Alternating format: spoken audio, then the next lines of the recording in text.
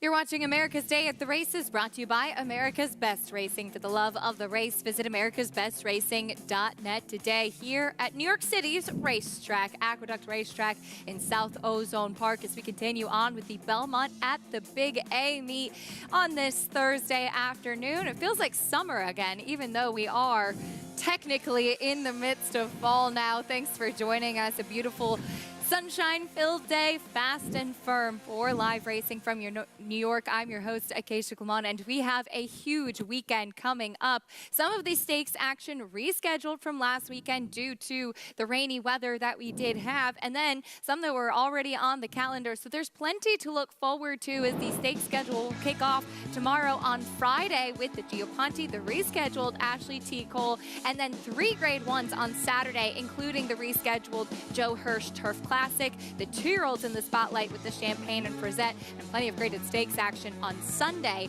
as well. You can watch all of it on Fox Sports, as I'm pleased to welcome in New York Racing Association handicapper Andy Serling. Andy, we hope that Mother Nature is as kind to us this weekend as it is today. We'll see how things transpire, but always a lot of fun to look at what's really a mini Breeders' Cup preview day. No, there's really some excellent races. The Champagne Camp, an extremely strong race.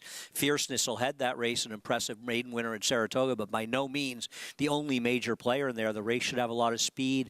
Looking for, as you said, the Joe Hirsch rescheduled. The Jockey Club Derby actually came up, an extremely strong race, and I've made fun of that race a bit over the years, but this running is actually a very good one. I can't imagine you making fun of anything. Well, you got to be even-handed, you know. We got to make fun of ourselves occasionally, too. That we do. We'll take a look at what's coming up on today's program. Brought to you by Claiborne Farm. We have races 1 through 9 from Belmont at the Big A, fast and firm as mentioned. We kick off the early pick 5 with the 2-year-olds in the opener, and then our allowance feature coming up a little bit later on in the 8th race. You can play all of the action with an Ira Betts account. Sign up, get started, now's the time, and earn up to a $200 deposit match bonus. Sign up with promo code MATCH200, and you could earn up to a $200 deposit match bonus right after your first deposit. Bet any track, anywhere, anytime. Join now at NYRABets.com for your $200 deposit match.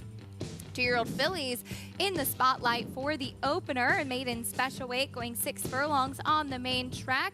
We'll meet the field, Andy, starting things off with a couple of first-time starters, part of an entry that's currently 5-1. Here is the one from the rail, True Myth. And both of these look like live players, yet the entry is 5-1, suggesting that they're both basically dead on the board. The other part of the entry is the 1A Caress. No, not that Caress. Well, probably shouldn't be naming horses after major stake winners. The Dam of Sky Mesa has a race name for it, Saratoga. I think there are enough names that maybe we can find better names than the names of former stake winners, reasonably close stake winners. Turf to dirt for the 2 Candy Lover. We have seen the barn doing very well, but she really has done little running in her 2 dirt races. Here's the 3 Experimental. Thought she was very dangerous, a homebred for Klarovich Stables. The Dam ran an 83 buyer, not taking much money, but I thought she was dangerous and picked her. Bento, second-time starter for Mark Casse. I think they're betting the wrong one with Experience near, and Bento's the one they should be going to, who comes out of a very good race. Another first-time starter, filly by Congrats, Play Good, Pay Good. It's really more of a turf pedigree, so maybe it's a good sign they're on the dirt for the first start. It's a guessing game. And your favorite, Before You Go Go, great name out of Wake Me Up. It is a good name. It's just not a good horse, and I don't know why this horse is taking so much money other than Irad Ortiz. That was a gigantic speed track on August 30th. This horse was forward and couldn't even get second in the race. Well, I think Emery, who won the race, a major player in our Frazette this weekend. In my opinion, this is a massively overbet favorite. We'll see how she does in her 3rd start. We welcome in the 3rd member of our team, though, champion jockey Richard Migliore here with us. Richie, a lot can change from race to race with 2-year-olds. What are you seeing from these fillies? Yeah, a really nice, classy group. I'm just going to talk about first-time starters and some of the observations that they gave me in the paddock. True Myth, really leggy daughter of Mendelssohn. I do think that she'll need a race to kind of get to where she needs to be, and probably is going to want further, maybe even eventually turf. I was talking with John Terranova, her trainer, though. He says she's done everything right. She's got a good mind. Doesn't expect her to be, really, really quick, but she has broken well in the mornings. The 1A Caress, I'm with Andy on this. I just, come on. We got to have a little more imagination and guard some of these names a little bit better. But Nice looking filly, beautiful mover. You could see why she brought so much money. She's just really well put together. Also, though, just appears from a mental standpoint, will probably need a run or two to kind of get her mind where it needs to be. The 3 Experimental, she's very clued in. Really jumped into the bit, took a big hold of Flavien Prat when he left the pony, and she looked like a very focused individual, a horse that I think she understands her job and knows why she's here. And then I'm going to land on the 5 horse, who's the longest price in this race, because I was really taken with this filly in the paddock and continued to like what I saw on the track. Now, she's not taking any money, and that's probably a negative sign, but I thought she checked the boxes. It's interesting. She's out of a mare, Racing with Grayson, who made 96 starts. And I love when you see durability in a pedigree, and there's durability there. The fact that Rick Dutcher reaches out for Johnny Velasquez, too, I think is telling. Nice, steady work tab for another horse, another first-timer that looked very focused and in tune with the proceedings. All right, Richie, thank you. Play good, pay good. Andy, as you mentioned, the dam, as Richie touched on, she raced quite a bit. She did win going long on the dirt, but mostly she was turf, and the second dam was all long on turf over in Europe. Yeah, I mean, listen, a first-time starter, or it's a big price, so I'm not going to say anything about it, but the pedigree is not suggesting a dirt sprint pedigree. Though. I wonder why the 2 is taking as much money as she is, and maybe that horse will run better. Shree's Barnes been very live. Based on the races, 9-2 is a surprising price. I'm against the favorite. I bet the 3 Experimental and used the 4 mostly in exactas and stayed away completely from the 6. 2-year-old fillies to kick off the day on this gorgeous Thursday afternoon. Early pick 5 kicking off here as we have a fun day of racing coming up and getting ready for a jam-packed weekend of graded stakes action. Race 1 from Belmont at the Big A coming up next on America's Day at the Races. Track announcer John Imbriel standing by with the call. Number 3, first-time starter, Experimental, about to move into the starting gate. And after her, that will leave Bento, Play Good, Pay Good, and the favorite Before You Go Go. Field of 7 sprinting at 6 furlongs as we get the Thursday card underway. The gray Bento goes in. Play Good, Pay Good. Up to the gate now, and she goes in nicely. And now the 6 Before You Go Go to complete the field. And we're all set.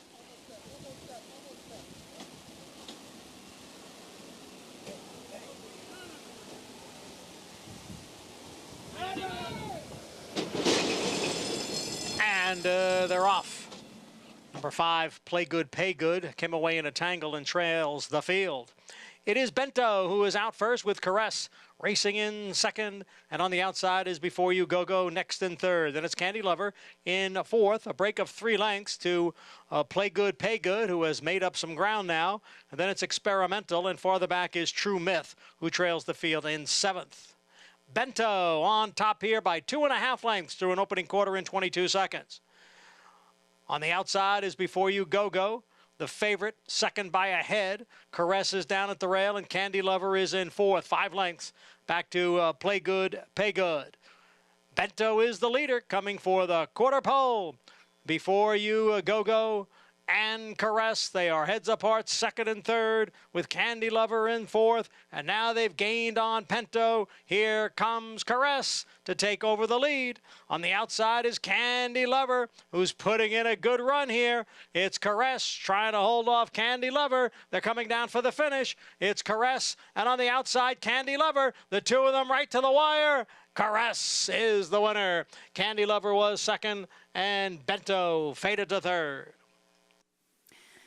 The 1A Caress, first-time starter, yet another George Weaver debut winner. Took absolutely no money. The entry going off at 6-1. 2 horses that seem live, cost $450,000. Half to HP Moon. Gets the job done. Got a perfect trip under Javier Castellano. Proved best over Candy Lover, and they were right to be betting Candy Lover. She ran a significantly improved race today to get narrowly beaten here for a barn that's been very live. My first Experimental just did no running. It was a bit green, as you noted, sort of jumping up a little bit in the backstretch. And the favorite was a huge bet against. The thing about favorites and their bet against, you still got to be right. In this case, I was wrong. Worth taking a shot, though, with a first-time starter. Terrible, even money just a shot. different first-time starter, Caress. While the dam, she wasn't much.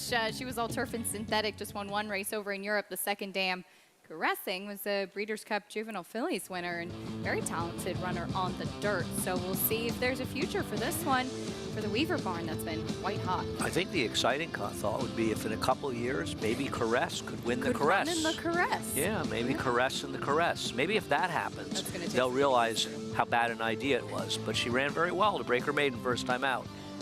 1A, 2, 4, 6. Even money favorite Before You Go will have to settle for fourth. Kind of ran in place a little bit as she did in the last couple starts. And I have Yeah. absolutely no idea what made her even money. I understand they like to bet Irad Ortiz, but this was more than Irad. This horse's races are simply not good.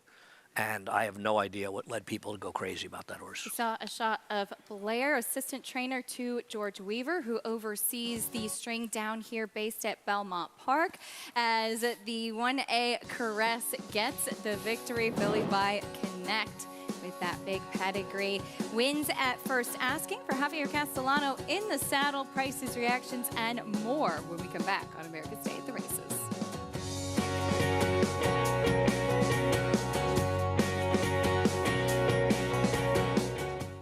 Eclipse Champion Blade, a proven sire with over 15% lifetime stakes horses.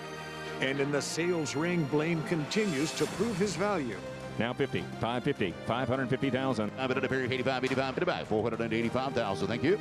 310,000 upstairs. His stakes producing daughters include the dam of Eclipse Champion Forte. Forte to win the Breeders' Cup Juvenile. Blade, standing at Claiborne Farm. Adelphi Racing Club, offering a truly personal thoroughbred ownership experience. You'll have a lot of fun and excitement, and you'll meet some great people. All the folks I've met so far at Adelphi have just been super, and I've picked up some new friendships along the way. We're not just a syndicate, and our members aren't just investors, we are partners. Contact us online to get a taste of the Adelphi difference.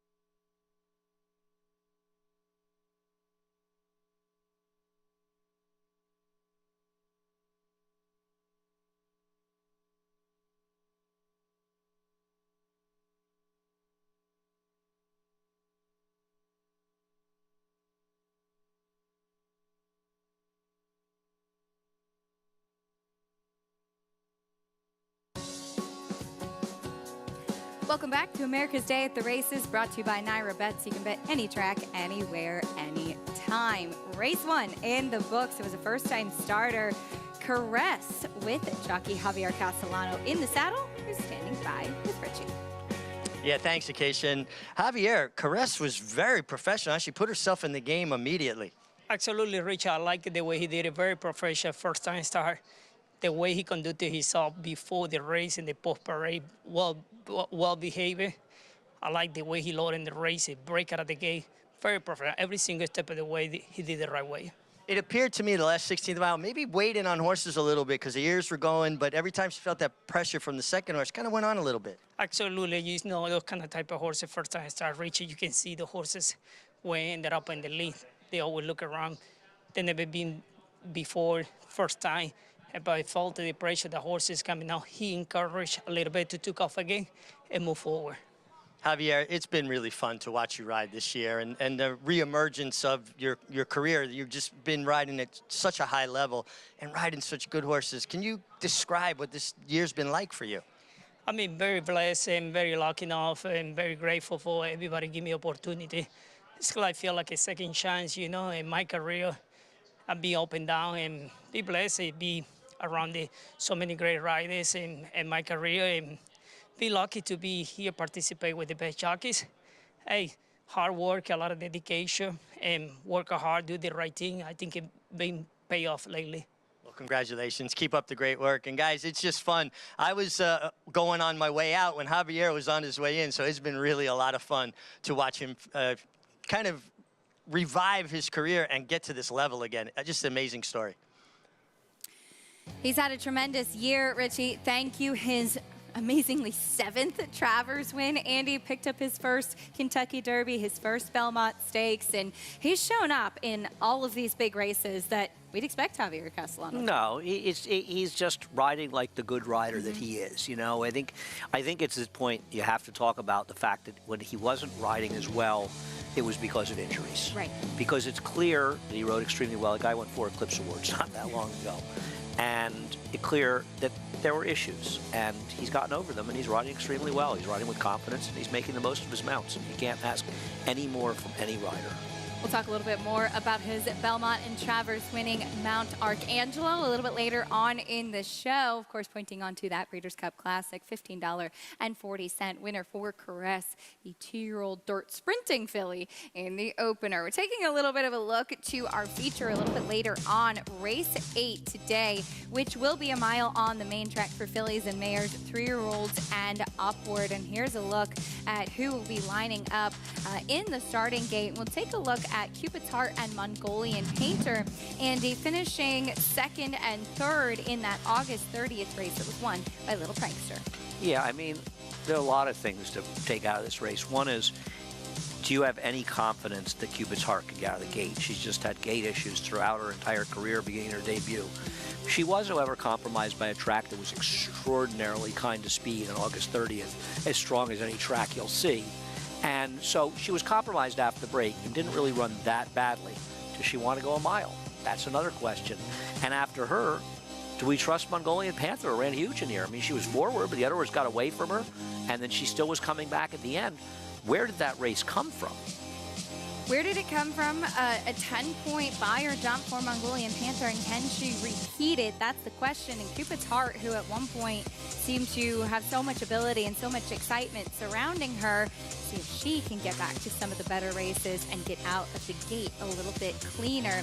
As Portage, 4-1 on the morning line, a horse that has had a little bit of trouble in the stretch with her leads, and she was second best to Three Rivers, who we saw trying to stretch out a little bit yesterday, I believe. Didn't switch leads this time, second best in this effort coming from off the pace. And obviously Linda Rice is hoping by stretching her out she could be more forward. And going 6 furlongs, the pace was faster. She got kind of lost in that race. She runs back to this effort. She's going to be very tough to beat. Her last race, she ran second, but she really didn't run well at all. And I wonder if you go longer, the distancers, the paces are going to be a little slower. If she can be a little bit more forward, be more in the race. And I think that's where she does her best running. I like Portage, but I'm not overly confident.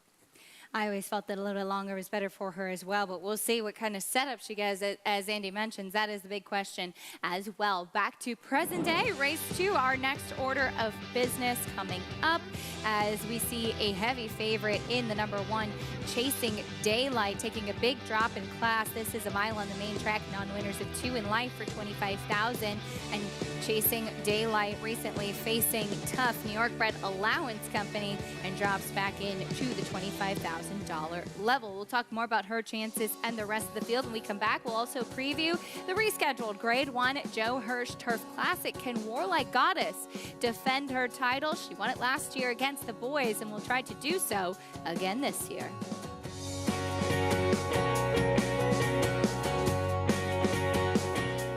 Curlin was the leading sire of Grade 1 winners in 2021 with 5 and 2022 with 6. In 2023, Curlin is the leading sire of Grade 1 winners with 5. Big race. Nest, Clariere is too far back. A 16th to run, and Idiomatic has a 2-length lead. Nest is fully extended. This is what winning looks like. A huge performance all the way. Curlin, the classic sire. Experience the adrenaline-pumping, suspense-filled action of the Sport of Kings right from your phone with Naira Bats. It's fast, easy, and secure. Download the app today and start winning with our lucrative weekly promotions, thrilling handicapping contests, and a one-of-a-kind VIP rewards program. Don't just watch horse racing, be a part of the action with Naira Bats.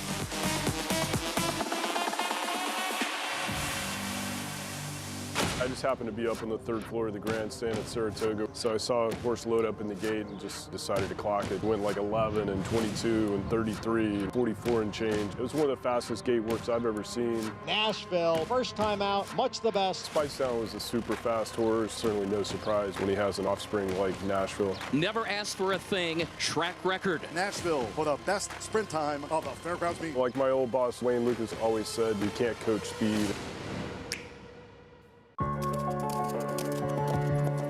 At Keeneland, a horse will always be measured in hands. Hands that see, that sense, that speak. Hands that hold our sport to a higher standard. Not for our sake, but for theirs. For the love of the horse, for generations to come.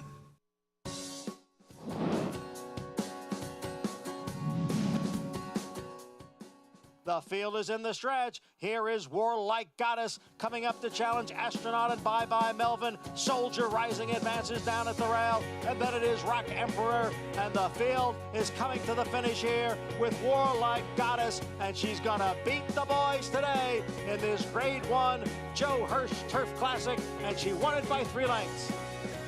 Warlike Goddess in the 2022 Joe Hirsch Turf Classic. She was dominant against the boys, Andy, and she will try to defend her title this weekend. It's a much tougher group this year than it was last year, but if she runs her effort in here, she's going to be tough. I think the biggest question with her, Acacia, is can her new rider, I think Junior Alvarado's riding her now, can he get her to settle? Because I've never seen her as rank as she got last time out. And to be honest with you, I thought she ran extremely well, losing to McCulloch, considering how rank she was during the race. Most time horses run like that. They just give it up. She was fighting Joel Rosario throughout nearly the whole race. It was weird, though. Just looked so unsettled. And sometimes she can be a little tricky, but she was really, really headstrong last time, as she will look to join a pretty good group of 2-time Joe Hirsch Turf Classic winners, including her sire, English Channel, who won it in back-to-back years. But yeah, the big question is, can she settle? And also, to be fair, in the field last time, she was a little bit more forwardly placed maybe than she typically is. Well, because she was so ranked, I think. Trying to run off, and yeah, it's a question that she'll have to answer this weekend. Right. I mean, and if Joelle can't get her to settle, who's going to get her to settle? It'll be very interesting. As you say, she's had some issues before, but I've never seen her get ranked like that. And I think it actually surprised Joelle during the running of the race. And she still ran a very credible race. I'm optimistic of her chances in here, but she needs to run well to get it done in this race. See if she can defend her titles. We take a look at the field for the Joe Hirsch Turf Classic. Again, was originally supposed to be run last Saturday, and then still, because of so much rain that we had, deciding that it was not the right decision to run it on Sunday with the rest of the rescheduled card and rescheduled here to Saturday. So hopefully we'll have a chance to see our America's Best Racing Race of the Week horses running on the turf this weekend. It's 1.5 miles on the grass with the Joe Hirsch, and will be one of 3 Grade 1s that we'll have on the card.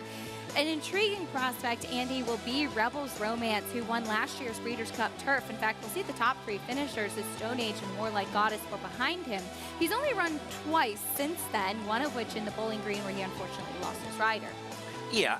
What worries me is how bad he was in Dubai. It's unusual for Godolphin horses not to run well in Dubai. He obviously had no chance last time given the circumstances. He wasn't going to win anyway because it was a slow-paced race, was dominated up front. So he would have had an excuse had he not finished the race and not won.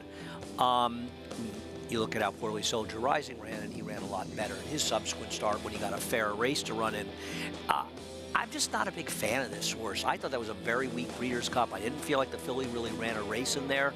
So to me, he's got something to prove. I think Stone Age clearly has a lot to prove coming out of, you know, maybe he needed his race last time, but Chad Brown horses off layoffs usually don't need a race. So that's an excuse that you make up, kind of. He has them ready to go off of layoffs and turf routes, and I'm just not sure what to do with this horse. And Godolphin has not exactly had the magic that they've had in prior years. We'll see if Rebels Romance can turn things around. He's probably the biggest, tallest son of Dubawi I have ever seen. Really kind of took my breath away seeing him in the paddock and for the Bowling Green. But a horse that you have to give a lot of credit to Linda Rice finding the new home for Pioneering Spirit when he switched to the turf. He is now 5 for 8 on the grass, including a third-place finish in the Grade 1 Sword Dancer. Came right back just a week later and won the Bernard Baruch on closing weekend. He's been incredibly consistent again, and you have to sort of respect him. I don't like him in this spot. I'm not sure he's going to get better with a 1.5 miles. I didn't really think he ran that well in the Sword Dancer.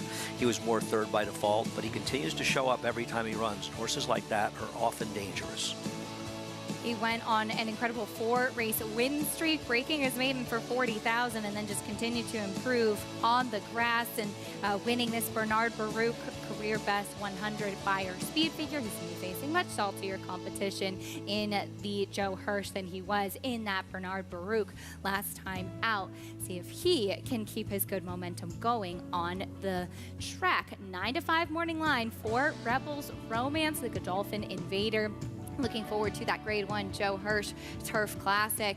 As we'll take a look back at some of the exciting action we saw yesterday. This was Sunday's original card, rescheduled to a special Racing Wednesday program, and we had some nice 2-year-old action, Andy, including the Pilgrim, where Agate Road is now 2 for 2 on the grass.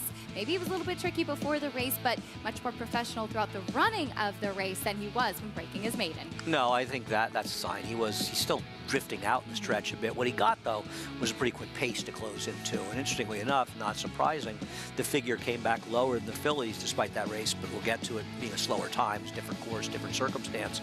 He got it done, and he was more professional. He's still a work in progress. We'll see. I think overall, and it was a nice effort, and he moved forward off of that maiden win. I think the girls are better than the boys so far from what we've seen, the 2-year-olds on the turf. And that seems to be what we've seen so far. But Agate Road with a big pedigree to be successful by Quality Road out of Grade 1 winner Yellow Agate. 2 for 2 on the turf and getting the victory in yesterday's Grade 2 Pilgrim. A win and you're in for the Breeders' Cup Juvenile Turf. As far as the fillies are concerned, well, first, before we get there, Todd Pletcher, record 6 wins in the Pilgrim. Just incredible.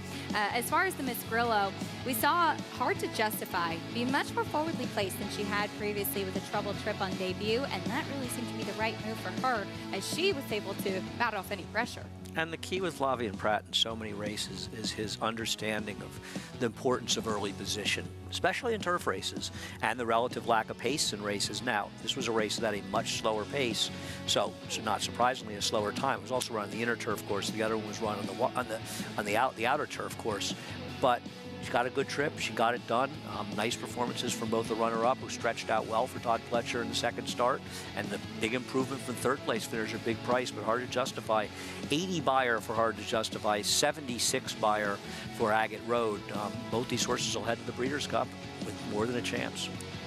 Hard to Justify, a record 9th Miss Grillo victory for Chad Brown, who's also had plenty of success going from the Miss Grillo onto the Breeders' Cup Juvenile Fillies turf. Take that 6 wins for Todd Pletcher, the Pilgrim, and raise him 3. It's pretty remarkable, too. I mean, he's only been, it's about 15th year. He's 14th year. Marum was the first one, so this is the 16th running, I guess, since then. He's won 9 of them. Not a bad list, either. Yes, certainly horses record, that have Lady gone Eli. on to do some big things moving forward off of that. Chad Brown with a 4-win day on yesterday's card as well. Flavien Prat aboard Hard to Justify yesterday, and he'll be aboard the heavy favorite in this upcoming second race today, Belmont at the Big A. There he is with trainer Jorge Abreu chasing Daylight. Andy will drop back down to the $25,000 level. I pick Chasing Daylight, but 1-2 is preposterous on this horse. I mean, she has been a money burner. It just feels like, based on her last race, she's supposed to be, I think you'll see her be the speed with Flavien Prat on the inside, and she may have just found the right field, but 1-2, wow. She was run down 2 starts back for $40,000 by an In-Form Into Happiness. Finished third after setting the pace. And the last time she tried the $25,000 level, which was back in May. It's kind of her and nobody else. Now, she's 1-2. She does seem to be the horse to beat. Would you give a look to anybody else as you're going to get some value on the rest of the field? Well, I mean, the odds stay where they are. I'd rather bet Katie Cakes at 6-1, who I picked second. She should be stalking on the outside. I don't like the fact that she's never finished first in a race. Her only win was being put up on a DQ. And I don't think she's as good as the favorite, but I don't think the gap is as substantial as the 1-2 to 6-1. So if these odds stay the same, I think Katie Cakes is just a much better bet. She finished second last time out, was close behind Chasing Daylight when they last met back in May. Meet the field, starting things off with your 1-2 favorite, Chasing Daylight. Yeah, I mean, she may finally have found the field to get it done, but this is a horse that's burned a lot of money since she came back after a layoff after a nice debut. Big price on Joey the Fish who went by. Here's the 4, Shigeko. Yeah, Joey the Fish, pace compromised at the very least. Shigeko just looks a little slower for the Cantermachis, but does drop down a little bit. There's Shoop. There it is. At least she's a new face to the crew. I don't know how good a new face she is, but we haven't seen her in New York on the dirt. Here's Katie Cakes. A little bit of a freshening since June. Yeah, I don't think she's supposed to be 1-2 and 6-1. This is a little bit ridiculous. They probably should be even money in 3-1 or 5-2 or something. And Joey Big Nose back to the dirt. I think that Joey Big Nose is a much better turf horse, and the last race, just a race she didn't belong in. I'd like to see this horse get into a fair spot on the turf. Yeah, just running against some very salty company on the grass recently. We're going to remind everybody that you can follow along, get all of the stats on the horses, trainers, and jockeys in today's races with free Equibase past performances. Visit NYRA.com/TV schedule to download your free past performances on all the races on today's show. 1-2 on Chasing Daylight in this upcoming second race. For more, let's go down to Richie. Yeah, guys, in a race for fillies and mares that has a horse named Joey the Fish and Joey the Big Nose, kind of interesting, and I'm sure there's stories behind those names. We'll start with the one horse, your favorite, Chasing Daylight. Listen, on paper, she does look like she's got a huge advantage here. You know, precipitous, strong drop in class. She gets back down to the $25,000 level. I'm not enamored with her physically. She's got a bit of a dry look to her coat. Now, she just may be better, and maybe that's not out of character for her, but I'm not enthralled with the way Chasing Daylight looks. And when I look at horses' coats, I'm just trying to discern their overall general health and how they're doing. And, of course, then you want to match it up with what you see on paper. Short price, not for me. She wins, I lose. I just not happy with her physical appearance. The horse that stands out physically is the 4, Shigeko, who I agree with Andy. It feels like she needs to be get a little faster. This filly has never looked this good. She is a completely different looking horse than the horse that I started really paying attention to over a year ago. She's dappled out. It just looks like she's coming into this in really good fashion. I talked with Ilke Cantermasi about it, and he said she's just changed since they got back from Saratoga. Her coach changed. She's really come into herself. She's my top selection. I couldn't get past her physically. Another horse that stood out, and I also agree with Andy, I think is better on turf, is the 7, Joey Big Nose. Just from a physical perspective, the 4, Shigeko, and the 7, Joey Big Nose, were the 2 best-looking horses as far as their physical appearance. Acacia. All right, Richie, thank you. And you're going to get some big prices on both of them. In fact, Joey Big Nose, who's 12-1 right now. I always laugh hearing that name. And I'm in agreement with Richie, too. I think that she is perhaps more of a turf horse, but she hasn't been on the dirt in a while. The last time she tried the dirt was against significantly tougher competition, Andy, and at least she, too, is dropping out of some much tougher company, albeit on the grass. I don't like her in here, but I'm not going to knock anybody because I think Richie's point is very valid. I picked the 1. I would like to book a few $100s on this horse at 1-4. I have no idea who's looking at Chasing Daylight and going, 250 seems like a good price to me to take on her. And here, I think a 25% return, a horse that's been burning money like she's like an incinerator since coming off of her maiden win, which wasn't even that good to begin with. I think she's the speed. I think she'll probably win Chasing Daylight, but I think she's supposed to be about even money in here. So you're supposed to look elsewhere. I don't like Shigeko, but she is dropping, and I respect Richie's opinion. And I wouldn't knock anybody for taking a shot against this horse if these odds remain the same. If for some reason she drifts up as we get closer to posters, we're still about 4 or 5 minutes away from running the race, you know, to a more respectable level, and the odds even out. Then it's a different story. But at the current odds, the one is a horse you should be booking, not betting. Richie made a point for the 4 Shigeko. Andy brought up the 6 Katie Cakes, a horse that has some tactical speed as well. That really could be her benefit. If you think that the big advantage for your current favorite in the one Chasing Daylight is that she's the controlling speed, and she certainly could be, a horse like Katie Cakes could really be in a good position. She's not one that's going to be pace compromised. No, I agree. I agree completely about Katie Cakes. I think that's why she becomes the second likeliest winner of this race. I completely agree. I hate the idea she hasn't won a race, but that's a moot point when you look at what the odds are. I never imagined there would be this kind of discrepancy. It's not even Irad Ortiz on Chasing Daylight to give you that extra.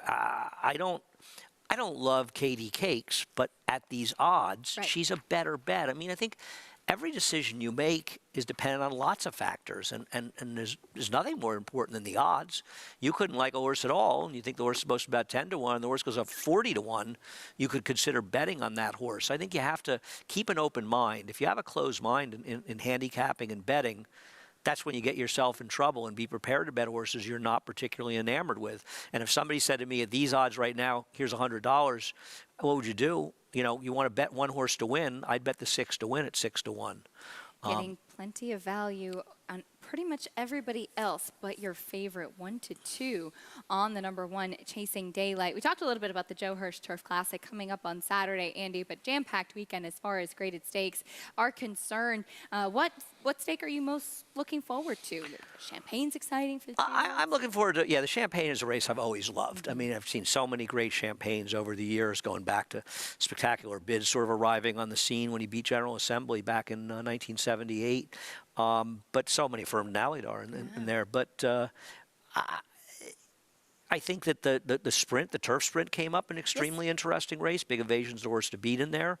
I thought the Jockey Club Derby came up a fascinating race, and I'm pleasantly surprised to see it such a competitive race, because there's some interesting players in there. It does seem to be the most competitive of the 3 triples so far. Well, I mean, I think that the boys' races have been good all throughout. I think we've seen good races, and we have often. The races for the girls, I think I mean, to be fair, the first 2 legs were okay. It was the first time the Saratoga Oaks was pretty good. The Jockey Club Oaks has not worked out to be a good race any of the years we've run it. Though McCulloch did win it last year, but it wasn't an overly strong field, though she's gone on to be okay. We'll see. I mean, I think I like trying something new. I think the idea of our 3-year-olds running long this early in their careers, that just most of them aren't that ready for it. There's only €1, though, a horse who's never run in stakes competition for Charlie Appleby, who's only run once in the turf coming in. That horse would be one of the favorites, and probably justifiably so. Exciting weekend coming up, the Weah as well. I know how you feel about the namesake of that race, and I always love getting a chance to pick your brain with some Weah memories. I could talk about Weah forever. You were mentioning the Turf Classic. I think she won an early running of the Turf Classic. I feel like she was in there with Trillion, who was another horse from Europe. She was a remarkable horse.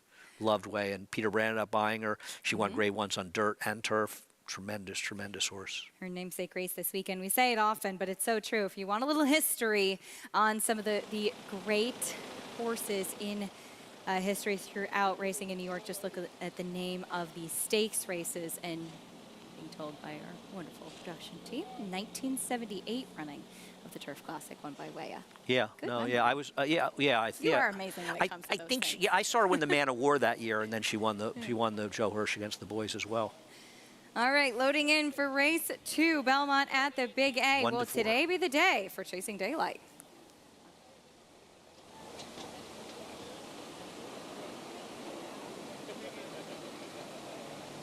Waiting for KD Cakes and Joey Big Nose.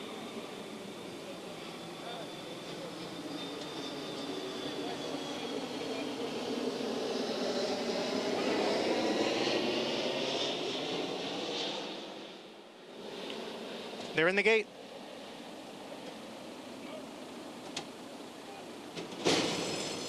And they're off.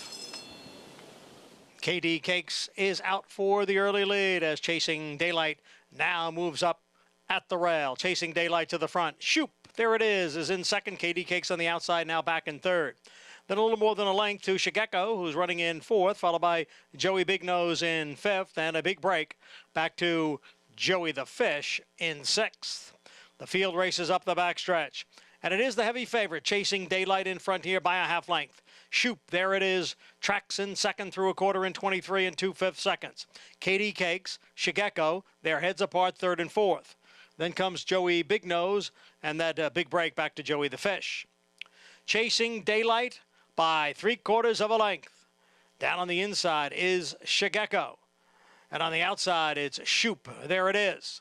Then comes KD Cakes, who's picking it up a bit now from fourth, just 2.5 lengths off the lead as they race midway around the turn. Chasing Daylight ran the half in 46 and 2, leads by a head. Shoop, there it is on the outside, being asked for more. Shigeko's going to need some racing room. Then KD Cakes and Joey Big Nose. They come into the home stretch, and it is Chasing Daylight challenged on the outside by Shoop. There it is. Shigeko looking to rally down at the rail. KD Cakes is in fourth, and now there's a furlong to the finish, and it is Chasing Daylight in front by 2. Shigeko moving into second.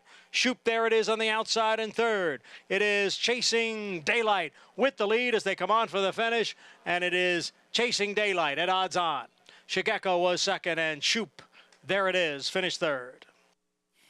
Chasing Daylight, the favorite, gets the job done in race 2. Flavien Prat placing her forward, Andy, and getting the victory. I'm not certain what winning like a 1-4 shot should looks like, but I don't think it looks like that, but she got it done. And the one thing about Flavien Prat, you never have to worry about him not being aggressive.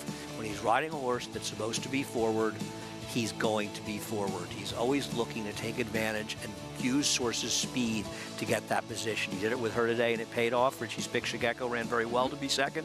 Probably ran her best race ever on the dirt. She was just second best. And Chasing Daylight, you could see throughout the running of the race that she was trying to get out a little bit. And I think Flavien Prat knows her very well. He was holding her, keeping her settled, keeping her balanced, and keeping her on a straight course. I'm not down there, but typically she wears a cage bit, a stronger bit for one that likes to get out a bit. And he was very, very good about being aware of that and keeping her straight, because she was trying to drift a little on him. Yeah, well, she's had a myriad of issues, has she not, throughout her career, and got it done. And a lot of times it's just a question of finding the right field, and she found the right field today. Doubt she was claimed for $25,000. She's already run that level. And when you're in a non-winners of 2 lifetime and for a quarter and you're 1-4, tough to claim a horse out of that because they're about to likely lose the condition, and that's something you don't want to do, right? Where's she going from here? There's trainer Jorge Abreu. Fist bumps to jockey Flavien Prat, winning with Chasing Daylight 1-4-5-2 in race 2. Belmont at the Big A. The favorite gets the job done in the race number 2. When we come back, we'll talk a little bit about trainer Jenna Antonucci. The Belmont Travers victory is a historic year for the young trainer. She'll be joining us on the show a little bit later on to talk about her Breeders' Cup charge. Arcangelo.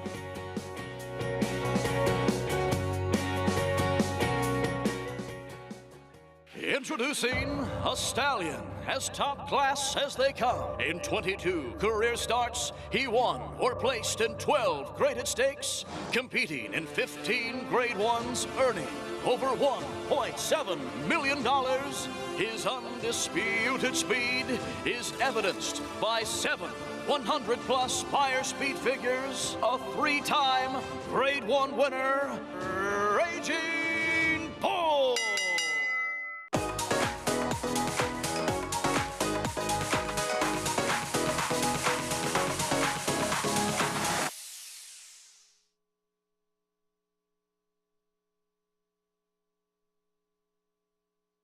Race Lens is the most in-depth product in horse racing, with unique features found nowhere else. True odds, predictive analysis, and pace projection. Race Lens. It will change the way you follow horse racing and take your game to the next level.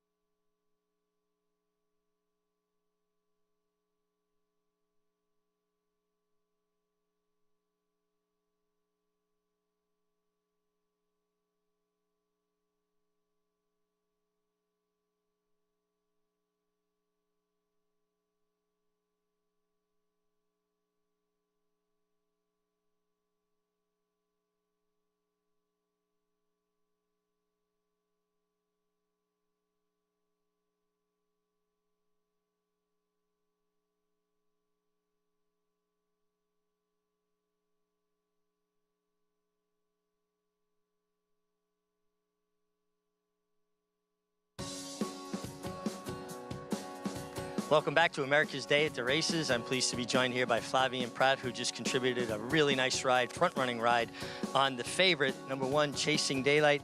It appeared like she got very comfortable down the backstretch, Flavien, but also trying to get out a little bit. Yeah, she has that tendency of getting out the first part of the race. Strangely, when she turns for home, all of a sudden she goes straight as you want. So that's just the way she does. You know, like I saw that you were having to guide her and correct her a little bit, and you had the runner-up just inside of you. Is that something that you were aware of around the far turn? I mean, I felt somebody was inside of me, but I just didn't want to fight her too much, and you know, I'd rather leave some space just to get her comfortable and you know, just not have to fight her. Flavien, I enjoy watching you ride because I think you ride such a smart, tactical race, and that was on full display in the Miss Grillo yesterday when you were able to put that filly in position early. Just getting that forward position made all the difference. Absolutely, but as you know, she was there for me. I mean, sometimes you try to do thing, and unfortunately the horse don't respond the way you expected. But no, yesterday she just jumped so well.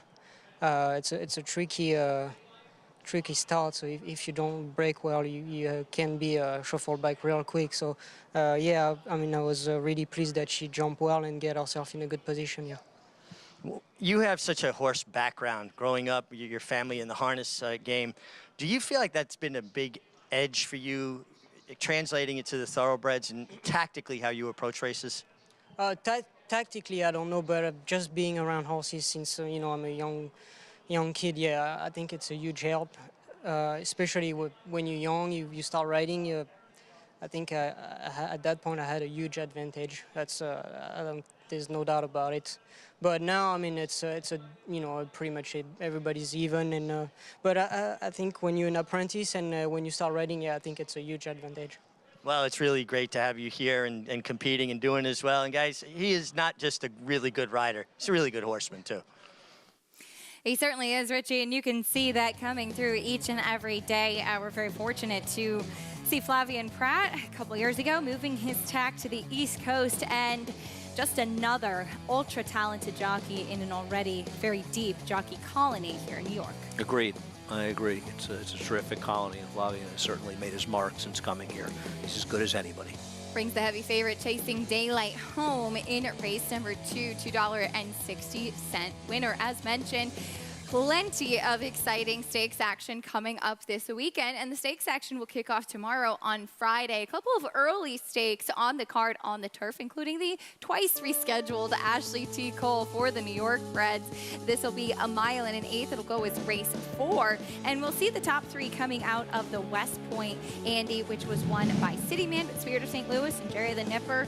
Some very, very tough and consistent New York Breds as well. No, I agree, but none more consistent and none tougher than City Man, because he's done it against open companies, been doing it for a longer time. Yeah, Spirit of St. Louis is the up-and-comer. He was overbet last time, and he just wasn't able to hold off City Man. He had no excuse. City Man is just sort of relentless the way he runs. I still think it's City Man's race to lose because he just seems to get it done in these races. I do think Spirit of St. Louis will give him another tussle in here. Jerry the Nipper maybe a step cut below them, but he's not far from them, and I always feel like he's dangerous. We'll see. Fun race for the New York Breds. They're like old friends, all these New York Breds, as we get to watch them, especially with the likes of City Man, who's now a 6-year-old stake winner every year from 2 on to 6. And he won the Ashley T. Cole here last fall, banked $1.1 million in his career. I think he may not be a friend. I think he's a foe because he keeps beating up on them. He's a friend of mine. And the best race he ever ran, I think, was the Forbidden Apple last year when he ran that brilliant race up in Saratoga. He's a very, very, very good horse. Who's been running for quite a while and running well. We'll see if he can add another stakes win to his resume on Friday in that Ashley T. Cole rematch with a couple other of those New York Breds. Earlier on in the card, race number 2 will be the Gio Ponte, a mile on the turf for 3-year-olds. And we'll take a look at Northern Invader for trainer Cherie DeVoe, who had a dazzling maiden special weight score when switching to the turf back at Belmont and went right into the Secretariat last time out. And Cherie's horses have been running extremely well this year. Now, he is not the best 3-year-old turf horse in her barn. She may have the best 3-year-old turf horse in her barn in More Than Looks, and we'll get to him in a moment. He was very good breaking his maiden, but he was not good when he went to Colonial Downs in the Secretariat. It was not a strong field. It was a small field, and he basically kind of stunk down there. Now, I don't know if there was an excuse or not, but he's got to bounce back from it. But obviously, in this spot, against an overmatched field, he was extremely impressive. And he can run the dirt, too, this horse. Yes, had 2 good dirt races with some quick figures towards the start of his career as well. And we'll see what Appraise does coming out of a second-place finish behind Carl Spackler, who was back-to-back stakes winner up in Saratoga. Yeah, and Carl came back in basically a public workout to win the Saranac in his next start. More Than Looks, who finished 3rd in there, and he actually was probably the best horse in that race, given the trip that he got. But Appraise ran well because Appraise went the lead, lost the lead, was on the rail for a bit of the race, as you really kind of needed to be, everybody but More Than Looks. But he still ran well because he was the only one that was involved in the pace that was able to hang around it all towards the end. Probably those 2 are the main players. Taking a look at the field for race number 3, it's a mile and 3/8 on the turf, a maiden special weight. Top favorite right now with Absolute Control, who had a bit of a nightmare experience in her U.S. debut. We'll talk more about her coming up, and we'll also talk about the Bond family. It is a family affair. They'll send out Why Waste words in this upcoming 3rd race, and we'll learn a little bit more about their operation as well.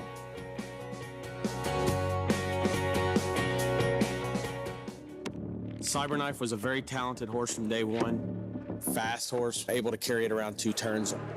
Looks a tremendous amount like Gunrunner, same ability and talent.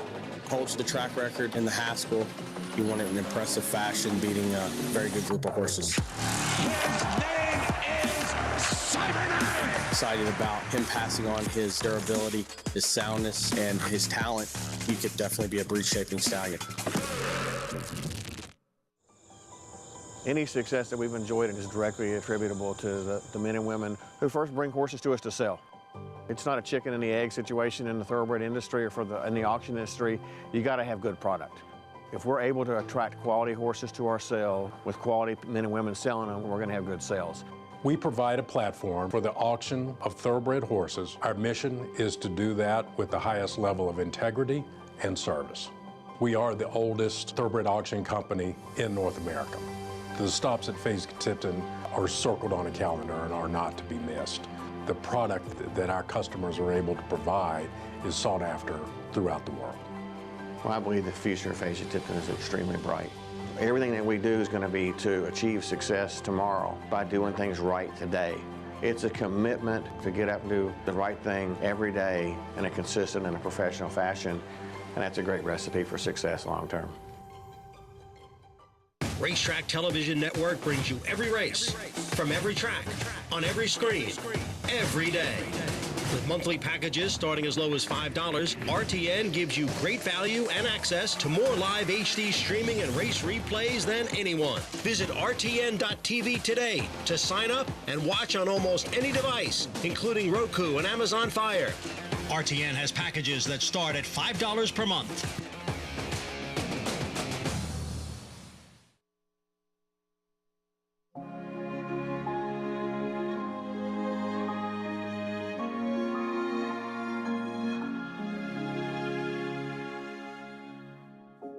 As a little boy, this was a dream. We've got a farm that most people would die for. It's gorgeous. We're so proud of it. I think it was predestined for us to have New York breds. I was lucky enough to have a horse called Le Carriere. Le Carriere was second to Cigar in the Breeders' Cup in '95. He was a New York bred. You know, New York's really getting it right. I mean, you look at Tiz the Law, Funny Side, so many great horses, 4-Star Dave. So you're seeing them every day at Saratoga, Belmont, Aqueduct, throughout the country. They're winning races. It's the greatest program, in my opinion. And, you know, we're lucky we're breeders too, so we get a few more awards. We breed a lot of our own horses, but we have bought some of them as well and put into the partnership. We maintain the majority of each horse, and we sell 5–10% shares. We're heavily invested in each horse as well. It helps us with the risk, but it also gives them a lot of comfort in that we're taking the majority of the risk. These horses are professional athletes, and they're your sports team when they're going in the gate. And for us to share this with so many people across the country that have joined our partnership, and that's really rewarding. We found this place and we redid it. We've had it for 23 years. It's 44 Gridley Street. We're a quarter of a mile basically down from the 7-furlong pole on the main track. And it's a little piece of heaven. The walk is the greatest thing for me personally because I get to follow my horses, watch them come back, I can make sure that they're okay all the time. It's actually an education process because the horses actually get to be around vehicles, cars, but the horses get used to it. We use clear cord a little bit to do some figure eights inside, just to kind of give horses back that farm life that they started with. I think it's great. The horses are out of the stall for about an hour, you know, which is really nice for the horses. We've been fortunate enough to have some really nice horses, and some of them were a little slow early in their life, mentally, physically, and they became good horses. They're giving their all, striding with every stride. Will's Way has won it. Will's Way was a horse that threw his heart out and he chased it. He was amazing. One of my greatest horses, if not the greatest. My heart always went to Barons. He ran 6 grade ones, I think, in a row, and he went to Dubai twice. He was just an iron horse. Tisway takes the Met Mile with style. Tisway won the Met Mile and, of course, the Whitney, and, you know, then was syndicated to Spendthrift. And he was a good horse. Buddha was an exceptional horse. He was a star. He beat Medal d'Oro in the Wood Memorial. They just wanted more. That's all you can say, you know, and that, you know, we're just lucky to be around them. We bring different things to the table. I come from a corporate background, and he's the horse person, so I think I see things from different ways. Well, I was her dream job, okay? We got to straighten it out right now, okay? It's fantastic. We are best friends. We've been best friends for 40-some-odd years. When you work with your best friend, great things happen, and I'm the luckiest guy in the world.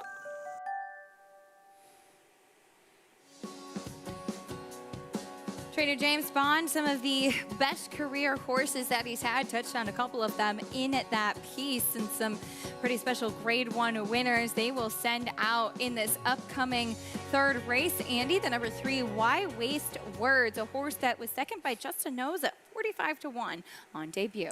Yeah, almost got it done. A tough beat, especially if you had him that day. And that was beginning of Saratoga. And like a lot of horses in here, she's been reined off quite a few times. I know I've seen her reined off once or twice. I know Tawaret's been reined off a lot. I know Libretto's been reined off a lot. There are many, many horses that have had enormously bad luck given the weather here, and they get to run. Waste not words, though. I don't love the race she comes out of, but I think the bigger question is, how do you expect her to run stretching out from a mile to a mile and 3/8? That was at 45-1 on debut. She's much shorter here at 5-1. 5-2 favorite on Absolute Control, who had so much trouble before the race even began. For Paddock Report, though, let's go down to Richie. Yeah, quickly on the one, Absolute Control. She's acting very well today here in the paddock. She did kind of come unhinged last time and had a lot of issues. We'll keep an eye on her as she gets to the track, but here in the paddock, she really couldn't be minding her manners any better. We'll start with the 2-horse here. Starts now, adding blinkers, just making a nice impression. The Cantor Massey's horses have been running well. They look well. She adds blinkers. I asked about that, and it was something that Irad Ortiz, who rode her last time, suggested. He felt like she needed a bit more focus. It'll be interesting to see how that pans out as she stretches out to 1 mile and 3/8, the furthest she's ever raced before. The 4, Towerette, she's a standout here in the paddock physically. I think she looks absolutely picture perfect, and she's been very consistent. 4 starts, she's run well in every start, and we know that she's very capable of getting the 1 mile and 3/8. The 6-horse, excuse me, get my notes here, Libretto. Listen, she looks good. She's run fast enough races to win. She just has had more chances, so I prefer others, but physically couldn't falter at all. And then the 8, Ana Lucia, the other Christophe Clement trainee, asked Christophe about how you discern if a horse wants to go 1 mile and 3/8, more of a marathon distance. And he said basically it's trial and error, and you race a horse, and if they're a little bit one pace and they just seem like the distances are a little bit too short, that you just keep trying to stretch out. He says this is a tougher race than she's been in before, but he does think that the 1 mile and 3/8 could be an equalizer here. All right, Richie, thank you. We'll see how she handles it. Ana Lucia, affiliated by Medaglia d'Oro. Back over to the 1, Absolute Control, Andy. I was in the paddock for her U.S. debut, and she was actually fine in the paddock. It was when she got onto the track. She reared up behind the gate. It was almost like when she saw the gate, she spooked. And she dropped the rider. She ran off for a bit. They caught her, put her back into the starting gate, though she was still acting up quite a bit, and then she just took a turn coming out of the gate there. So the gate was really where she had most of her problems. Right. I mean, she ran off before the running of the race. She didn't run off very far. They allowed her to run. It didn't matter what she did. She was having nothing to do with it. And she's an interesting horse. She's going to drift up. She is the clear-cut 3rd choice. Looking at doubles, the number 4, Towerette, likely to end up favored in here with the 6, Libretto. No surprise, the 2nd choice. She'll probably be a more distant 3rd choice because right now the lines are skewed. I mean, the problem with Absolute Control is, and I picked her 2nd because she's kind of a wise guy horse, but I don't know, better at 5-2. Her prior European races are just not good. Right. And, okay, she ran her first race at Longchamp, and then she ran at a smaller track. And, yeah, maybe she didn't love the softer turf over there, whatever. They're just slow races against slow fields. I mean, just because they're running in Europe doesn't necessarily mean they're running against better horses. Yeah, sometimes that can be a little bit of a confusion. It doesn't always stack up. In general, the European turf horses are stronger, but we'll see how she handles getting onto the grass for the first time in America, which is, if anything, I definitely think it's the surface that she prefers. I think they kind of yeah, get her first race is a complete and total throwout. There's no question about it. But let me ask you a question. Would you take 5-2 on her? No. And she's not going to be 5-2 if this was her first race in the country. Especially given what she did at the gate last time out. See how she behaves. Absolute Control. The blinker's coming off. There she is. It's a funny name for a horse that's been tough to control. Here starts now. Blinkers on. Interesting insight Richie gave us with the suggestion from rider Irad Ortiz. I just wonder if she's going to be a horse that can get the distance. If Jose's smart, the blinker's on. She's just supposed to go. Why waste words went by for the bonds. Here's Towerette. I like Towerette quite a bit in this race. I thought she was unlucky, and really a lot of her starts in the turf, and ran very well 2 races back, losing Libretto, but I think running the best race. Machiavellique finally gets back on the grass as well. Yeah, the distance a question, but her last grass race was a huge improvement for her. There's the number 7, Addressable Market. Here is Ana Lucia, the other for the Clement barn. I mean, I didn't see anything to particularly like out of the first race at Delaware, so your hope is that she wants more distance and she improves in her 2nd turf start. There's the 6, Libretto. We're out of order. Stay with us. She's a major player here. She's just had a lot of chances and doesn't win, but she's good. Here is Dark Pool, first off the claim. Yeah, well, it's easier claim to improve from Christophe Clement. I'm kidding. I don't know. This horse just beat Addressable Market in her race, so I'm not sure they're going to be competitive here. And Nadet, big price. Yeah, I mean, this is, I think what you're seeing with horses like Nadudet, Dark Pool, Addressable Market, the number 2, Starts Now is actually not bad. Starts Now is the connection's hoping that the mile and 3/8 will suit their horses and they can improve with more distance. And why not take a shot? And I can't knock them for it. Well, take a look at Libretto. She and Tawaret will rematch. As you mentioned, both of these fellas have been rained off quite a few times, trying to get back onto the turf. Tawaret even ran in an off-the-turf race on the dirt last time out, but these two faced each other back in July at Belmont on the grass. And it just is a dreadfully slow pace in here, and I thought that Libretto was helped by being a little bit closer, whereas Tawaret didn't have that position. Tawaret's got to get herself out of the gate. She's been sort of the architect of her own demise and not getting that early position. She had a real trip in that race at Keeneland 2 back. I actually think Tawaret is talented.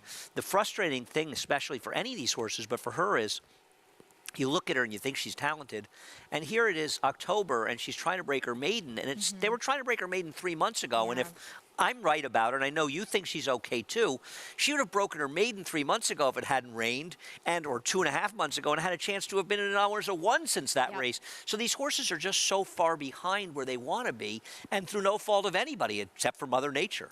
It's a tough thing. If you've had a turf horse this year, it's been very, very tough. We lost a lot of 2-year-old turf races this summer as well, even for the claiming types that want to run on the grass.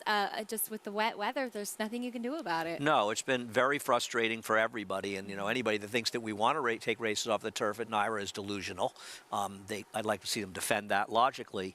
We have 2 turf courses at every track for a reason. Turf racing is a huge part of our program. We believe in it a great deal. We have the cooperation from our owners. People want to run their horses on turf here. And we've just, had much more than our share of rain over the past, last year, this meet was completely destroyed by rain. So far, Saturdays have been, obviously a disaster, particularly last weekend. But you just hope for the best. And the races on the turf, when we're able to run the turf, racing's terrific. Yep. It's just, it's going to affect everything because they're going to all be on the dirt, more dirt horses, less dirt horses to run the dirt races. It affects everything. We can card less turf races. It's frustrating. Well, happy that we are on the turf here as horses finish up their warm-ups. Let's go back to Richie. Yeah, Keisha, we'll start down on the inside with the 1, Absolute Control, who is now second choice, co-favored with the 4, Tawaret. On a day like this, it's warm. I don't like to see horses that look too dry. She's just a bit dry in the coat. Now, obviously, she had her issues at the gate. She came back. She worked out of the gate in Saratoga, obviously something they're working on.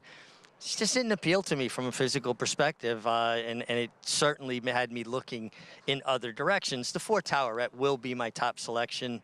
She looks fantastic. Just really well turned out. Like everything about her. A mile and 3/8 is obviously not an issue, and she'll be my top selection. A horse that I upgraded on the racetrack and is a huge price. And I'm not picking her, but I do think she'll outrun her odds. Is the 5, Machiavellique. She has got a pedigree, particularly on the female side. I love the German infusion of bloodstock. They have a lot of stamina, a lot of good bone. Horses that race in Germany are not allowed to reproduce in Germany if they've ever raced on medication. And I just think it helps infuse some more soundness and certainly, like I said, that stamina influence that you want. In a day and age where we run a lot more turf sprints than we do marathon races like mile and 3/8 races, it just seems like stamina has become less and less important in the thoroughbred. And I personally do not appreciate that trend. And then the 8, Ana Lucia. And another Christophe Clement trainee that is very well turned out. She's a generous and good price at 9-1. I do think she'll appreciate the mile and 3/8, but I went with the favorite, the other Clement, Tawaret, drawn more towards the inside, a little bit more foundation, and races more than good enough to win here. Richie, thank you. Tawaret, homebred for China Horse Club, as she tried running on the main track last time, and as we've discussed, just as kind of a theme, she's, I want to say, at least 3 times that she's been entered in a turf race and had to scratch. She actually ran okay last time. She really didn't run that badly, all things considered there. I hope she runs well. I've just sort of been waiting. You and I have talked about her a couple times in the past, just because I've kind of liked her a little bit, and you and I were talking about her and thought she was a little bit unlucky in that race back at Belmont. And today is the day that she's got to put it together. You know, she's got to get it done. And I think if she can find a way to break a little bit better. And Flavien Prat's riding. Is Joelle not? Did I see that Flavien was riding? I don't know. I thought I saw that on Naira Bet. Flavien Prat is riding. Is Joelle not here? I guess not. Joelle is off. Oh, Hope he's okay. All right, so Flavien Prat aboard the 4 Towerette. Thank you for that. And I think the start will be important for her because she is kind of lazy out of the gate. And if she can break sharply, she can find her position. I mean, the gate, it's just the break. And even, obviously, in the longer races, in some ways, it's not quite as important. But still, you want to be able to get your own position without being compromised.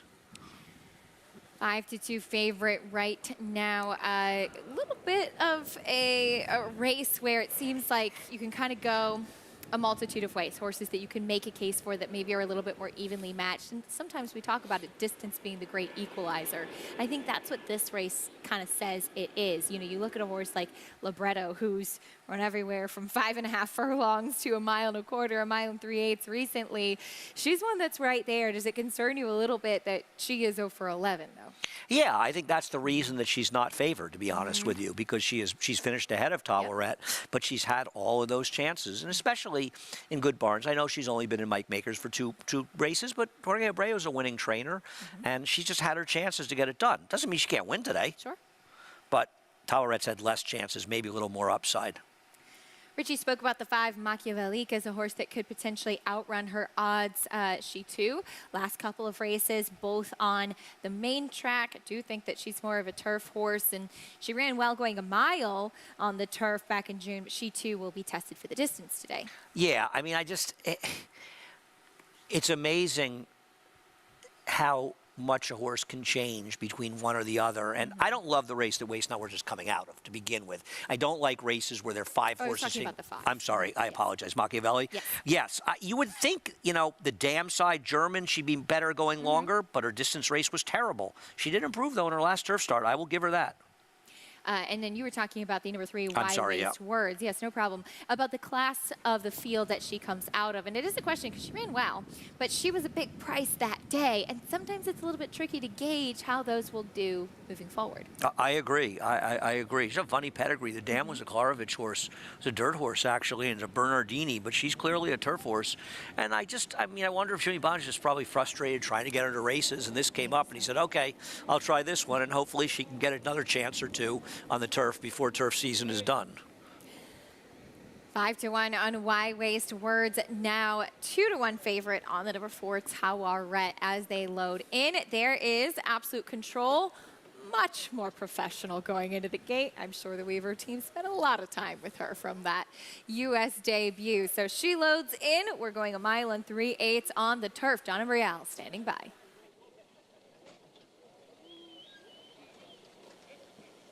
A field of 10, about to go 11 furlongs on the inner turf. Here, Belmont at the Big A. Scratch the 11 and a rider change on the 4, Towerette, who is being ridden by Flavien Prat. This third race starts the middle pick 4, Machiavellique, about to move into line. And then the final horse will be number 10, Na Dudette. In the white blinkers, she's in, we're set.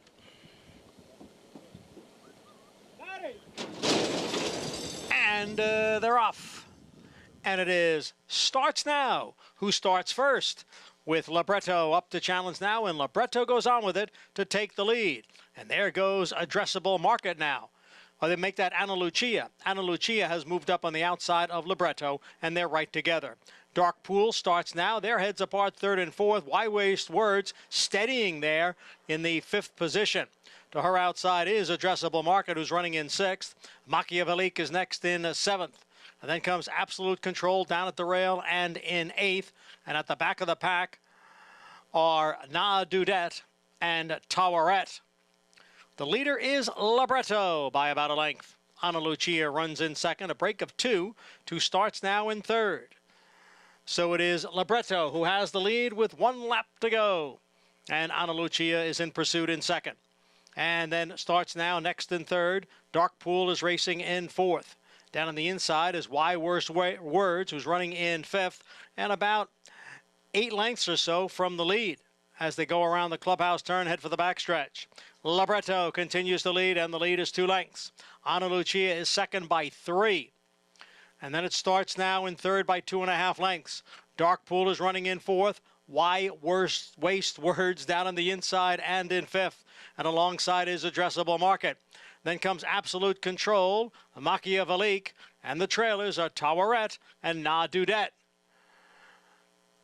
They continue along with Libretto showing the way here. Libretto by a little more than a length. Ana Lucia, and starts now. Heads apart second and third. They go into the far turn with Libretto trying to take them the entire way here. It's Libretto on top. Ana Lucia second by a head. Starts now down at the rail and in third. Dark Pool is fourth. Machiavellique has advanced now into fifth. The field comes into the stretch with Libretto the leader. And Libretto has opened up a 3-length lead now. Then Ana Lucia, Dark Pool on the outside, and starts now with Towerette putting in a late run here, but Libretto is in front. Towerette will be a clear second. Libretto is the winner in front-running fashion under Erod Ortiz Jr. Number 6, Libretto put on the front end, and that made all the difference. The only horse to make up ground was Towerette, but the forward placing of your winner put her in the right spot. Yeah, I mean, this is a race where if you were teaching a class on the importance of position in racing and horses' abilities to get out of the gate, this is such a great example. Libretto is a horse that she's had her chances, but one thing about her is she's professional. She breaks, she has speed. Erod Ortiz not afraid to be forward with her. She goes to the front, and we don't have any fractions posted, God forbid, but it feels like the pace was honest enough because they did spread the field out enough, but it's not really a question of that. It's sort of as Richie says, it's not how fast you're going, it's how you're going fast. Able to control the tempo. Now, Towerette was the best horse in the race, and I'm not whining because I bet her, because she lost for the exact reason you and I talked about before the race. She can't get out of the gate, and you're talking about how big she is, something you can see out there. She breaks a length and a half slow, and Flavien Prat, through no fault of his own, she's completely shuffled back. She was dead last as they were going around the turn. Now, you can't beat a horse like Libretto's that advantage. She only lost by a couple of lengths here, which is remarkable when you consider how the race was run, but Libretto is the more professional horse that's able to be placed more forwardly, and Towerette has only one horse to blame for her losing here. It's not Libretto, it's herself. Yeah. That's for sure. And talking about her size, you know, I don't know if that's maybe part of it, but it could be. And Richie could probably speak to this too. Sometimes horses that are so large and almost take up the entire starting gate, it's a little bit tougher for them to kind of stay balanced in the middle, and they just tend to break a little bit slower. It takes a little bit more time for them to get their feet underneath of them. And I think that might be the case with Towerette. Libretto, meanwhile, as you can kind of see, she's a little bit more of that handier, super athletic type, and she was quick out, and Erod Ortiz was decisive. Absolutely, but to be fair, I don't know what Flavien could have done after the start. No, there's nothing he could have done. You look at the start of the race, and I don't know if we can bring it back up, but it's basically like a wall of horses in front of her, and she's just sort of sluggish. And at that point, it just shows how the start, yeah, she broke a length plus slow. The race just sets up in front of her, and she just gets shuffled out of it. It's just one of those things. And if you're a horse that doesn't break well, you are going to be more inclined to put yourself in those positions. Plus, you say a big horse, she's not going to get her feet under her and run into the race. See where she breaks? Yeah. Second to last, and it's sort of already over for her. Yeah. And there's the 6 cruising off the lead, and it's over. A tale of 2 trips. Yeah, definitely a good, I would say, model. I think you really said it well. A good model if you want to show the importance of forward position. By the way, and I didn't notice it's the first time at Absolute Control, the 1. She broke straight this time, but she got a little headstrong, and she was just a non-effort late. You know, you and I were talking, and you were saying how you weren't her biggest fan going into it. We talked about it beforehand. There was no evidence based on a race at Europe that she was a good horse. I think we now have evidence on 2 continents. She's not.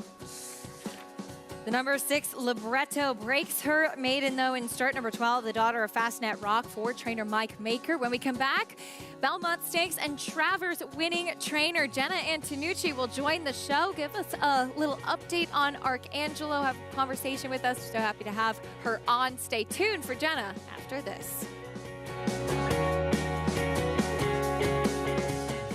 Warfront. This son of Danzig ranks among the world's elite sires. Ranked #1 by percentage of stakes winners, graded stakes winners, and Grade 1 winners. No stallion has a better strike rate. Warfront is the sire of over 100 lifetime stakes winners, including some of the sport's most talented runners both at home and abroad. Verstappen! War Bomber in front. War Bomber's won the King Edward. Here's the finish, Ancient Rome! Warfront, standing at Claiborne Farm. How do you become the gold standard in racing partnerships? One horse, one partner, one victory at a time. Congratulations to all our partners who have made West Point the gold standard for the last 3 decades.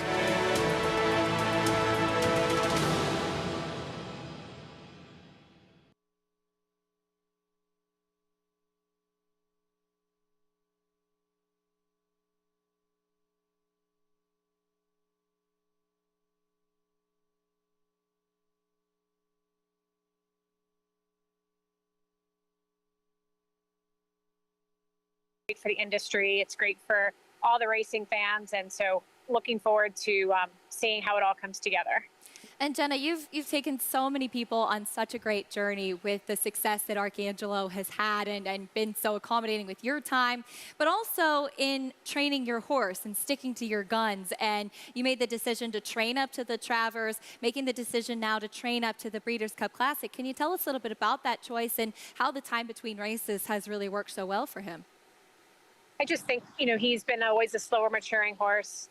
John Ebert, his owner, has always really leaned into us being patient and taking our time with him. So really, since he even started breezing and getting himself together as a racehorse, we've always spaced things out for him to allow him to get himself together, to recover after breezes, lay on more muscle, keep that weight on him, and continue to move forward. So whether that's helped us avoid the big B word of the bounce that people love to throw around and let him be in his own space, it's just understanding that for this horse and this moment in time, this works for him.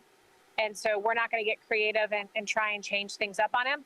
Obviously, we have plenty of other horses that don't thrive in this kind of schedule and space in between things. But for him, this is what seems to check a lot of boxes.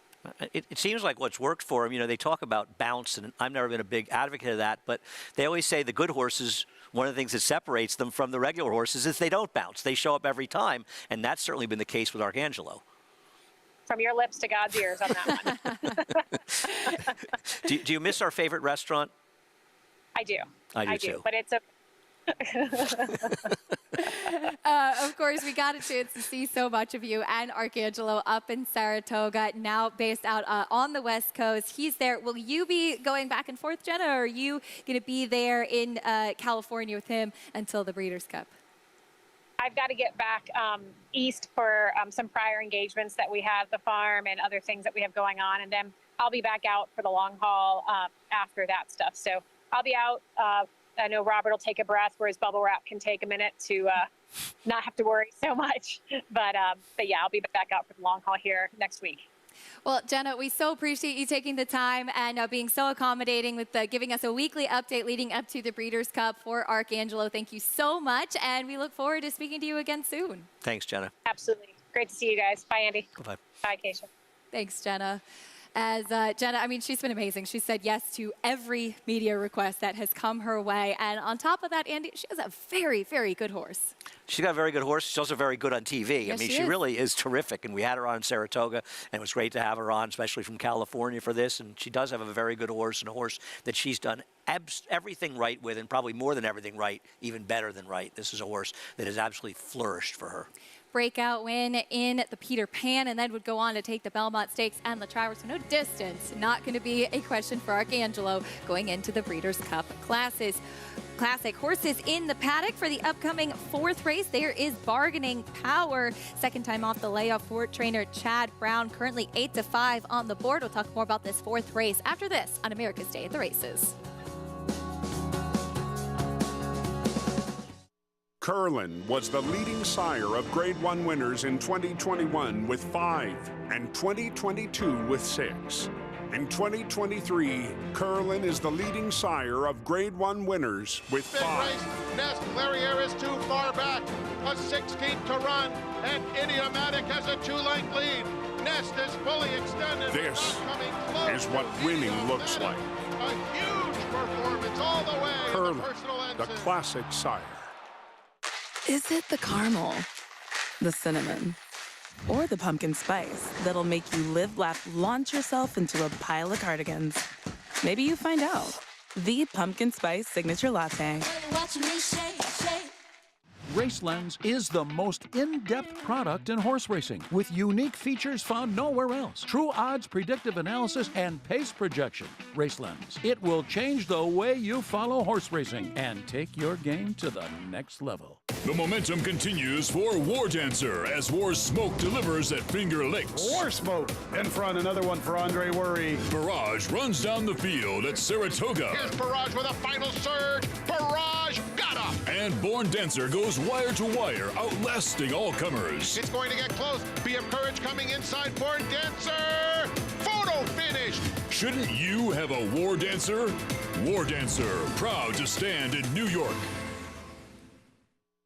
There's a big, bold, beautiful world waiting to be explored by you and your friends, of course. But not just any friends, the best of friends. The kind of friends who let you do you. Because in this world, it's positive vibes only. And when you get in the zone here, you stay a while. These aren't just good times, they're the best of times. And your time is now. So come explore. Resorts World.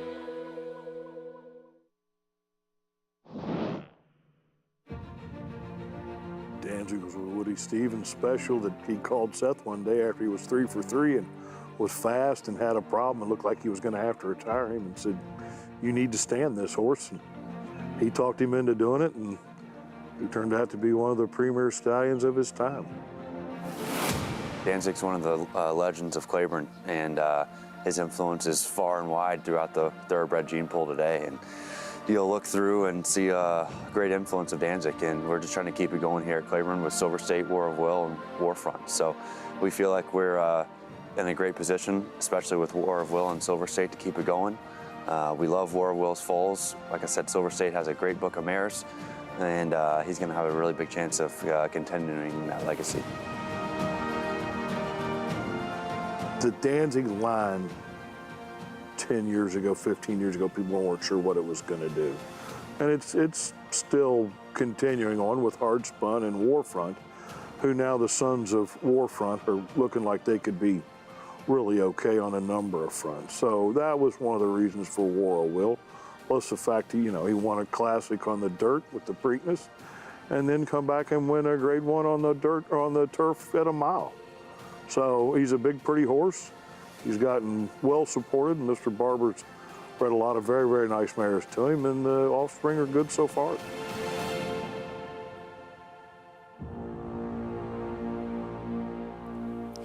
Welcome back to America's Day at the Races. 100 years of doing the usual, unusually well.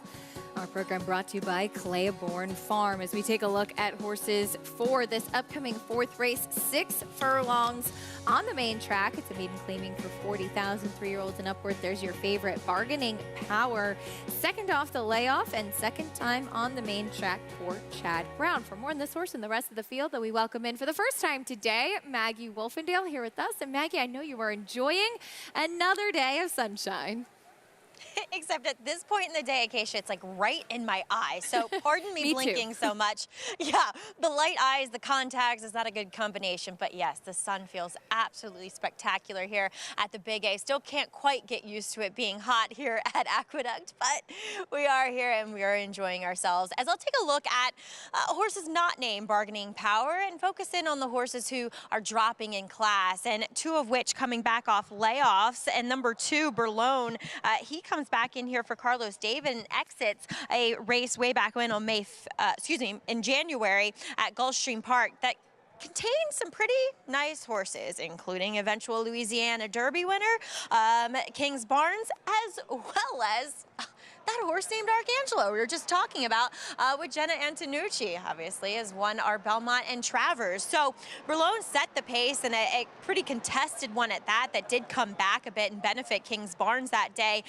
Looking at him here, I like the cutback in distance for this son of Practical Joke. He came in, he was keen, he was forward. He looks incredibly well prepared for this start back, drop in class. There are some intangibles that, you know, leave you a little concerned. You know, why the immediate drop off the layoff? But otherwise, I like what I'm seeing from him. Did get a little bit warm. He does have a little bit of a longer coat to him. So not quite winter yet, buddy. So that's why he's gotten a little bit warm overall. Now, number 3, Little Skippy. He's another drop down, but a horse that was intended to run on the turf last time and got rained off, and subsequently hit the wire with 2 horses that are turf horses. He looks more like a turf sprinter to me, and he does come back here for Bruce Brown. He's wearing the front wraps. What I noticed, too, on the gallop out of that race, he was brought immediately to the outside and pulled up really quickly compared to the other horses. So obviously exiting that race with a possible issue. As I said, the front wraps on here could look just a bit more fit, and I'm not totally sold on the fact that this is really his preferred surface. As number 7 for Rick Dutrow is Motivo. He kind of had a rough start to the beginning of that race, and he ran off down the inside, and of course he was tired by the quarter pole, so it's just not an ideal trip. Now, he turns back in distance, which I get because his better races have come going shorter. He is a massive horse, though, Acacia, so physically doesn't necessarily fit the bill, but maybe it is going to be the right setup. He looks fantastic here in the paddock. First time dropping in class, Maggie, thank you. We'll see what he does. Meeting the rest of the field, though, Andy Golden purchased a big price going by. Here's Berlone. Well, Berlone is interesting, as Maggie was hitting on, coming out of a very, very strong field, but dropping down a claiming race as a new gelding off a layoff. Showed speed and then faded. Here is Little Skippy. Is a turf horse that's won dirt race, albeit off the turf, was a solid enough effort to be a contender here. Just beaten by a neck. Your favorite Bargaining Power. I wonder if there's going to be other speed with the 2 inside of her, and maybe even Motivo outside. I'm not a big fan of this horse. I think it's being overbet because of connections.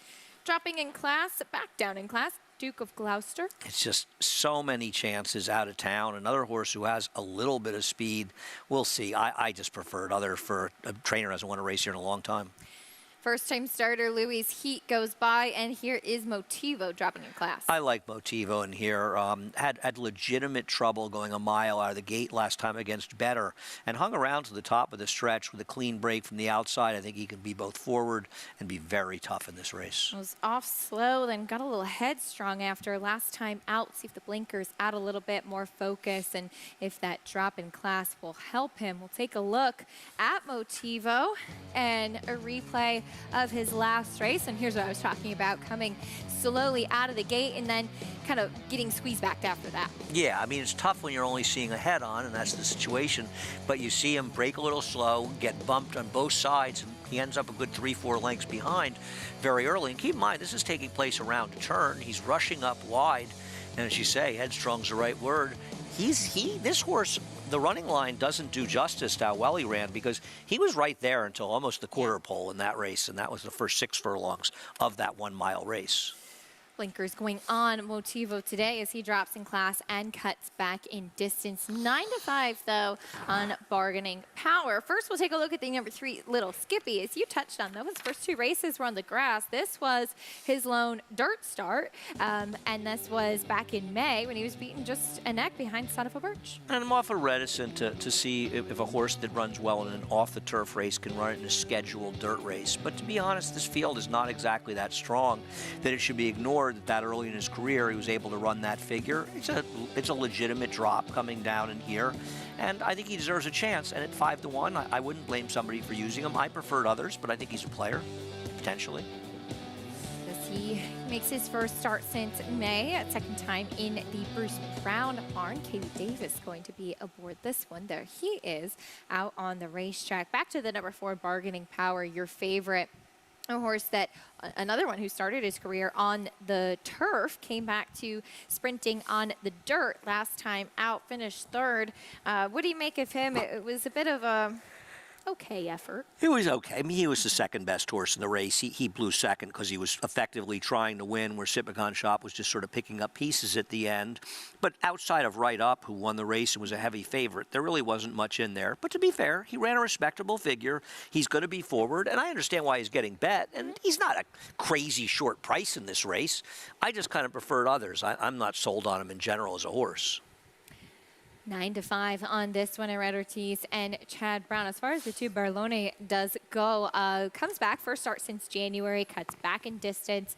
Maggie touched on the company that he kept in that pretty key maiden special weight race back in January. The question is that it was back in January. We haven't seen him since then. And while he did show some speed, he was not able to sustain it. No. Now, he's probably a horse that'll be better suited to going shorter, even though his debut was short. He didn't run well. But the competition was much tougher. And you look at the last race, the other speed in the race was a first-time starter. I believe it finished 8th, didn't really do any running. Actually improved substantially on synthetic in a subsequent start. Unfortunately, there's no dirt races to go on going forward or backwards, so we don't know if that horse that ran 8th can run in the dirt at all.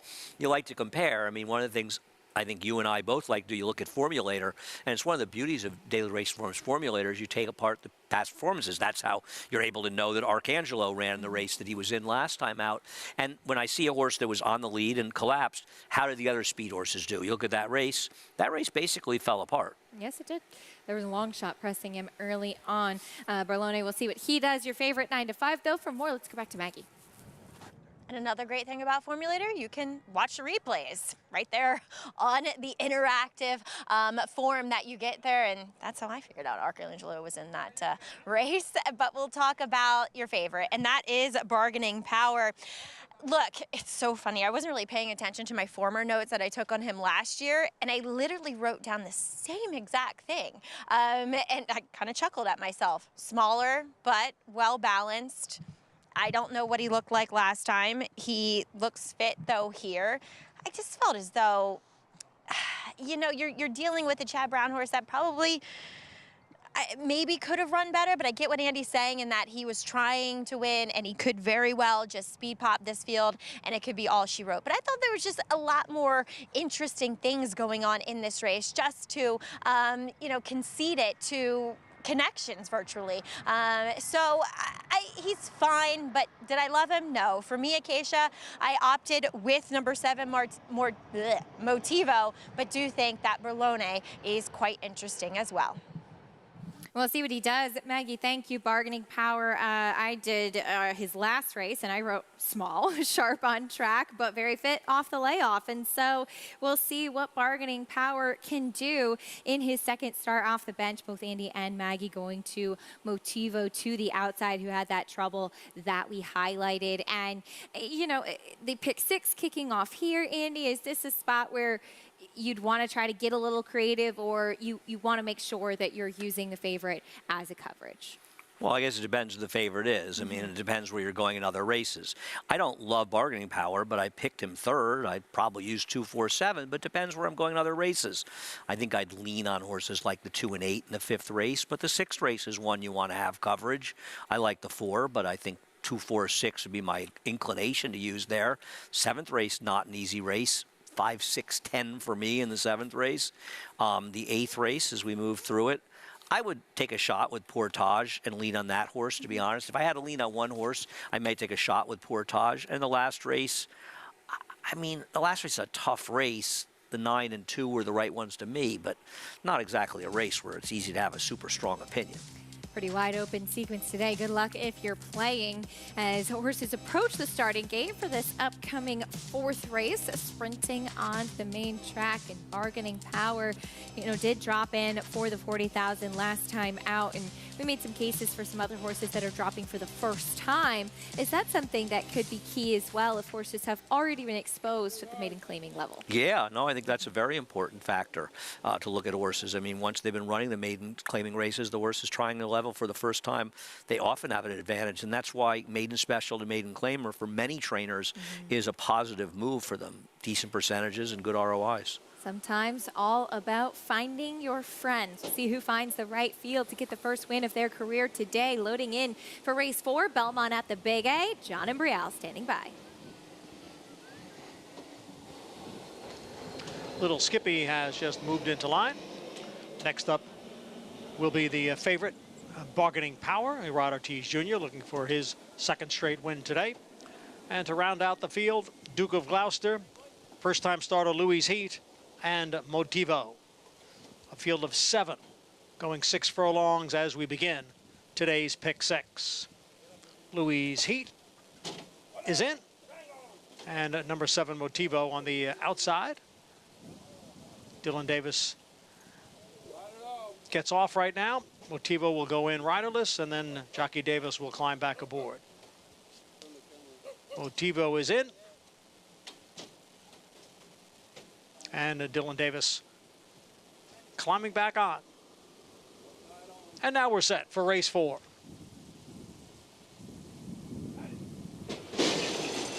And they're off.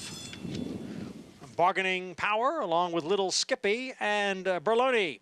Those 3 heads apart in the early going. Motivo up on the outside into 4th. Then Louis Heat in 5th, followed by Duke of Gloucester. And Golden Purchase is the trailer in 7th.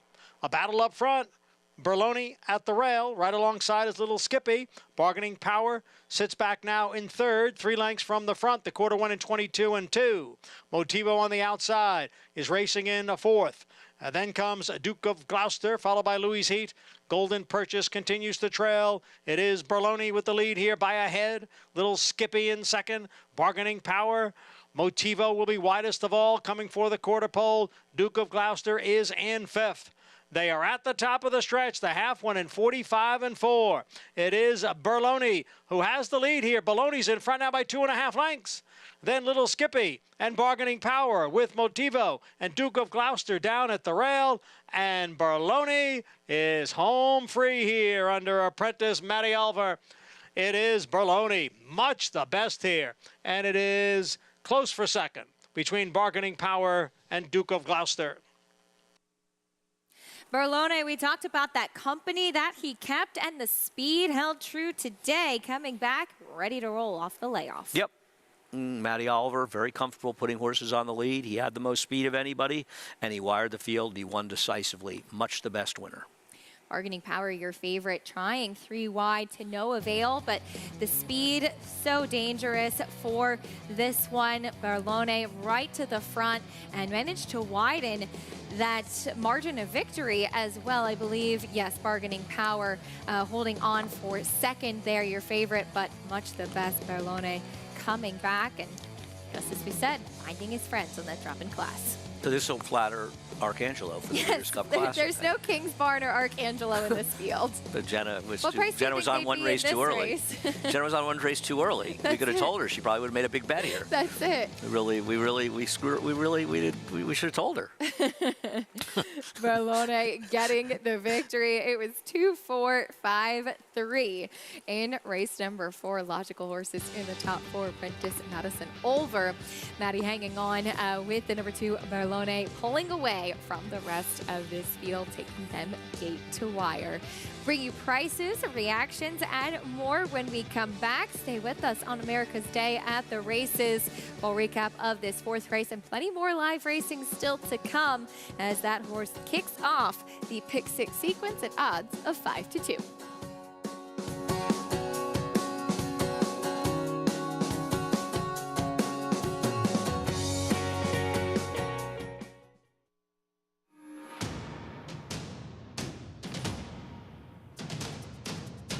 Drain the Clock will win and win by as much as he wants. He'll win by 6 in the end.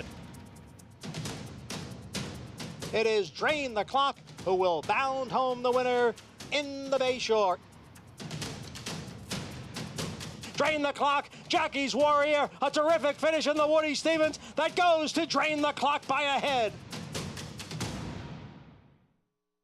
Experience the adrenaline-pumping, suspense-filled action of the Sport of Kings right from your phone with Naira Bets.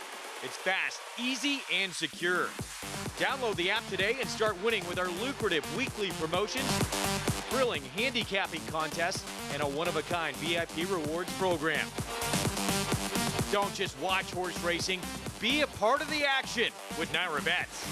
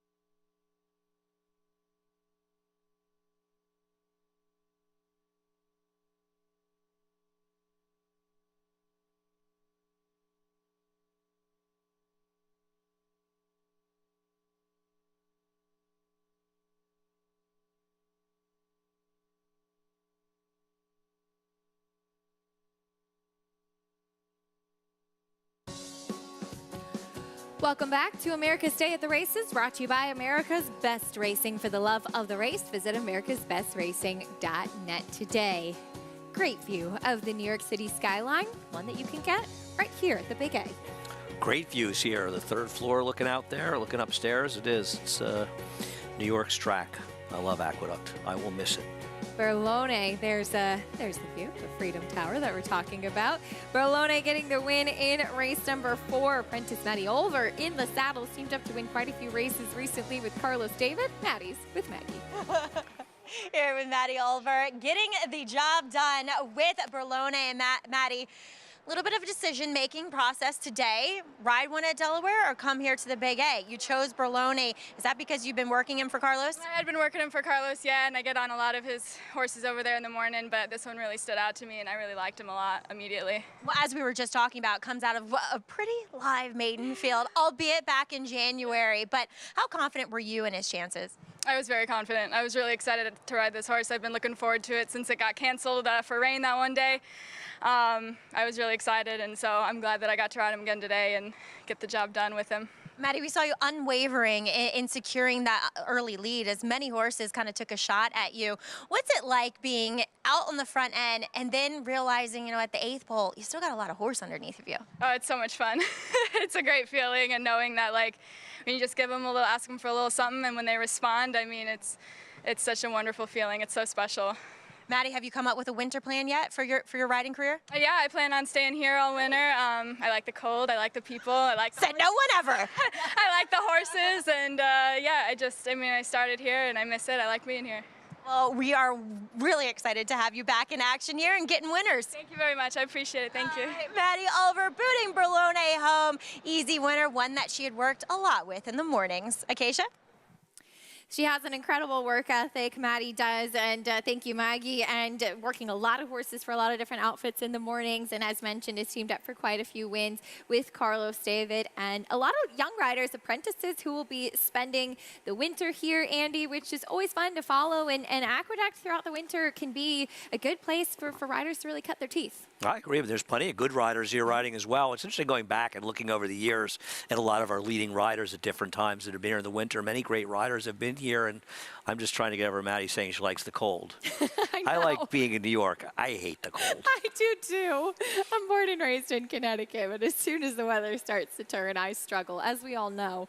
But that's it for me. I'm actually off to my alma mater, to Fordham, to host the Athletics Hall of Fame induction ceremony. So looking forward to that. That's great. And I'll see you tomorrow. All right. All right. Don't worry, I'm leaving you in good hands.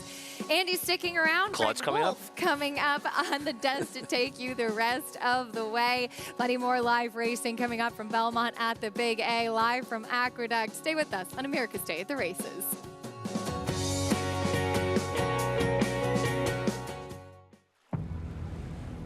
History remembers moments of extraordinary strength,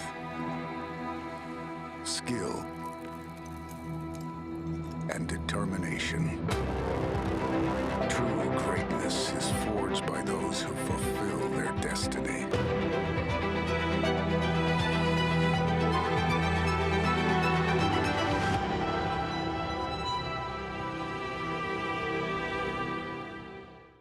Now more than ever, it's time to get with the program. When shopping for your next race prospect, consider that New York breds start with an advantage. Our New York breds run for serious green. At Saratoga Race Meet, New York bred maidens run for up to $88,000. New York bred allowance horses run for up to $100,000. And New York bred owners can collect awards of up to $20,000 per horse per race. So get back with the program. Seriously. Introducing Venezuelan Hug, the tenacious, towering son of Constitution, now standing in New York. After breaking his maiden at Gulfstream, he dispatched Cityman and Allowance Company at Saratoga, going on to 6 wins in 10 starts, finishing with 3 straight stakes victories, including the Grade 3 Canadian Turf. Now a versatile sire, complementing any mare with size, looks, and athleticism that's been called the best-kept secret in New York. Venezuelan Hug, standing at Mill Creek Farm. Visit millcreeksaratoga.com to book your mare today. Racetrack Television Network brings you every race, from every track, on every screen, every day.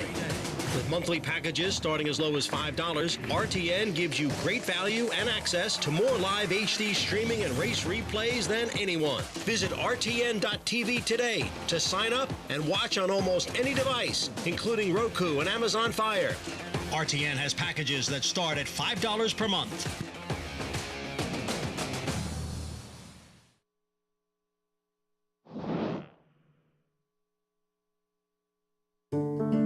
My name is Sochi Solorio. I will be attending Northeastern University this fall. And right now we are currently in a barn where my parents work, actually. My parents work very hard, like way harder than I have ever in my life. I give them props because I don't think I could do this every single day. And they do it for my brother and I. So honestly, I'm very proud of them because like everyone talks about me and what I'm doing. People should be talking about them. They're really the stars of the show. They would take me to Anna House around 4:30 in the morning. I stayed there until I was maybe 5. Then I went to kindergarten. I feel like I've been just very academically oriented since like the get-go. I've always liked school. When it comes to the calculus and all like the hard courses, I feel like the thrill and also the challenge it like presents is honestly something I really, really like. When I found out that Northeastern has combined major programs, and I saw that one of their combined majors programs was civil engineering and architectural studies, it was like the best thing in the world. I've never been so happy because not only did I get into my dream school, I could afford my dream school. With all the different types of scholarships that they offered me and then everything, it was just amazing. When it comes to my parents, they've honestly like presented a very, very strong base for me, showing me what dedication and hard work truly is and showing me the importance of it and what could potentially come out. They've always told me that I should go to school. Como mamá de Sochi, yo estoy muy orgullosa de mi hija, mucho, mucho, mucho, porque mi hija se ha esforzado mucho en trabajar en la escuela. It's very heartwarming when they say, "Oh, I'm proud of you." It's like a sense of an accomplishment, bigger than any other accomplishment in my life. Honestly, bigger than like getting into school and getting a full ride. Just them saying that I'm proud of you. Para nosotros, Xochitl, pues estamos muy orgullosos de ella, de lo que ha conseguido ella. My parents didn't go because of the cost of school and also the fact that they were looking for work and they ended up here and they came to the U.S. for a better life. I'm extremely proud of them with everything that they do, and I honestly couldn't have done any of this without their support and overall just like their grit within life. And they've definitely set up a really, really good example for my brother and I hope to live up to not only my dreams but also theirs. We continue to celebrate National Hispanic Heritage Month, honoring the cultures and contributions of Hispanic and Latino Americans. Celebrating the heritage rooted in all Latin American countries, ongoing through the middle of October. Welcome to the second half of the program here on our FS2 coverage as we get set for race 5 coming up momentarily. Start of the late pick 5. Greg Wolf stepping in for Acacia Clement. I get you for a segment or two before the MIG steps in. How you doing? I'm doing well. Good to see you. Good to see you as well. We have obviously a huge weekend coming up. Could be so much fun on Saturday. A couple of big stakes on Friday as well. Horse that we saw at Saratoga this summer in the 2-year-old division, Fierceness for Todd Pletcher. So much buzz about him before he even ran, and then he lived up to it in the debut. No, he was absolutely dazzling in his debut, earning a fast figure and running quickly. Now, he was on a track, a wet track, that was very kind to speed. So, you always feel with these horses, you kind of wish you saw it on a dry track. Probably know it'll be better on a dry track. Not likely, but possible. There is an abundance of speed in this race, but he could be the speed of the speed, and he's a very, very promising horse. This was the debut at Even Money. Yeah, muddy seal track, late August at Saratoga. Son of City of Light, owned by Mike Rapoli, Todd Pletcher, and Irad Ortiz Jr., and he dominated this group by more than 11 lengths in that debut. And maybe, we don't know, maybe he will be better on a dry, fast surface. Be interesting to see. Meanwhile, general partner for Chad Brown, his second start at Saratoga, he went 7 furlongs, and he took a big step forward from start 1 to start 2. Yeah, I mean, you know, his first start really wasn't bad because I think anybody that saw the race and understands the way races are run, he was chasing Valentine's Candy in there. And so while he tired a little bit to finish fourth in that race, he's the one that did the dirty work, chasing a horse that ran very, very well. A lot of horses come out of that race and run extremely well. When he was able to put it together in his second start, he ran extremely well, and his Beyer figure was barely lower than Fierceness. The concern with him is he a horse that needs to be forward to do his best running? Now, he did his win on a dry track. It's hard to imagine he's going to be in front of Fierceness unless maybe he's going too fast. Can he do it with more speed in the race? But obviously his win was very impressive. Those two are going to dominate the conversation in that race and take most of the attention. Who's sort of the other horse in there that you're looking at as a potential upsetter? Well, I think a lot of people are going to talk about Timberlake, a horse that was at least close to the pace and the hopeful that fell apart, and hopefully he can run better in there. I don't think you should give up on Gold Sweep, who in my opinion had some trouble in the hopeful as well. You know, Timberlake, he had a very good trip other than sort of breaking the steps slow and being close to the pace. Now behind him is Gold Sweep, and Gold Sweep is going to get really, he's in the white, he's actually, well, he's behind him in the gold cap. He's going to get badly caught in traffic in this race. He tries to get outside there. Now, Timberlake sort of busts between horses, but Gold Sweep was never able to get that clean run. He had run that big figure, then he stumbled in his race in Saratoga, and here you can see right there the jockey's basically eating him at the end. So I'm inclined with his outside post and the fact that we know he can rate to think he could be a player in here with all the speed. I'm not exactly taking a big stand against Fierceness. He might be very, very, very good. But I think there's also some other very good players in here, and I think both of those horses from the hopeful are worth discussing. Meanwhile, grade 1 for Zet. That's 2-year-old fillies getting their turn, winning your event for the Breeders' Cup Juvenile fillies. And Todd Pletcher, Rapoli Stable, they have Life Talk, 9-5 favorite. Start number 2, Broker Maiden by a big margin, but it doesn't seem like anyone separated themselves that much from this group. We'll see if they do that on Saturday. Right. In fairness to her, I think the second place finisher came back and improved her Beyer figure 9 points. Maybe it was Kenny McPeak in her next start, which certainly flatters this race. And she does seem like one of the major players in here, as does the Bill Mott horse, but also Emery on the outside, who's already here for Brad Cox, entered the Alcibiades, but she will run in our Frizette. But I'm not going to knock this horse. She improved from her first start to second. She wanted the mile. She's obviously a big-time player. She's a gun runner filly for Todd Pletcher. Around Ortiz Jr. been on board for each of her first 2 starts. She'll be back on Saturday as well. And she has the benefit of having won at a mile also. As for Emery, her debut effort, she won at odds on for trainer Brad Cox. More than ready filly. Manny Franco will take over for Tyler Gaffalione. And she did something in this race that we didn't see horses do during that day, the 30th. She actually closed. This was a day where you had to be in the front end to win her races, and she stalked in third and easily took over. Now, the horse who was third was a ridiculous underlaid, even money in our first race, and finished a badly beaten fourth, which doesn't flatter her, but I like the way she ran, and I think Emery is very dangerous on the outside for Brad Cox. They seem like the 2 players, but I do think the Bill Mott horse inside of them, just FYI, I don't have a big problem with that horse. Yeah, she won first time out.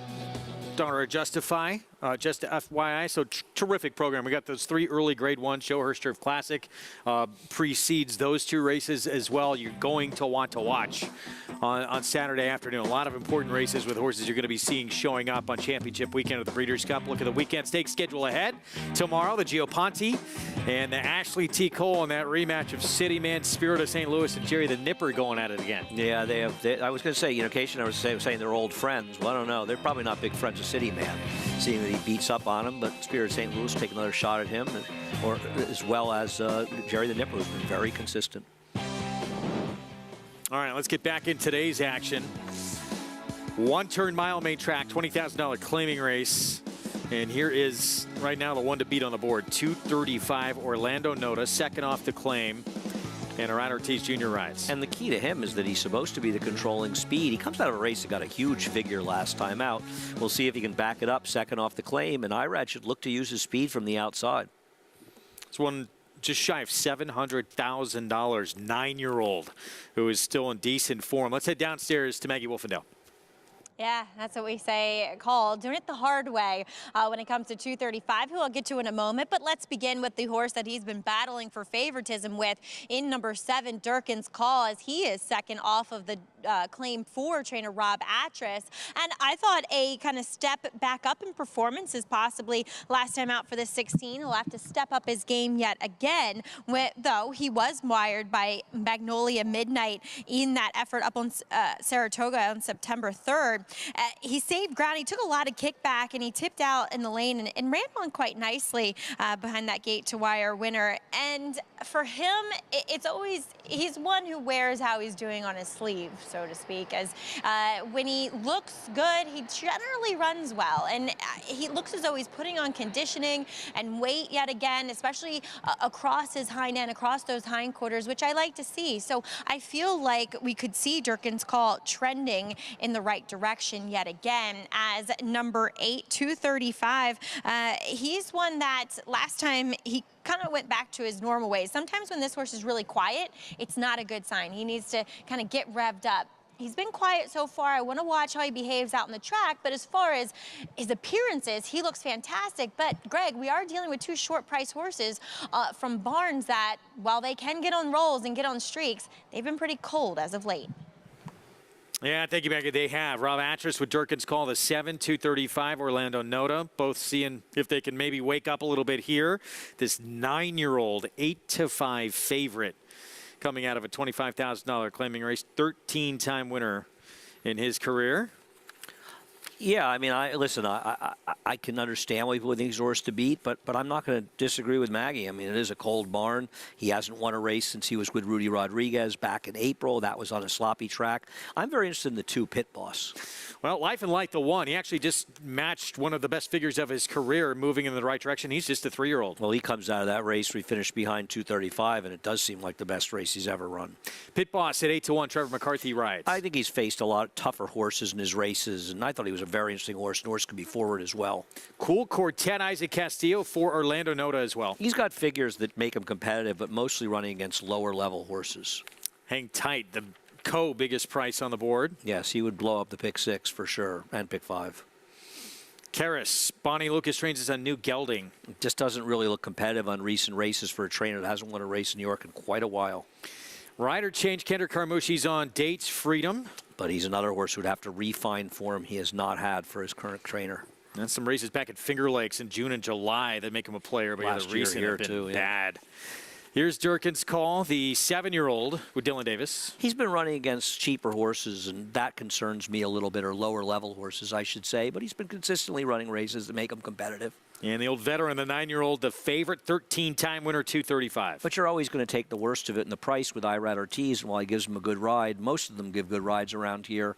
I can see he's the horse to beat. I'm just going to try to beat him with the number 2, Pit Boss. Pick 5 pool closing in on 150,000 and growing. Let's look at Durkin's Call. So here's the 7. Dylan Davis will be aboard. Rob Atras, see if he can get going. Looking for his first winner at this meet. This was back early August, Saratoga, just missed by a nose in the barn of Charlie Baker. Yeah, this was a tough beat. Now keep in mind, though, this was the bottom level in Saratoga, 12,500, so it was an easier field. He ran a figure that would make him competitive here, even though he didn't win. But I do think it has to be considered a concern with Rob Atras. I mean, this is a trainer who can win at a very high percentage, and he has been extremely cold for going on quite a while right now. And I say this, I picked him in the next race with a firster. I think Rob's terrific with firsters. Yeah, that one's some pedigree. Well, there's a couple in there. Actually, I like his other horse. You're talking about the 4, 645? I think his other horse possible, too. Yeah, Hair on Fire is interesting, too. I agree. Rob's one dangerous trainer with firsters. Meanwhile, to Cool Quartet. 9-2 on the 3. 7-year-old son of Icebox, who's a 9-time winner in his career. And he comes in from Pimlico. And sort of, would you look at more recent body of work, and he's sort of one of the more reliables in here? or no? To Cool Quartet? Well, he's run decent figures, but he's been running them against mostly lower level races. That worries me a little bit. And beating up on Zerts, I think there's better horses in here, and I worry about that. His last race, obviously not good. The second place finisher came back and ran a big figure in his subsequent starter, Bob Marco. He ran a 91 buyer over the weekend at Pimlico. He's okay. I mean, I think he's okay. And he's a fair price at 9-2. I just prefer others, but I picked him third. I wasn't.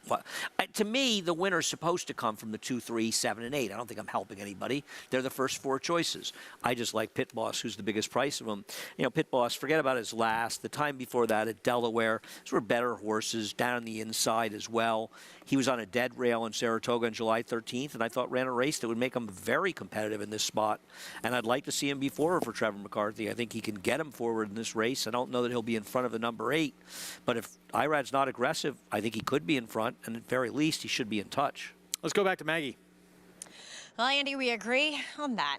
They're the 4 horses you won. I can't really see anything beyond either of those 4. But we'll start by talking about Cool Quartet, whom is second off that bit of a layoff, as Andy pointed out, much, I think, against, I don't want to say against tougher horses, but just I feel like he probably needed that race, and I wouldn't be surprised if he needs this one too. He just looks a bit weaker across that top line, like that muscle mass has kind of dropped away a bit, where he looked sensational prior to us going up to Saratoga in those few Belmont efforts, and just not quite the same today. As we'll also take a look at Pit Boss. I agree with Andy, especially when you go 2 back. It's just a tougher field, and this is the level that he belongs in. And I really wanted to save my thoughts about him for how he moved out in the racetrack. And he looks fantastic here under Trevor McCarthy, who's given him a big warm-up, which indicates to me that he is going to use this horse's natural early speed and try to elicit that from him. Physically, overall, looks great. I liked him a lot more once I saw him out in the track, Greg. All right, Maggie, thanks. 3 minutes away, 5th race coming up. It starts this late pick 5. Favoritism shifting to the 7 now. I'm surprised slightly. By that. I'm surprised by that. I'm surprised. I would have been pretty secure that the 8 would be favored in this race, especially with Irad riding. And I think he should be favored, to be honest with you. I'm surprised to see this horse favored. Well, back there's Pit Boss again, who you like at 8-1. Yeah, I think Pit Boss makes a certain amount of sense. I think at this price, I wouldn't be betting him at 4-1, but here at a decent price because they're all kind of vulnerable. And obviously his form leaves something to be desired. And there's always the question that he's as competitive as he once was. But I don't know. You know, he lost the rider, been on a dead rail. He's had some excuses. He's also run some good races. And unlike some of these, he's been competing consistently against better horses overall than a lot of his competition has been competing against. And I think that's a feather in his cap. So final moments here to put together your pick 5 play, where it's pretty difficult to find horses to lean on in this sequence. To put a gun to my head and say I had to single somebody in the sequence, and I don't believe in the whole singling concept. I mean, obviously it helps to putting together tickets if you have to do it publicly, but the horse I would lean on would be Portage in today's 8th race. I'm not overly confident, but I thought she was one that might be okay. That last race, how many do you feel you needed to use to feel well, safe? That's the problem. Be safe, all of them. I would lean I would use the 2, 4, and 9 if I used 3 in there. But I also kind of want to have the 8 as sort of insanity insurance because she has had some trips, or he has had some trips in races. So it's a very tricky spot. 2, 4 going to take most of the money in that nightcap. The 6 probably going to take a little bit of money as well with Storm. Yeah, I've been weighing it better than 9. I mean, a bit of a stab with a horse that did have trouble in the debut and has been rained off the turf repeatedly. 7th race, I'd use 5, 6, and 10 would be my 3 in there. 6th race, I mean, I'd love to have the 2, 4, 6, and 9 on my tickets, but that's a lot to put on them. You know, it depends on what your bankroll is. On the next race, we're talking about race 6 right now. The 1 Slam and Gold took money first time out, had a poor beginning. I mean, the 6 Slam and Gold. The one. Oh, I'm sorry. Yes, I'm sorry. 1 Slam Gold. I apologize. Yeah, I didn't like that horse. That horse is a big pedigree. I wasn't a fan of that horse. Didn't really get bet first time given the pedigree. We'll see. I didn't like the first effort, but could be better the second time out. All right, good luck. It looks like, I mean, if you're right, this could be very profitable pick 5. Just a difficult sequence to try and put together. Well, there's no overwhelming favorites in the sequence at all. You can play it open races right there with NYRA Bets. That's the code for new members, match 200. Hit sign up. Go to NYRABets.com. Bet any track, anywhere, anytime. Including this pick 5 coming up here, over 225,000 in this pool. And it's been the 7, the 8, taking the majority of the money, but certainly not massive standouts. 6-5 on Durkin's call. You know, we saw a lot of money come in on a Rob Atras horse here. I think it was Sunday. That really didn't make a lot of sense. And the horse ran a sort of dismal fourth, made a little move in the turn like it was going to be effective and didn't get it done. And this is crazy money coming in on this horse. This horse looked like a 6-5 shot to you. I wasn't even going to use him in my pick 5, which I did not wind up playing. I picked him fourth. I picked the race 2-8-3-7. I thought the 8 would be favored for sure. So here we go. There's the 2 Pit Boss stepping in. Cool Quartet, another major contender. He's 6-1, the 3 in this spot. There's your favorite. Durkin's call with Dylan Davis. And then the 9-year-old 235 on the outside, taking a lot of support as well. It's the start of the late pick 5. We go upstairs. John Imbrial to get us started. And 235. Hang Tight goes in very calmly. And number 8, 235 to complete the field. We're going a flat mile. Belmont at the Big A. And they're off. 235 from the extreme outside. From the rail, Life and Light. Pit Boss is right there. So 3 of them vying for the early lead. And they quickly open up 2.5 lengths on Cool Quartet, who is racing in 4th. Durkin's Call is 5th at this point. Dates Freedom in between horses right alongside is Hang Tight, and the trailer is Karis in 8th. They move up the backstretch now with 235 leading by a length and a half, and the opening quarter was 22-4. Life and Light, long shot in 2nd position, break of 2 to Pit Boss in 3rd. Another length and a half. Durkin's Call is on the outside and moving up. Then comes Cool Quartet, now in 5th, followed by Dates Freedom, Hang Tight, and Karis. And they're all chasing 235. Who takes the field into the far turn after a sharp half and 45-4. Durkin's Call on the move now up into 2nd. So the 2 favorites are 1-2. 235 the leader by 2. Durkin's Call in 2nd. Now 3 lengths. Back to Pit Boss in 3rd as Life and Light drops out of it. Passed on the outside by Cool Quartet and Dates Freedom. 3/4 and 110 there in the stretch. 235 has the lead here. Durkin's Call trying to reel him in with 1/8 of a mile to the finish. It's 235, then Durkin's Call. Farther back, Cool Quartet and Dates Freedom. 235 with the lead inside the 16th pole now, and it's going to be a front-running victory here for 235. Durkin's Call holds on to 2nd. Cool Quartet was 3rd.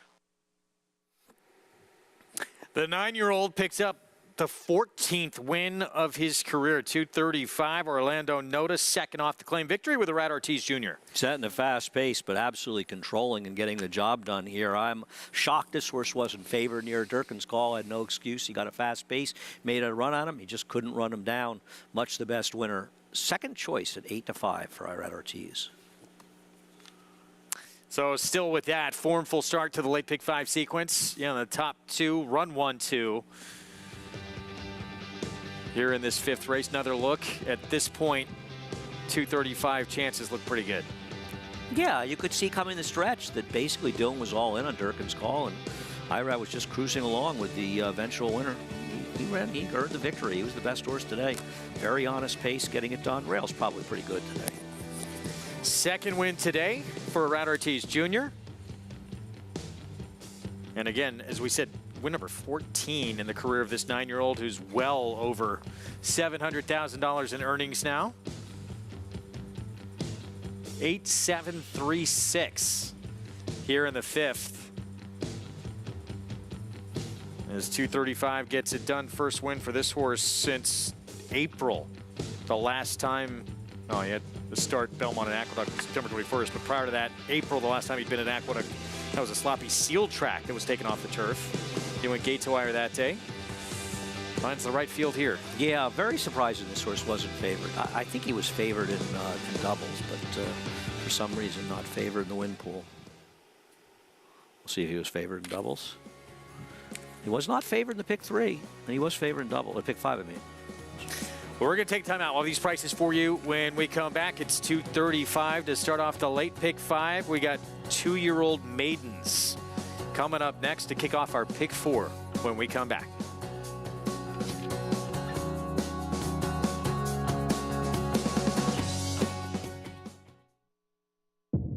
Reach for the unreachable. Race to new horizons. The artisan's quest for beauty burns in the heart of Japan, forging strength like no other, with love and honed to perfection. Noble, authentic, and only here. The legacy of strength. Grade 1 winner and track record setter Lee. Like their sire, his runners have excelled on both dirt and turf, including these standout performers. Poppy Flowers putting in a late burst here. They come for the finish. Here is Nagarok, who takes off. Nagarok will roll. Nagarok. Out of a Galileo mare, this dual surface star has sired juvenile stakes winners on both dirt and turf. Lee, standing at Claiborne Farm.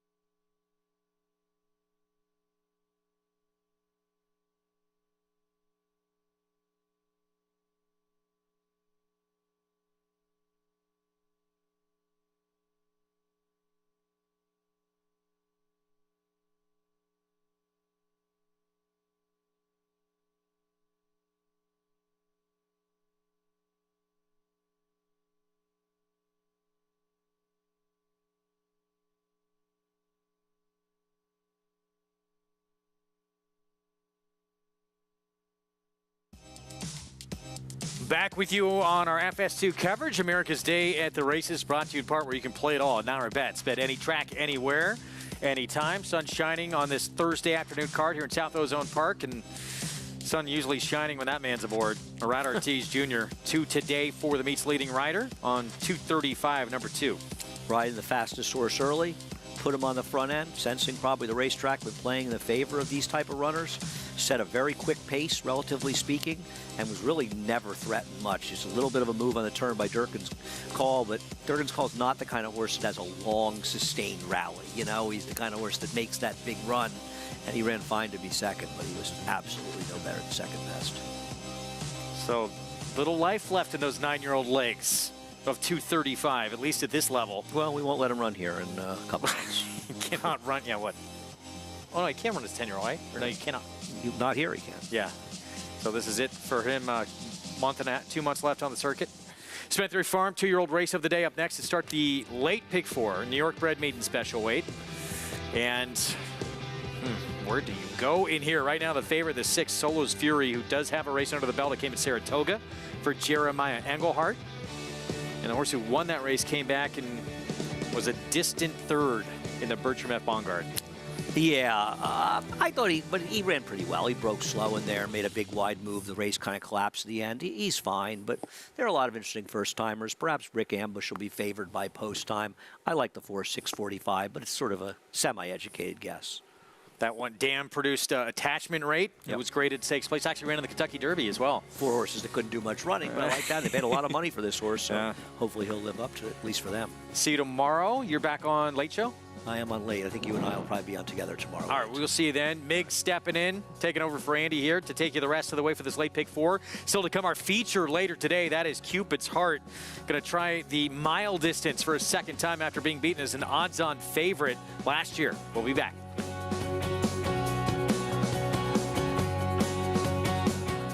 Flightline is in full flight. Flightline turns it on at the top of the stretch, and he's in cruise control. And Flightline takes off. Take a good look at this, because you're not going to see this too often, maybe never again. Flightline, 20 lengths clear. World-class racehorse, world-class performance at a world championship event.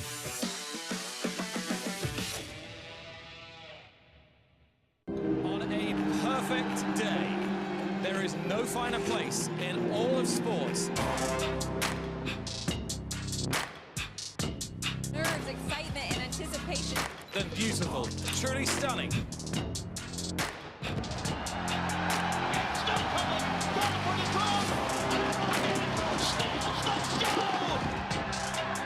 For the Breeders' Cup World Championships.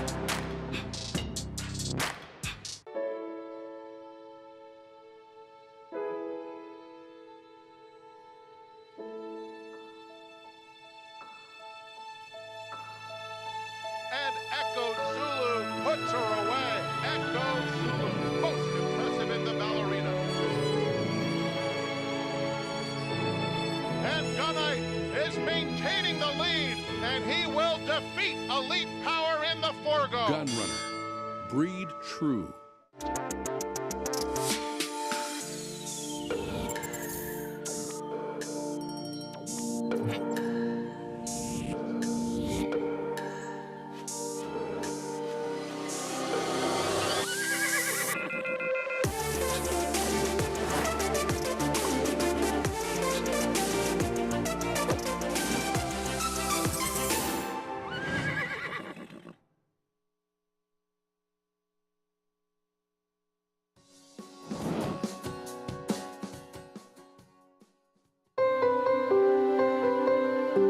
Curlin's obviously one of the great sires today. He's currently the second leading sire.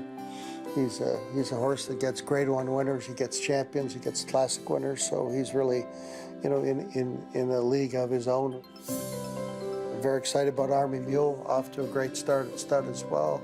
His first crop are 3-year-olds like Good Magic, and you know, he's getting stakes winners and a very good progeny that can really run from a book that probably wasn't of the highest quality. So we think that he's a very good sire in the making. McLean's Music, top sire of Jackie's Warrior, and other Grade 1 winners. Cantharos is having a big year this year. Charlatans are foals this year, who we're very excited about. Violence had a champion last year, or second Forte in Belmont, so he's having a great year. So we've really had a great representation right across the board on really all of our stallions. Good Magic looks like he can be special. The newest horse is Loggins. So Loggins is a horse that I thought had tremendous ability. He got hurt, and you know, in his second start, he was just beaten a Forte, who I think is a very good champion. And he's a great horse to look at. He's well bred. He's got the right names in his pedigree. I know there's always a critique when horses have a limited career that you're bringing unsoundness into the gene pool, or you know, those kind of things. But you know, if a horse takes a funny step or hurts himself, for me that doesn't demonstrate unsoundness or a genetic predisposition for unsoundness. You know, you take a funny step, you get hurt. That's bad luck more than anything. So, you know, we've had good luck with you know, horses like McLean's Music and even Candy Ride, who raced limited number of times. So, you know, we don't specifically look for horses with abbreviated careers, but I wouldn't discount those horses either because something went wrong. It was very rewarding when they they separate from their peers and they look like they're going to be very important stallions. And you know, the hope is always that you'll stand a breed shaping stallion like Curlin. What a lineup of stallions at Hillendale, at Alapa. A program brought to you in part by Hillendale. Wow, Loggins could have been, who knows how good. Second start of his career after a huge maiden win, barely beat, stretching out for the first time, just missing against Forte, and that was it for his career. So we'll see how he does at stud now at Hillendale. Joining me on the set, champion jockey Richard Migliori to take you through this late pick form. We're going to preview first off the bat this big weekend we have coming up.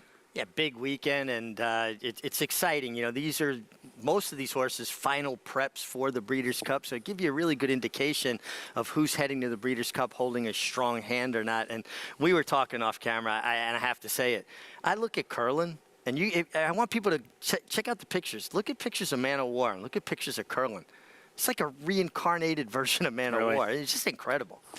We're going to show you what's coming up this weekend. It's fantastic. We hope you join us. Saturday is going to be sensational. A couple of very good stakes tomorrow. We talked about top three from that West Point getting reunited with City Man, Spirit of St. Louis, Jerry the Nipper. Saturday, they're loaded with grade ones. 3 grade ones, Jockey Club Derby, grade 3, that Belmont Turf Sprint, and the Weah to kick things off in race 3 as well. 1.5 mile outer turf, Joe Hirsch Turf Classic. It's our ABR race of the week. And the top 3 finishers from last year's Breeders' Cup Turf reunited, including the winner of that race, Rebels Romance, who gets back to action for Charlie Appleby. Yeah, Rebels Romance, last year's Breeders' Cup winner. You know, hasn't had a comprehensive campaign yet this year, but he's a very talented horse. Unfortunately, he clipped heels in the Bowling Green and unseated his rider, Richard Moens. But he can duplicate any of the form that he showed last year. He's going to be a handful. Somehow, he went off almost 6-1 in this race. He had won 4 in a row coming in, and there was just another more highly regarded, you know, was it Yabir, I believe, who took so much money in that race? Yes. Yep. And somehow, if you liked him, you got almost 6-1 that day. Now, that comeback, that Shima Classic, that's the concern. Not the race at Saratoga. Can you forgive that race being first off the bench? I could. You know, for me, he ran against Equinox. Equinox won quite easily and might be the best turf horse in the entire world. So I think the real Rebels Romance shows up, he's going to be tough. Meanwhile, Warlike Goddess, she narrowly got beat in the Glens Falls by McCulloch. Doesn't seem like she's been that dominant force like she has been the last few years. No, she was ranked last time in the Glens Falls, and you know, she needs to settle better. Now, Junior Alvarado picks up the mount here. Last year with Jose Lezcano, she was able to place herself and wasn't keen at all and got it done.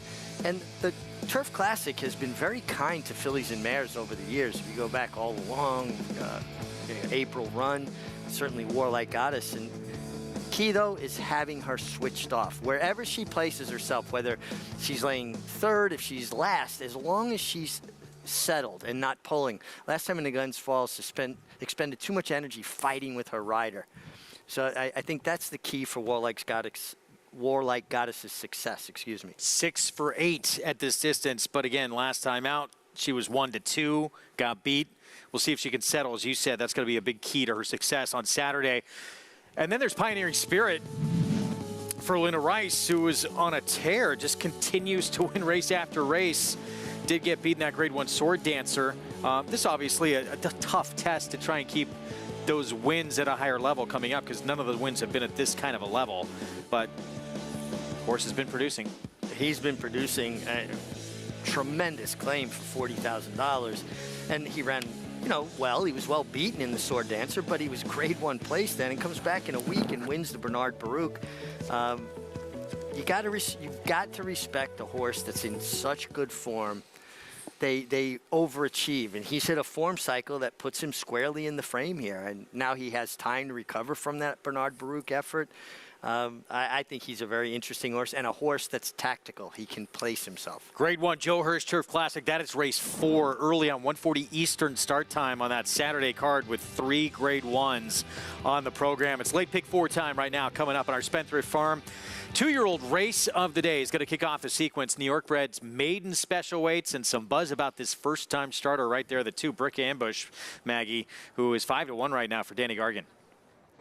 Yeah, Greg, I thought when I looked up at the board that he would be a shorter price for this Spendthrift Farm 2-year-old race of the day, but Brick Ambush at 5-1. We'll see if he does continue to drop a bit in that price on the board. He looks like he's a horse that is going through a growth spurt. You know, keep in mind these are young horses, and they'll continue to grow and change quite a bit up until they're 5 years old. So they still have, 2.5 years of developing to do.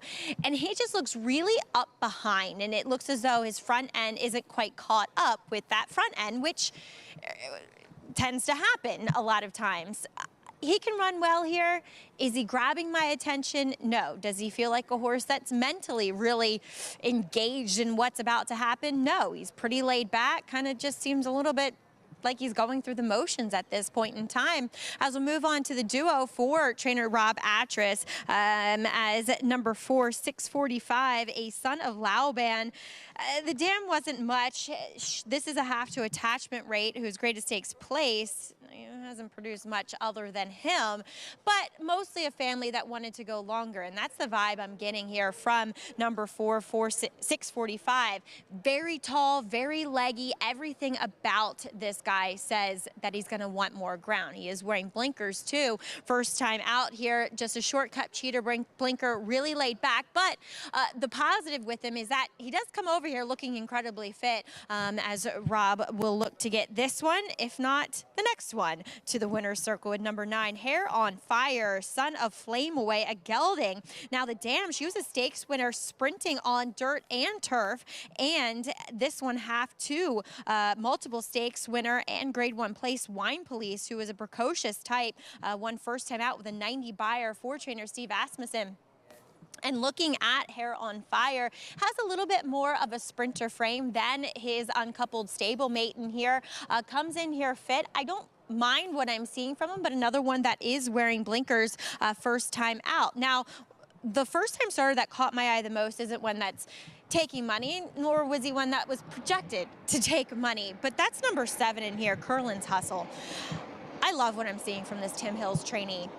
As if you are a stalwart and watching this show, you know I'm not a gray horse person by any means. I like my bays a lot. But this gray son of Solomini has really won me over. Now, the dam, she won first time out, albeit as an older horse, and he is a half to Sterling Hill, who won as a 2-year-old here, a New York bred. Didn't run, ran okay subsequently in a New York bred stakes race as a 2-year-old too.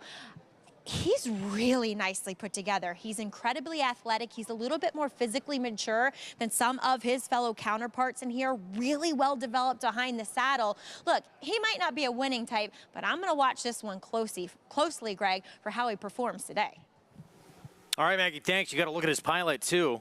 Dylan Davis wearing the house silks for trainer Tim Hills, 16-1. There's Dylan again on Curlin's Hustle, the 7.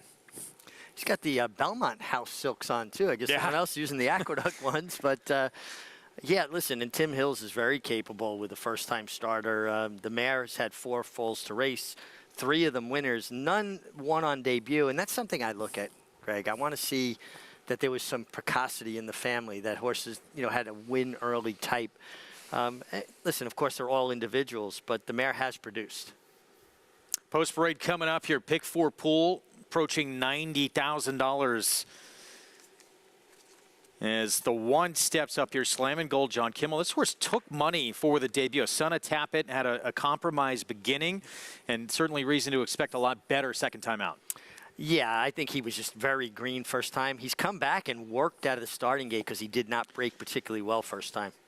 Brick Ambush start debut, I should say. The dam produced Yo Cuz. Real good job the groom did there. You know, sometimes when a horse kind of stops and doesn't want to move, change directions and they get them to move. Groom did a really nice job with Ambush there. Katie Davis, rider change on the 3 Jefferson's Ocean debuting. Here's 6:45, one of 2 for Rob Atras. Yeah, the mare had 5 foals to race, all winners. So you like to see when a mare produces. Yeah, including the big one that Maggie mentioned, Attachment Rate. Winwood, Rat Ortiz Jr., and start number 2. Yeah, veered in at the break, showed a lot of speed, and stopped. It's going to have to improve. Solo's Fury will get back to for Jeremiah Engelhardt, debuted at Saratoga. And then here's Curlin's Hustle.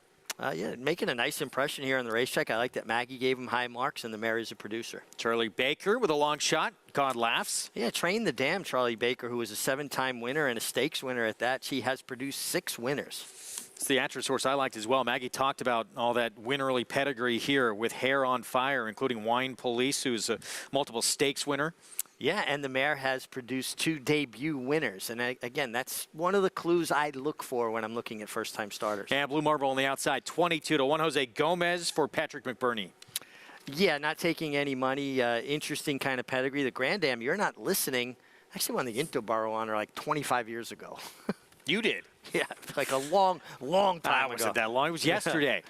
Here's Solo's Fury. So 8-5 favorite on the colt with probably the best afternoon effort as we go back to the beginning here. Bobbled a little bit, got bumped, wound up a distant second to Bon Chancé. Yeah, but I thought ran well. You know, that bobbling beginning, but didn't really break running anyway, and was hustled along by Johnny Velasquez to, you know, get a 2-year-old's mind in the race. Kind of middle moved up, gets head-and-head for the lead here, and, you know, rightfully flattened out a bit. I mean, it was just a long, sustained kind of a run that Johnny had to put this horse into. I like the fact that Johnny Velasquez stays put. See the horse laboring here on the wrong lead, or the inside lead, if you will. And then here comes a fresh face who just, after all the dirty work had been done, jumps in, your winner, Bon Chance. And I thought this horse was game to be second, though. Changed leads late, probably will be better. And I like what I'm seeing in the warm-up. Yes. This horse framed up beautifully. I think this horse is clued in now to what his job is. You know, sometimes first time, no matter how well they've trained, it's an all-new experience, and they're not quite sure of what they're supposed to do. This horse looks like, the light bulb went on. Yeah, looks very good out there on the track, and then the pretty white blaze will be easy to spot in the race. Let's get Maggie's thoughts on how Solo's Fury looks. Well, comparing him from first start to now second start, physically he hasn't changed that much. He's a very round, rotund type of horse, which gives that illusion of not being 100% fit. So like I said, he looks much the same as what he did in that debut. And 2, he was very well behaved. He warmed up beautifully first time out as well. And then he got a little bit antsy, a little bit nervous and kind of obstreperous behind the gate. So keep an eye as they approach the gate on how he behaves while he was chasing wide the entire way. But he kept responding, which I thought was really promising. And we've seen Jeremiah Engelhardt's horses, his 2-year-olds especially, just perform well. If they're not winning first time out, they are generally getting the job done at second asking. So he's your current 8-5 favorite. And like I said, he doesn't look any fitter, but I think that almost is a moot point. But a horse that is so much different from his first start is number 1, Slammin' Gold. As you mentioned, Greg took some money that day, was bumped pretty hard coming out of the gate, and then he kind of had to check back. Then he went outside, and you know, it was like once he got that bump, Jose Ortiz really didn't want him to take that much kickback, so he kept him wide the entire time, and he just could not make up the ground in which that race dominated forwardly, and Yo Banana Boy setting the pace, and Agalos the Great just doggedly hounding him each way and able to grind out the victory. Look for Slammin' Gold to be quicker. He is so much more engaged today, so much more on the bit here for trainer John Kimmel. Now, I'm still of the mind that he might be more of a turf horse. The pedigree would suggest that, as he looks a lot like his brother in coinage, but I'm going to take a shot with him here just because he just looks so much more ready mentally for this start.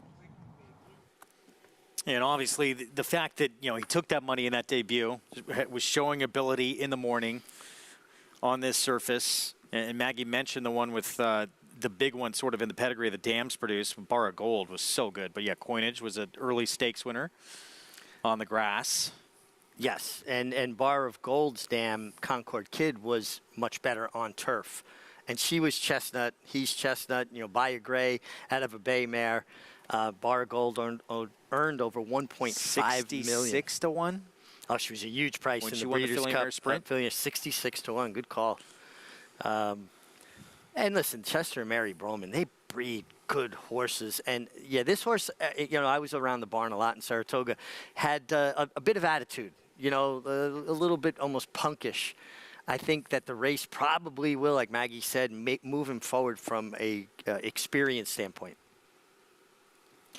There's Brick Ambush, 4-1. Danny Gargan with his first-time starter. Mentioned the dam-produced Yo Cuz, who, look, still ran the race and won, but that's the race where Gold Sweep stumbled out of the gate, but did get a graded stakes win at a huge price. And Brick Ambush is a full to Yo Cuz, and looks like he's got nice works, good steady work tab, sharp gate work, the penultimate work before the race, and then came back with a nice half in 48. I like that pattern. I don't. Sorry, I'm thinking of Yo-Yo Candy. Yo Cuz New York bred. Yes, but it is a full to Yo Cuz as well. I like that pattern. I don't like when I see the last work before they run the gate work. It feels to me like maybe they're cramming in the lessons, right? Horses physically fit, ready to run, but we've got to get them, you know, okayed, and every horse has to be okayed by the official starter to race. And apparently, you know, those DRF workouts showed quite a bit of speed in that most recent September 28th drill. So this one may be quick. Usually when first starters take a lot of money to it is because they're showing that quickness early on out of the gate. So I would expect to see that with the two. With now 3-1, that price coming back down. Yeah, and money, especially with firsters, is meaningful. It means that the horse has been showing in the morning that they have ability. So back to Solo's Fury. And as you mentioned, put in that, you know, especially after taking that bump, you never know how much that can take out of a horse. But did put in that nice middle move. And then certainly in the debut, every reason to flatten out first time. That's more just kind of learning what you're doing a little bit in the afternoon. Yeah, I mean, you saw in the video we showed he was late changing leads, lingered on his left lead. Johnny Velasquez, you know, every rider has certain principles, ideas that they go into riding, philosophies on riding, if you will. And one thing Johnny has done continuously and consistently through his career is with first-time starters, making them go forward, putting them in the race, not allowing horses that, like this horse, getting bumped a bit at the start, not very, you know, sharp away from there, not allowing them to back out of a race. It's almost his way of educating and keeping them, keeping their mind where it should be in a race. I think this horse will be a lot better for that effort. 8-5 favorite, Solo's Fury. Even though it was just a modest speed figure in that debut, even though it had some excuses. We'll see if he can take that step forward. The one that caught Maggie's eye in the background there, that gray, that was in the paddock, the 7 Curlin's Hustle. Dam won the debut. Been training at Monmouth, 20-1 on the 7 with Dylan Davis.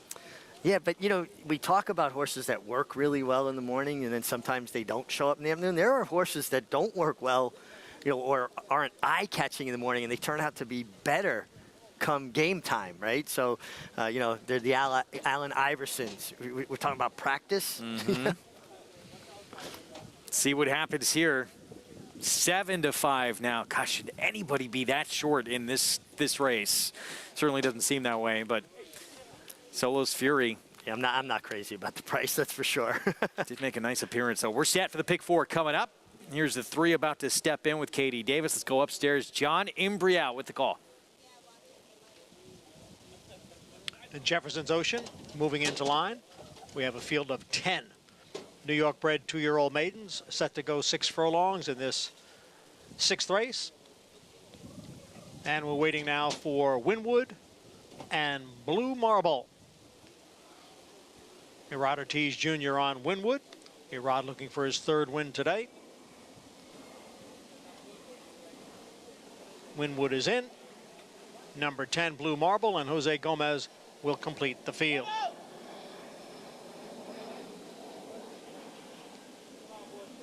This sixth race begins the late pick 4.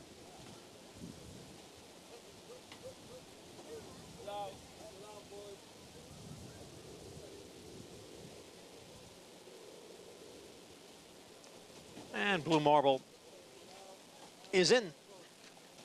Race 6 coming up.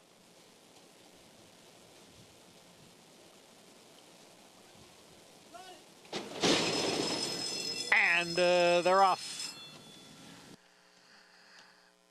And it is Winwood along with Slammin' Gold down at the rail. Solo's Fury sits just off those front runners in third. Then a break of 2.5 lengths to 645, who's in fourth, alongside his Hair on Fire in fifth. Blue Marble next in sixth, 5 lengths back to Brick Ambush, who is running in seventh. Then comes Curlin's Hustle. On the inside is Jefferson's Ocean, who has moved up a spot. And at the back is God Laughs. The quarter went in 22 seconds. Slammin' Gold in front here by 3/4 of a length with the favorite Solo's Fury now getting closer on the outside. 2.5 lengths to 645, who runs in third, and then Hair on Fire in fourth. They come into the stretch through a half in 45 and 4/5 seconds. Slammin' Gold and Solo's Fury. Solo's Fury on the outside, pokes ahead in front. Slammin' Gold is back running in second with 645 in third. It is Solo's Fury who is edging away now. Solo's Fury will deliver here and break his maiden by 2 lengths. Slammin' Gold was second, then 645, and a late run there from Brick Ambush to finish fourth. 2 runners that had a race under their belt. Run 1-2 in here. Solo's Fury best here for Jeremiah Engelhardt with John Velasquez. Yeah, listen, the race definitely helped both horses. You know, Solo's Fury at a very short price, had a beautiful trip. Being drawn outside the other speed, certainly beneficial for Solo's Fury, where you can kind of sit the trip, give him a little bit more of a chance. Johnny rode him with supreme confidence. Look how much more professional he was today, though, Greg. As soon as he turned for home, boom, immediately to his right lead. A race that certainly clued this horse in and helped him go forward. And a big improvement from the one Slammin' Gold. He was much better out of the gate coming in off of that sharp gate work. He did everything but win, ran extremely well. And you get the Maggie and Mig Exacta, but Maggie did the heavy lifting by giving you the 6-1 shot that rounded it out. 6-1, 4-2 finish. A couple of first-time starters run third and fourth, but 2 with experience run 1-2 in here. And you like, obviously, the win's important, but the way he did it, too. Just, as you said, you see switching the leads a lot more cleaner and earlier than he did in the debut. Yeah, broke sharply, and Johnny was able to just put his hands down, and he was placing himself extremely well, third in the clear. Not much better trip with a 2-year-old than being laying third just off of 2 horses that are, kind of battling. And your clean faces win races, as Acacia likes to say, and he got to sit that outside perfect trip. Really good effort. Slammin' Gold took a big step forward and was very game. Just second best today. Wins as the 7-5 favorite here to start this late pick 4. So Solo's Fury, Jeremiah Engelhardt, Greyhound Stables, Christopher Dunn, and Johnny V. Your winning connections here in the 6th at Belmont at the Big A. Well, the prices when we come back would be sprinting on the turf when we return in a 50,000 starter allowance. Solo's Fury, son of Salamini, takes the 6th. We'll be back.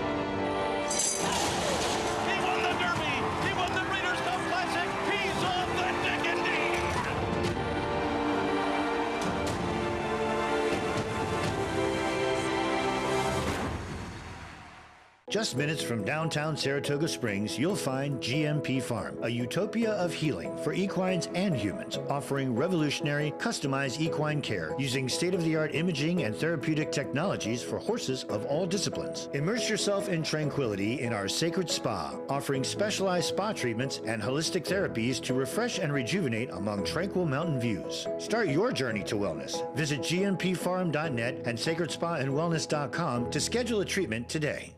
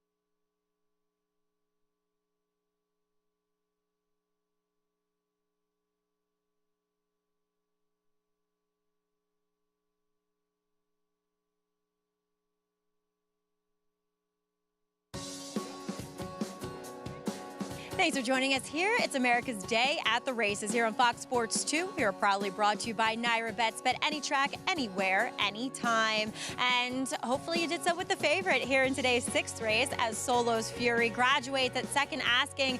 And here with his pilot, Hall of Famer John Velasquez. And Johnny, first time out, I had to double check it was you on him because you were riding this guy from the word go in that debut. But what I liked is he kept responding to you.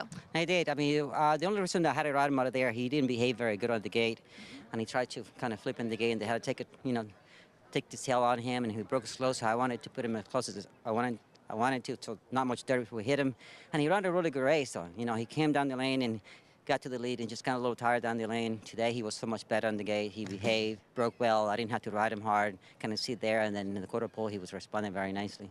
The track seems so fast out there, though they did go pretty fast early on. I'm sure you were just thinking, man, I'm in the right spot.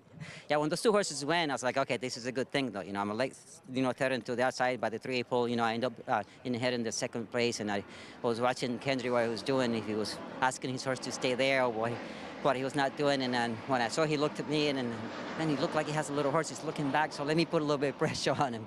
Obviously, my horse handled it very well, so it's nice when they come up from, first time out and didn't have such a great schooling, if you will, and then come back, and the way he ran today was very nice. For someone like you who has ridden with so many different riders, but you do ride a lot here in New York, what are some of the idiosyncrasies that you've picked up from your fellow riders to kind of know when to move, and how do you read them and knowing what to do with your horse? And it's very nice. I've actually ride everywhere, but when I see the guys that I ride most of the time, I kind of read what they're doing on top of the horses, so you can't tell what they're doing and what they're not doing. And Kendi was going a little comfortable, and then he gave me a sign that he has a little more horse than I thought that he would have. So I said, okay, I better put a little bit of pressure on him so he doesn't get away. And knowing the way the track is playing, it's playing pretty fast. It's like, okay, let me make sure I put a little bit of pressure just in case. And obviously having the horse, the ability to do what my horse did, worked out really good. Well, nobody's smarter out there than you, Johnny. Congratulations. Here with Solos Fury. Thank you very much. A little sad we're losing him, though. He's going to Keeneland for the weekend, and some pumped-up owners here in the winner's circle with a well-deserved win with Solos Fury. One of the absolute best to ever do it, Hall of Famer John Velasquez. Is so much more thinking, and you talk to us about it a lot, of what's going on during the running of a race that most people realize. Absolutely, and you've got to be familiar with the horses you're competing with, as well as your own horse, obviously, and the competition. The other riders, and riders have habits, and sometimes they don't even realize they have habits, but it's up to you to do your homework and exploit any of those weaknesses or habits that you can pick up on. To me, when a rider prepares, it's more than just looking at a racing form. It's watching replays and also keeping a mental file of what riders do. You know which riders are always going to drift off the fence, who are going to, when a horse moves to them, they're going to go out to that horse, or a rider that's going to guard the fence with his life. You put yourself in a position to exploit those things. So Solos Fury kicks off this late pick $4.80 for the victory in our Spendthrift Farm 2-year-old race of the day, home of North America's 4-time reigning champion, General Sire Into Mischief. 6-1, 4-2, and look, 6:45, Brick Ambush. A couple of first-time starters to keep your eyes on next time out, as we take a look at how this late pick 5 has played out to this point. Form has held in the first 2 legs, but we still got a long way to go. And the first of the next final 3 legs of the sequence will be sprinting on the grass. 6 furlongs outer turf. 50,000 starter allowance coming up. Maybe the most wide open race of the entire afternoon coming up here. And just keep in mind too, Octopus is running, but is running for purse money only. I'm glad you told me that, because I had him down as a scratch, and I think Octopus is a player here. Favorite right now, the 7, King James, for trainer Chad Summers. We're going to take a timeout. We'll talk 2 of the great ones coming up this weekend, trying to punch their ticket to the Breeders' Cup. Fierceness, brilliant in start number 2 at Saratoga for Todd Pletcher. We'll line up with the Champagne. And Life Talk for those same connections in the Frizette for 2-year-old fillies. We'll be back.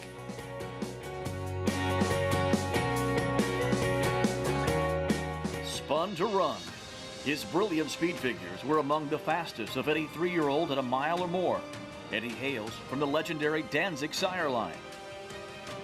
Now, this multiple graded stakes winner, millionaire, and Breeders' Cup champion is passing his remarkable talent along to his progeny. 95, 5, 200. 200 down, 2, 2. In the back, Patrick, 200,000. Thank you. Spun to run, standing at Gainesway. Tip number 1, sale time, folks, we're ready to go. When there are this many buyers under one roof, anything can happen. Last November, buyers from 29 countries traveled more than 135,000 miles to be right here.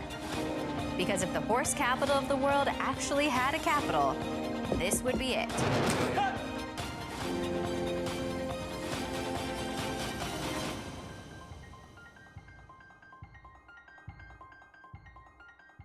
We watched his career. You know, the speed he had was tremendous. So we bought 2 or 3, underbidder on several. Really nice volatile colt in his last sale that I think maybe $600,000. Beautiful colt.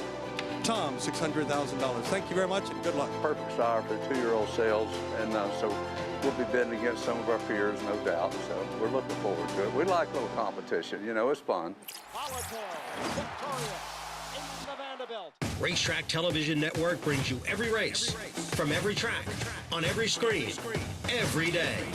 With monthly packages starting as low as $5, RTN gives you great value and access to more live HD streaming and race replays than anyone. Visit RTN.tv today to sign up and watch on almost any device, including Roku and Amazon Fire. RTN has packages that start at $5 per month.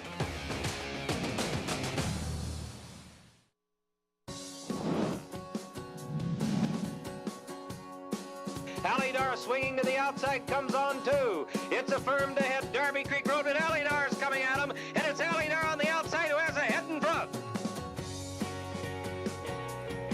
5th meeting already in the Champaign between Affirmed and Alydar. Affirmed to beat him in the Youthful, and then since that time they'd split the next 4 meetings. This one going to Alydar again. He'd been beaten the Hopeful and Futurity, got him in the Great American, and got him this time. Yeah, but you know, the difference was that Alydar was away from Affirmed. Affirmed was doing enough to hold Darby Creek Road at bay, and when he finally spotted Alydar, Alydar had all the momentum, and the race was basically over. And after that, when they went to the Laurel Futurity, Cawthon kept Affirmed way off the inside, so he made sure that if Alydar was going to challenge him, he was either going to come inside of him or he was going to be able to see him. And that was the key. When Affirmed saw Alydar and Alydar saw Affirmed, he was never getting by him. But in a situation like that, Darby Creek Road with Angel Cordero was, you know, had him kind of engaged in a battle. And by the time he picked up Alydar, it was too late. But, hey, George Velasquez winning it with Alydar. Steve Cawthon on Affirmed. Angel Cordero on Darby Creek Road. 3 of the greatest riders of all time. And with a rivalry like that, what chance did I have not to fall in love with this game? It's what makes any sport great, having those great rivalries. Yeah, you know, the NBA, it got to that peak level early with the Lakers and the Celtics having all those battles. This was one of those romantic, you know, romanticized head-to-head great rivalries we had in this sport, maybe the best ever, arguably. That's what you need for this sport to take it to the next level. We're going to have the Grade 1 Champaign coming up this year's edition. Fierceness, see if he can develop a rivalry with someone, and not if he ran like he did last time out. Everyone else is going to be pretty far behind him. He was so good in that debut at Saratoga. Now, it was a muddy seal track. We'll see. Weather-wise, I'm not sure what we're going to get on Saturday. We may get possibly a wet track again. But what do you think of this debut? It was dazzling. I mean, there's no other word that jumps into my mind other than dazzling. And what's interesting is Todd Pletcher's not a trainer that gives his horses fast workouts, breezes, right? He'll gallop a horse on an off track, but they won't breeze, which is a fast work. So this is a horse that was never asked to go fast on an off racetrack and did this. He might be better on a fast track, and that's a scary thought. Showed such good speed in the right way, though, easily. Well, General Partner, his second start is when he really shined. 92 by your speed figure, not that far off of Fierceness, and he won this one basically on the lead by 4 lengths, going 7/8 of a mile. And now he's going to try and stretch out an extra furlong. Well, and that gives to me him a bit of an edge in, foundation. Obviously, it's his third start. He's already gone 7 furlongs. Now he's got to stretch out another 1/8 of a mile, where Fierceness is going from 6 furlongs to a mile with only the benefit of that one start. And experience counts. Grandot has more experience than anybody in here. Well, in this situation, maybe not the best thing when you're 2 years old, but we'll see. Can the New York bred make an impact? He's actually improved. His last couple of starts have been much better than his first 4, and obviously he was dominant in that Bertram et Bongard on that wet track. I think this is a horse that continues to improve. It's a quick turnaround. He's very well seasoned, right? He's had those 6 starts already. He's run on turf. He's run on dirt. I don't think a mile will be any issue at all. He dominated the Bertram Bongard. This is a lot tougher, but you can't discount a horse that tries as hard as El Grandot, and I think he's interesting. Yeah, and he's quick too, but it looks like there is other speed that wants to go with him in that race. Could be a great addition of this Grade 1, trying to punch their ticket in that Champagne to the Breeders' Cup Juvenile. Meanwhile, Breeders' Cup Juvenile fillies prep. When you're in that Grade 1 Frizette earlier on the card, race number 5, and same connections as Fierceness. Life Talk, Todd Pletcher, Rapoli Stable. And Around Ortiz Jr., she second time out, broke her maiden by more than 6 lengths at Saratoga, and she did it having the benefit of having gone a mile. Yes, and that's what you really got to like, that she responded so well to the stretch out to the mile and dominated her first start. She, I thought she was a bit green early, kind of caused her own problem at the break, and finished, with determination. And now second start, just smarter, more experience, more distance. Now, she does have a tendency to lug in. You can see through the stretch. She, Irad was having to correct her as she got over on top of the fence. If she's in a position where a horse is battling inside her, is that going to inhibit Irad's ability to ride her without correcting her? Because remember, when you're correcting a horse in the stretch, you're also slowing them down. Yeah. So I thought it was really evident there how much she was actually trying to lug in. Meanwhile, filly that we heard some buzz about before her debut, and she just got up to win, going 6 furlongs at Saratoga for Bill Mott. Just FYI, daughter of the Triple Crown champ, Justified, Junior Alvarado back aboard. Yes, and this was a very determined run from her going 6, and I think she did it because she was able to win because she's good, not because she relished 6 furlongs. I think she's going to really appreciate stretching out to the mile, and Bill Mott's not a trainer that cranks them up to win first time. He's very capable of winning first time, but he's preparing a horse more for a career than a particular race. And I think that bodes really well for Just FYI. I do think she'll take a step forward, and I like her on the stretch out. And just for your information, I needed her for a big score that day, so she came through for me. So I got a soft spot for her. It always makes you become a little more... Yeah, I'm a little more enamored with her, yeah. We'll find out how she does start number 2. Look, most of these still evolving in their very young careers. Who's going to punch their ticket? Couple of win-in-your-in races on that Saturday card. It's going to be a lot of fun. You do not want to miss it. All these graded stakes on that Saturday card, including 3 Grade 1s. That Joe Hurst Turf Classic, we talked about it already. Top 3 finishers from last year's Breeders' Cup Turf. And really all 3 of them with something to prove in that race. Yeah, I think that you want to see the good versions of them, that they got back to the form they had last year, again, being their final Breeders' Cup prep race. 7th race, sprinting, 6 furlongs on the outer turf coming up, 50,000 starter allowance. And so look at St. Hood for Brian. Jose Ortiz will ride. Let's go downstairs to Maggie. Brian has limited turf starts, but when he showed up in Saratoga 2-back, I'd written in my notes, has more of a turf hoof. So I'm excited to see him getting back to this surface here for Steve Classeris as he going back to that turf start at Laurel, where he ran that 81 Beyer in that claiming 40. Maya Prince would return with a subsequent win with an 88 Beyer, and watching it, he kind of couldn't keep up early, so he's going to have to do his best running from behind, which I get, but at least this is 6 too, and he kind of launched a bid following the winner, so he was with the flow of the racetrack, but I like the way that he moved over the surface. And on top of that, 2-back, when he showed up at Saratoga, I didn't love the way he looked as far as the conditioning he was carrying. Well, today, I like him a lot more. He's gotten a little warm, but again, it's pretty warm. It's unseasonably warm at the moment. I like Sainthood for Brian in this spot. I think he's quite interesting. As number 9, Majestic Johnson. Talk about an interesting reclaim here, as he was claimed away from Linda Rice as a 3-year-old, and 11 months later shows up for Michelle Nevin, and Linda takes him right back.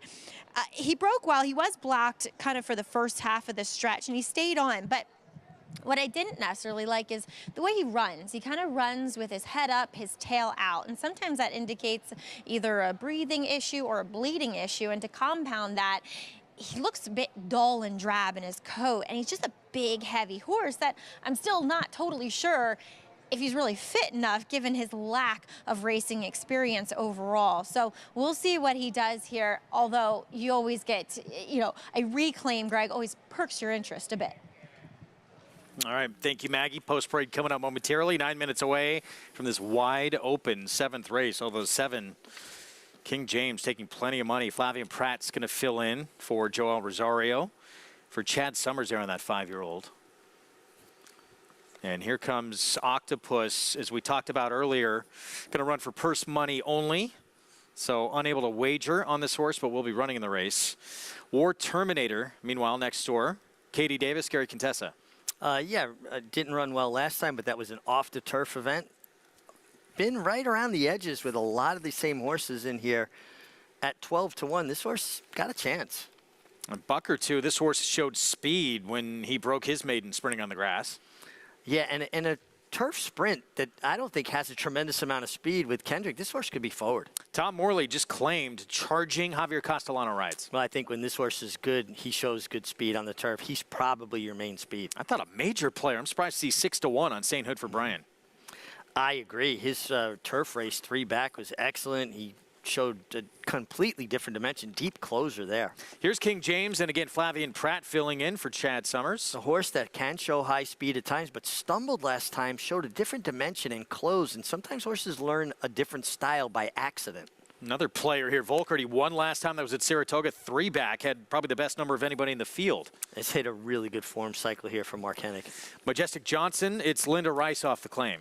I was intrigued with that claim back as well, and that speaks of a trainer that likes a horse, has confidence, and wanted that horse back in their shed row. Chris Engelhardt with a 19-1 shot outside here, built to last.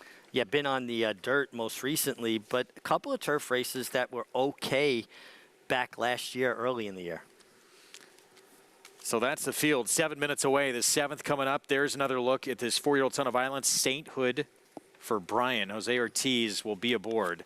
6-1 right now. And let's look at the beginning of this race back on July 14th. Yeah, just, you know, didn't break sharp, right? Just kind of fell out of the gate and backed up. But you got to appreciate the way this horse closed. I mean, really turned on the afterburners, right? You know, as a rider, you're making that move. You got the field in front of you, and even if you know you want to angle out, you want to try to make that corner first. And you saw the rider trying to do that. Maybe he had to come out a little earlier than he would have liked, but, you know, here he comes. His head's coming back in the frame now.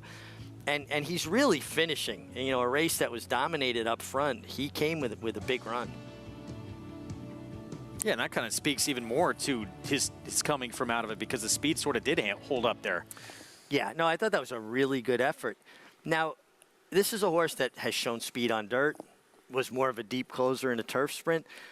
I hope that he can get some sort of position today. Because, again, for a turf sprint, do you see a tremendous amount of speed in here? No, there's not. And, you know, some of that,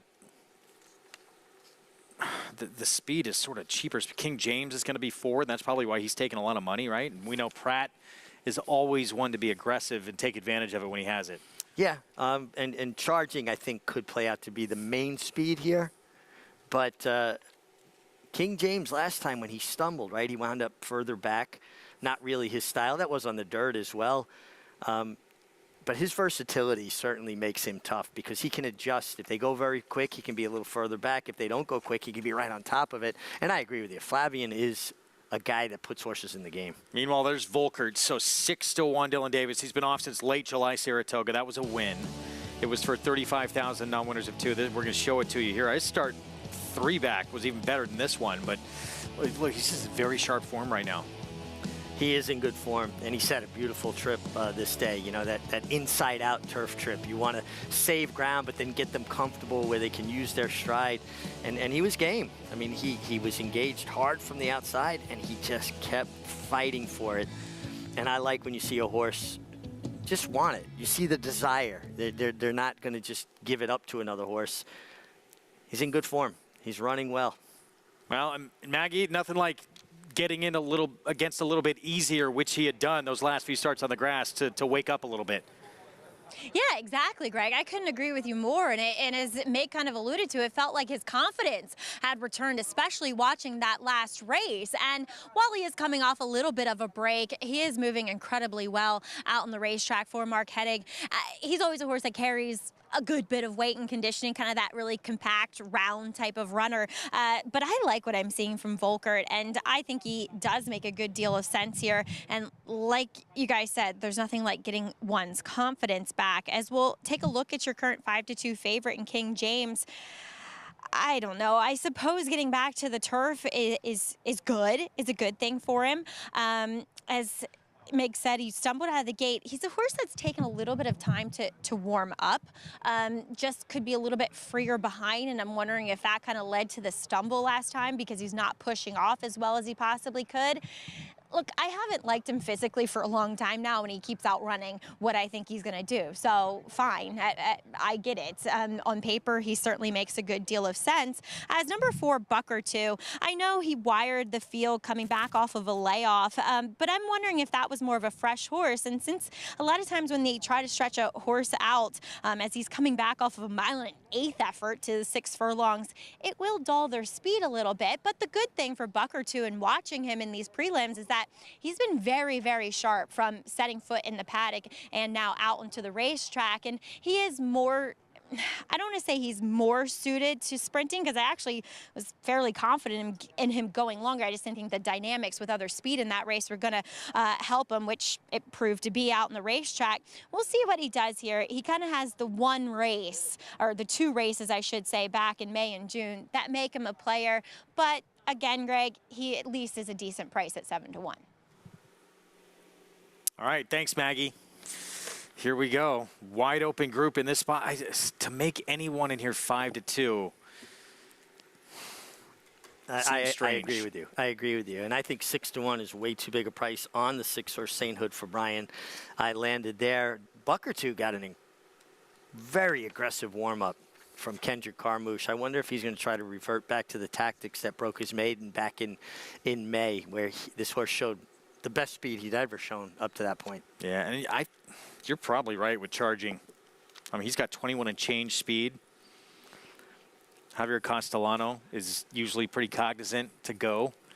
Yes, and listen, last time on the dirt when he was claimed by Tom Morley, he stumbled at the break. It wasn't the right surface. I mean, he did run well on debut at Fairgrounds on the dirt, but every time he's run on the turf, his speed has been intact. So I kind of think he's going to be a part of the pace. It's going to be interesting to see what happens with the horse just inside of him, Buckaroo, the way he warmed up.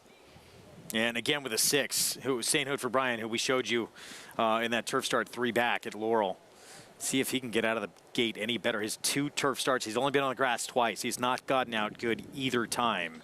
He has been on the lawn.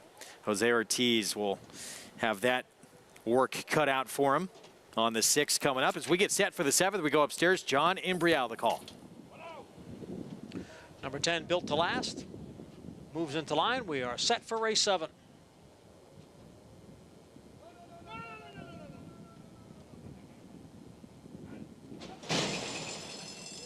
And they're off. Bit of a slow start there for number 6, Sainthood for Brian. Volkert is out first. Built to Last on the far outside is charging now, charges up, and Charging has taken the lead. Volkert is running in second with Built to Last next in third.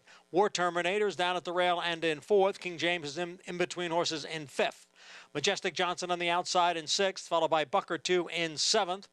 Then comes Octopus, who's running for purse money only, and alongside is Sainthood for Brian. The quarter 22 and 4. Charging leads here by 2.5 lengths now, with Volkert running in second. War Terminator is down at the rail in third. Then comes King James in fourth, 4 lengths from the front, followed by a buck or two, and Built to Last in the white blinkers on the far outside, and then Majestic Johnson, the half-mile in 46 seconds.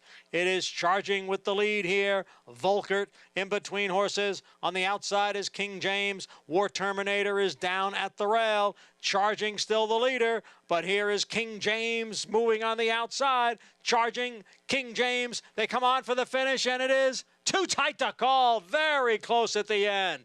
Was it King James or did Charging hold on? Charging may have held on. This got very tight late. King James and Flavien Prat making this late run at him there. Was it the 5 or was it the 7 outside? Boy, this got desperately tight.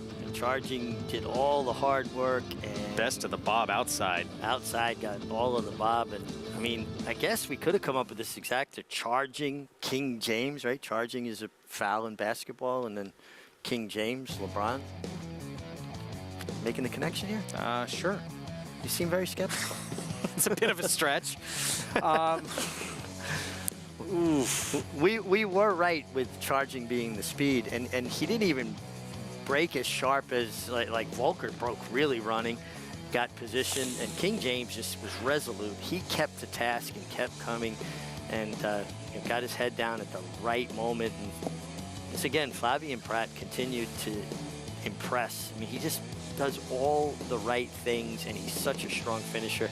Boy, what a tough beat if you had Charging. King James put up as your winner. Very difficult beat for Charging Javier Castellano. I mean, he couldn't have done anything different, could he? No, he did everything right. It looked like he was going to hold him off. It looked like King James kind of got there in mid-stretch and almost stalled for, about 40 or 50 yards, and then kept on again and gets it done under very strong handling. Chad Summers in the winner's circle here with King James, Gold Square Stable, and the 6-horse St. Hood for Brian. He broke poorly in the turf 3-back. He broke even worse today and really didn't come up with much of a run. Oh, this game can be difficult. So you're Javier Castellano and you're walking back to the jockey's room. What are you thinking right now? Well, the shorter the margin of defeat, the more second guessing you do. I mean, it's just human nature. If you get beat a nose, you're thinking of 100 different things you might have been able to do different that would have made up that nose deficit. When you finish second, you'd rather be second by a few lengths and go, okay, I was second best. I think he did everything right. I don't see really any excuses.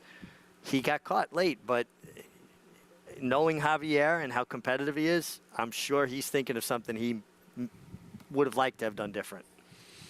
Flavien Prat comes and nails him. Perfectly timed ride on King James. Got a big weekend ahead at Keeneland. He'll be heading out of town soon. When we return, she just keeps winning training titles on this New York circuit. Linda Rice, 5 in a row. We'll have her story and what motivates her when we come back here on America's Day at the Races.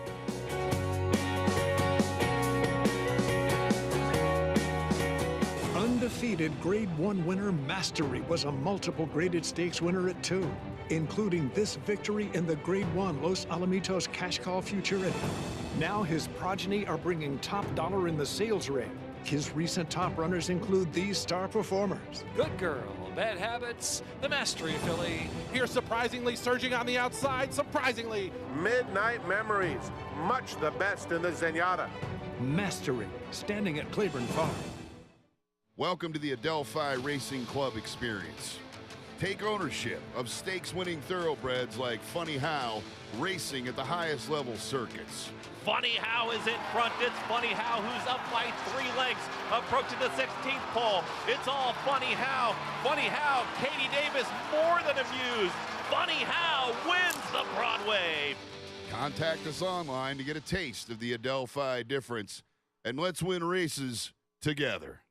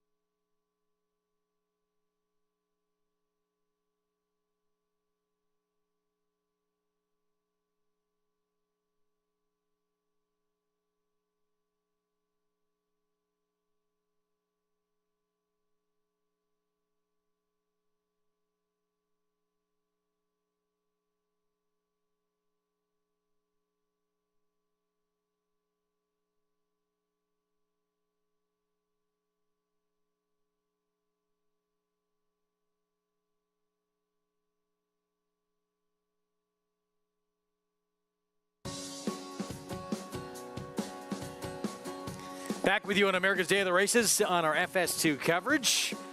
And a race that certainly the 5 did not deserve to lose, trying to take this field gate to wire, charging, no, nailed. And the final jump at the wire by King James and Flavien Prat.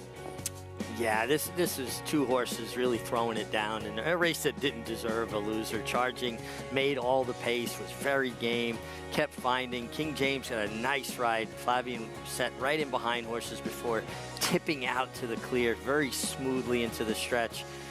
And it was just a matter of whose nose was down on the wire first. And tough beat if you had Charging, but King James ran a terrific race, both the winner and the runner-up. War Terminator at a big price rounded out your try with Katie Davis. 7-5-2-8. King James the victory, and the form continues in this pick 5 that has been extreme. So much for that race being so wide open. Extremely formful to this point, 3 legs in. Yeah, very formful. Your winner as the favorite at King James at 680 over your second choice in Charging.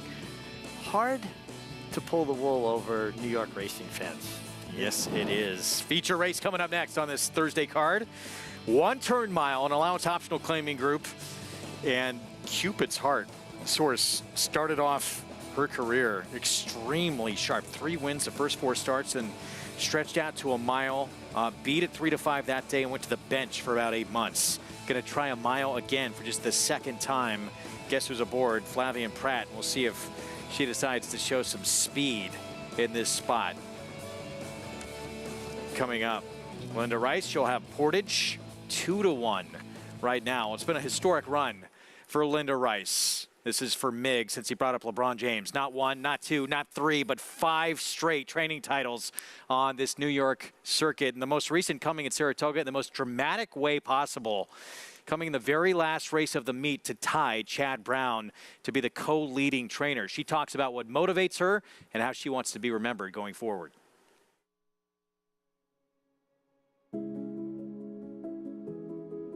When I go to the barn in the morning and train horses that I'm excited about running, that's what drives me. Winning races, whether it be a claiming race or a stakes race or a grade 1 at Saratoga, it's so much more fun than losing. Okay, guys, Jose, I'm ready for the first one. Go ahead. We're going from the half out 5/8. My father, he was a hard worker, and he was very ambitious, instilled a strong work ethic in my 3 brothers and myself, and he had a love for the horses his whole life, and he instilled that in us as well. It's Double Booked in front. My first good horse was a horse named Double Booked, a grass horse, when I started training at Monmouth Park, and a filly of my father's named Ready Jet Go. But I would say that City Zip was a very good 2-year-old. I brought him here. He won all 3 2-year-old stakes here. It's City Zip in front of the 16th. City Zip by 3. He would be the horse that really helped move me along the path that I am on now. I like to claim a lot of young horses with lightly raised horses that I think have both potential on their pedigree side and, of course, conformation. So that's been a big asset to my claiming, which has been probably in the last 5 years I've been doing more of. Voodoo Song digs in. Is he going to do it? He is! Voodoo Song with a 4-star Dave! New York racing is, frankly, it's my home. I've been here for quite a few years. I have gone from a young trainer that was struggling to climb the ladder to being a mainstay in New York. And I think by not diluting my business at different venues, I think it's been helpful for me to be successful right here in New York. I'm all about New York racing.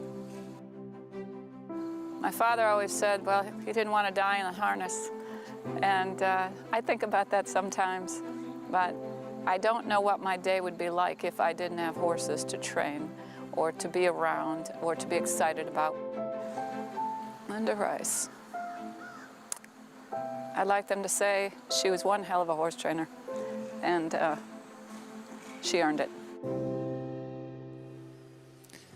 She's proven that she's one hell of a horse trainer. It's just remarkable on the most difficult circuit there is. I mean, 5 consecutive training titles, Saratoga as well, where you have Chad Brown, who she tied with, Todd Pletcher, all those big outfits. To keep it going at some point you think, well, she's going to run out of ammunition. She is not.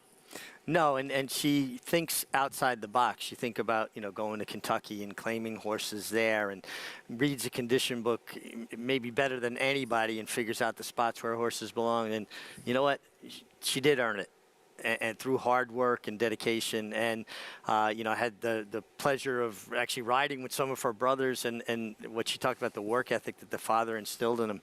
True horse people. And now look at the diversity of owners that Linda has in her barn too. That to me is telling. Barry Schwartz having horses with Linda.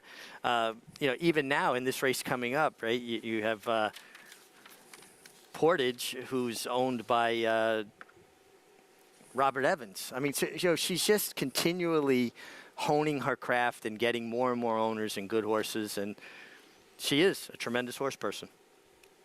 And again, she's put herself in position to keep that streak going, too, after the hot start. She's here at this Belmont at the Big A meet.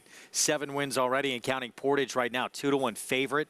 And this one coming up, be interesting to see what happens here. A couple of very big rivals going to have to deal with here, including Cupid's Heart. But Linda Rice with the favor right now. Jose Lezcano will ride Portage, as you mentioned, owned by Robert Evans. We'll be back right after this with the post-parade.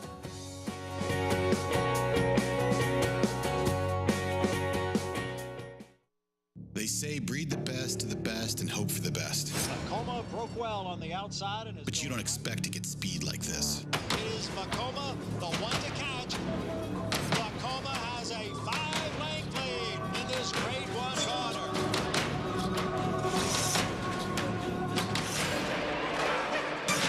Vekoma continues the battle on down at the rail. It is Vekoma who's going to win the Metmouth. Experience the adrenaline-pumping, suspense-filled action of the Sport of Kings right from your phone with Naira Bets. It's fast, easy, and secure. Download the app today and start winning with our lucrative weekly promotions, thrilling handicapping contests, and a one-of-a-kind VIP rewards program. Don't just watch horse racing, be a part of the action with Naira Bets.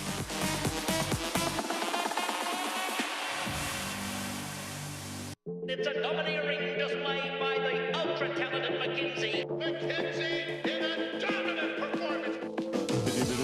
1,200,000 right there. 1,200,000. 25, 550. Mitchell, 550,000. And now 500 and 500,000. Thank you. 450, 75, 475,000.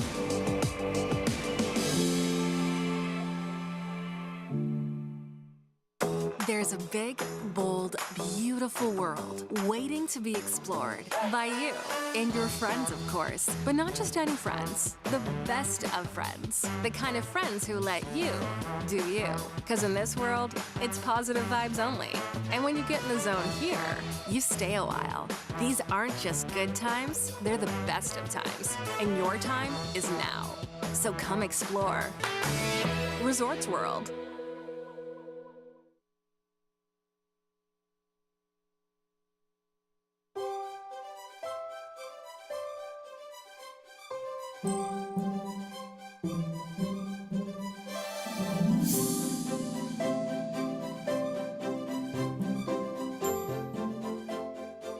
Here at Stone Street, we've been the leading breeder of yearlings for 7 years in a row. And we hope to make that 8, 9, 10 on to infinity. So we specialize in the high end of breeding. We breed the best mares to the best stallions and hope for superstars. We produce champions. So we're bringing our babies, our yearlings, to the market, and the buyers know that they have been treated with the best care, and they've been raised as horses on the farm, outside almost all the time, and we have tremendous integrity and do the right things by our horses. So we have a spectacular broodmare band at Stone Street, and it started back in 2003 when my husband, Jess Jackson, bought the first broodmares. We developed these families. For example, Dream Rush, who was a great race mare, won the test at Saratoga, great sprinter. She was in foal when we bought her to AP Indy and produced Dreaming of Julia. And Dreaming of Julia, who was Broodmare of the Year this year, produced Malathaat and Julia Shining. So we developed these families, and we're continuing to do that. We try to keep many generations. When a buyer buys from us, they're getting the guarantee that it's the best we can do. We've raised them the right way, and they come from the best breeding.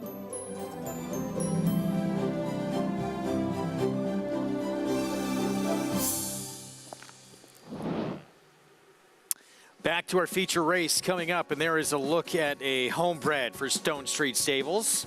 Pure Pauline, Todd Pletcher trains. Around Ortiz Jr. will look for number 3 on this 3-year-old filly by Curlin. Yeah, filly had showed a great deal of promise.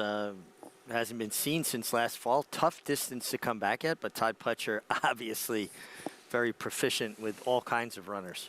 Broke her maiden second time out at Keeneland, and then she faced one that our colleague Tom Amos thought was going to be one of the best fillies he ever had in his career in Hoosier Filly and graded stakes competition. Maggie, what do you think about Pure Pauline? Well, you mentioned Hoosier Filly. That's just the tip of the iceberg for the horses that Pure Pauline has faced. Pretty Mischievous is in there as well. She's likely on her way to a championship season. And you go back to the race that she actually dead heated in winning, and that contained graded stakes winners as well this year, including Taxed and Defining Purpose. So we saw a horse earlier on the card, in Berlone, coming in off of a layoff, who had faced a world of better rivals and getting a bit of class relief. I feel like it's the same song and dance here. And if anything, Pure Pauline makes a better impression from the fitness standpoint than him. Now, I know she was bet first time out, down to lukewarm favoritism up at Saratoga, but she was very green, kind of a atypical Todd Pletcher first time starter. She was green in the paddock, she was green on the track, she was screaming, she just wasn't mentally all there. And then she put it together when shipping down to Kentucky. Now, she's incredibly fit here. She's ultra focused too. I really like what I'm seeing from this filly. I think she gets back on the right track today, as she will get Lasix for this return effort. Number 6, Cupid's Heart. She's now 4th off of a layoff, and she was totally against the track back on August 30th. Now, her biggest Achilles heel is that she just doesn't get out of the gate that well. Well, she can find her stride. She's often using and expending so much energy, making up the lengths that she wasted by just braking tardily every time. So last time, she was forced to kind of rush up into the pace, which held together while doing it 3 wide. And that's just not how you were winning races back on that day. Now, she was accompanied by her pony, as she typically is. I've always questioned whether she's going to be best at a mile. But given the fact that she doesn't get away well, maybe this mitigates it. And she has lengthened that frame quite a bit. She's gotten a lot more relaxed now as an older horse. So while I didn't think it was in her wheelhouse going towards the end of last year, this year I'm a little bit more on the positive end of the spectrum. Now, another horse who's stretching back out in distance is one that's taking a lot of money, currently at 2-1, is Portage. I like her stretching back out. She's uber laid back. It just kind of has that demeanor to her, and quite a stretchy filly that suggests that this 1-turn mile is going to be ideal for her. She came in, she's a little hotter than many of the others in here. She's since been washed off, but not as if she was visibly nervous by any means. So a horse that makes a good deal of sense. But I will say the one thing about her last time, Greg, is that she was awfully reluctant to switch over to her her right outside lead, which I think would have made maybe the finish just a touch closer in the end. And I know there was a filly that you were high on just the other day, Three Rivers, who got beat. She was undefeated for Bill Mott coming in. She'd won her first 2 starts. That second start really impressively. And even though she did get beat, she got beat by a pretty good horse as well, Chad Brown filly that ran very good. Good man Sam, I believe. Yes, and she was chasing a very fast pace yesterday, went a half in 44 and change. So I don't think she really lost anything, Three Rivers, in defeat yesterday. You know, every time a horse wins, the next start's going to be a bit tougher, right? They're moving up in conditions. They're going to face horses that have more seasoning, horses that have more ability. You know, you go from a maiden race, these are all horses that have never won a race, to then a non-winners are won. Well, now, hey, they've already shown they have some ability as well. Waters get deep fast. Yeah, no doubt. So let's take a look at Portage. Still your 2-1 favorite. This was back on July 20th. This was the maiden win at Saratoga, going 7/8 of a mile. Yeah, and I just think Portage has figured the game out, and she's tactical. She can put herself close, but she's also versatile. You know, need be, she could settle back off the pace. This is what Maggie was talking about too, though. Like, look at lingering on that left lead. Now, she's winning, but you'd sure like to see her change to the right lead. They find a bit more energy. You know, the way I've explained it in the past is you're running through the airport with your bag in one hand. As you start to tire, naturally you put that suitcase in your other hand and continue on, and you get a little bit of a fresh burst of energy. I think that's a good way to explain it with horses changing leads. Especially if you're running to make that connection. Oh, man, you know, you got to get there. You can't. Oh, you know. That is stressful, isn't it? There's Linda Rice. She trains the 8 Portage. So we'll see if this one, second time in against winners. I don't think there's anyone the quality of a 3 Rivers probably in this race, which is the good news for Portage. You know, I don't think so either. I guess the biggest question mark is the 2-horse Pure Pauline down on the inside, because, you know, she did show ability at 2, and what you see at 2, you would expect major improvement at 3.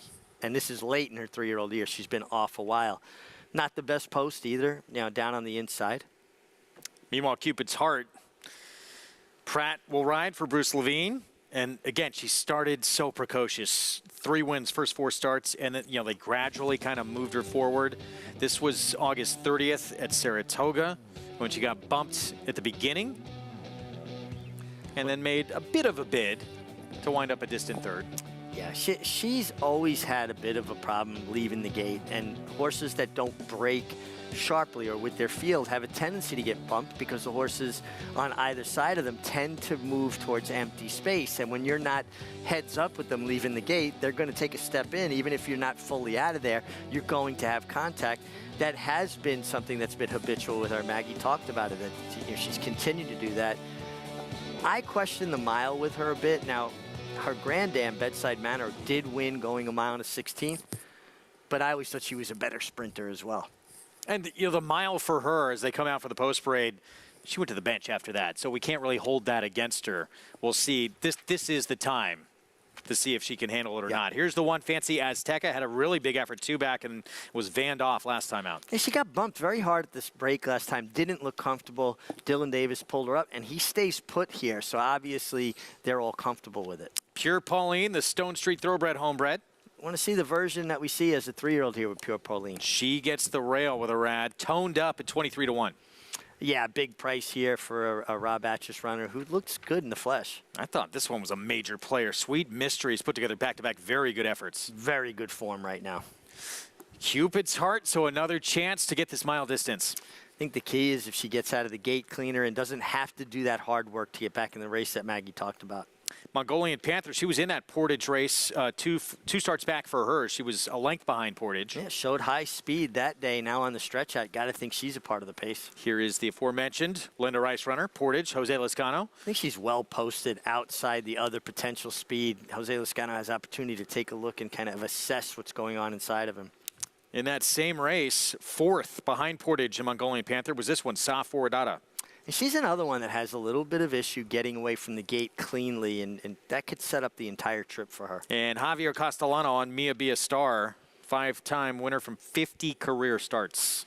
Yet with 11 seconds and 11 thirds to complement that as well. She is a check getter. She would like to see things heat up and come with a run, and she's the kind that picks up pieces. 429,000 in earnings. Yeah, for that 6-year-old mare is going to be easy to spot on the racetrack. Nearly white mare as we get set for the final 2 on this Thursday card coming up, which you can play through Naira Bets. That's the code to use for new members, match 200 right there at NairaBets.com. Still favored. Wow, a little surprised Portage has been favored throughout here. Yeah, I am a bit as well. I like Portage. I just thought that, you know, she might be in the 3.5 to 1 range. A lot of love for this fill. And part of it probably is who she faced as well. 3 Rivers we talked about last time out. There's Pure Pauline. It's projection play, or I guess kind of on the come here with this 3-year-old debut for a filly that obviously, Todd Pletcher felt she had ability to put her into a graded stakes race and start number 3 of her career. Yeah, and the speculation is what are you going to get now as a more mature horse? We saw what she was at 2. How much of a step forward is she going to take? And also, tactically, the inside post position, probably not the greatest spot for her because I think she's going to be a little bit under the gun as far as getting position. Yeah. And it was mentioned earlier as well, too, pretty mischievous. Leader of that 3-year-old filly division. She was only a half length behind her in that spot as well. Come back in her 3-year-old campaign, 3-1 right now for Todd Pletcher and Stone Street. Let's go back to Maggie. Well, more often than not, class prevails, and that's what has led me to take Pure Pauline in here. Once watching her gallop off, she looks great. And when you're dealing with Todd Pletcher, you often don't have to worry about the fitness levels. And if you're worried about fitness levels, you can often see it. Thinking about the filly yesterday, whose name is completely escaping me, that one gate to wire going 1 1/8 for Todd. She was a rare Todd horse that just looked like she needed a start. Second off, she was right there, obviously needing the lead too. But I get what you guys are saying with the dynamics of this race, kind of forcing her hand a little bit.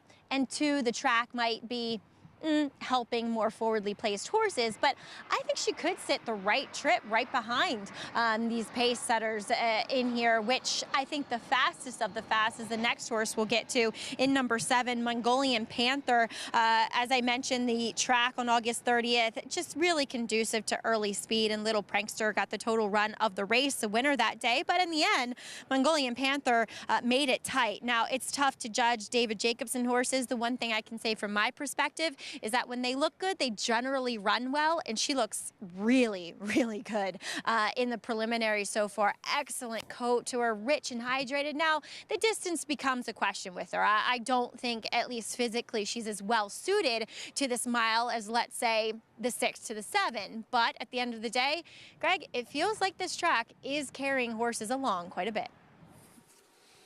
So we'll see how that plays out. This 8th race coming up, 11-1 on Mongolian Panther here. Another one here stretching out to 1 mile. Which has run okay actually at 1 mile before.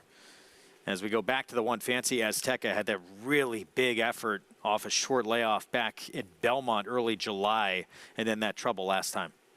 Yeah, and last time I think she was affected by being bumped so hard at the break and just didn't look comfortable. And sometimes horses just get jammed up. It's nothing, major. It's nothing, serious. It's just that they're not comfortable because they took that contact early in a race. The fact that Dylan Davis stays put for Rick Dutrow. Now, all these horses, when they have an incident like she did where she was pulled up and got a van ride home, have to go through protocols to be able to race again. Full physical examination. They have to work for the vet. They go through a battery of tests. So the fact that she's coming back now, obviously she passed through all those protocols, and that Dylan Davis is aboard. And if I was a trainer, and I don't know that he did this, Rick Dutrow, I would have Dylan come work her if I was going to keep him on the horse, because the last experience he had with her was not a good one, pulling her up. But he had so much success with her in the past. So I would almost just say, okay, put a line through that race, because she would not be competing today if she wasn't 100%. No question. 10-1 right now, pretty generous price too, maybe because of that. As we go back to Sweet Mystery, I really thought this was one of the main players in the race. 8-1 though, and then that was the morning line. But the last 2 starts, she's sort of gone to another level, including that victory at Saratoga at 1 mile. She's just in a really good form cycle right now. She's a hard-trying, hard-knocking filly. 13 starts and 11 times 1, 2, 3. Kind of a grinding style. She needs to be forward. Trevor McCarthy knows her well. Bred up at Gallagher's Stud. Anybody familiar with the Gallagher's Steakhouse? The Brodies also own Gallagher's Stud. And beautiful farm. Just above Dutchess County in Columbia County. What a really, and they've been prolific owners and breeders in the state of New York for many years. So 9-1, Trevor McCarthy has gotten to know this filly pretty well. Been on board each of the last 5 starts. But throughout, it's just part of it's the respect for Linda Rice, also part of it's sharp form and upside, too. Portage, the 8. It's only her 6th career start, and she faced a very good one last time out, who she was a distant second to. And she's shown she has ability. 84 Beyer in that maiden win at Saratoga. And she's going to be forward, and Maggie made a very good point. Last few days at this, Aqueduct Racetrack, you want to be forward. You do not want to give a horse too much to do. There she is, stepping in, daughter of Tonalist. Jose Lezcano retaining the mount for Linda Rice. See if she can keep her hot start to this meet going after having won 5 straight, or at least a share of those training titles on this circuit. We're set for the feature. Let's go upstairs to John Imbrial.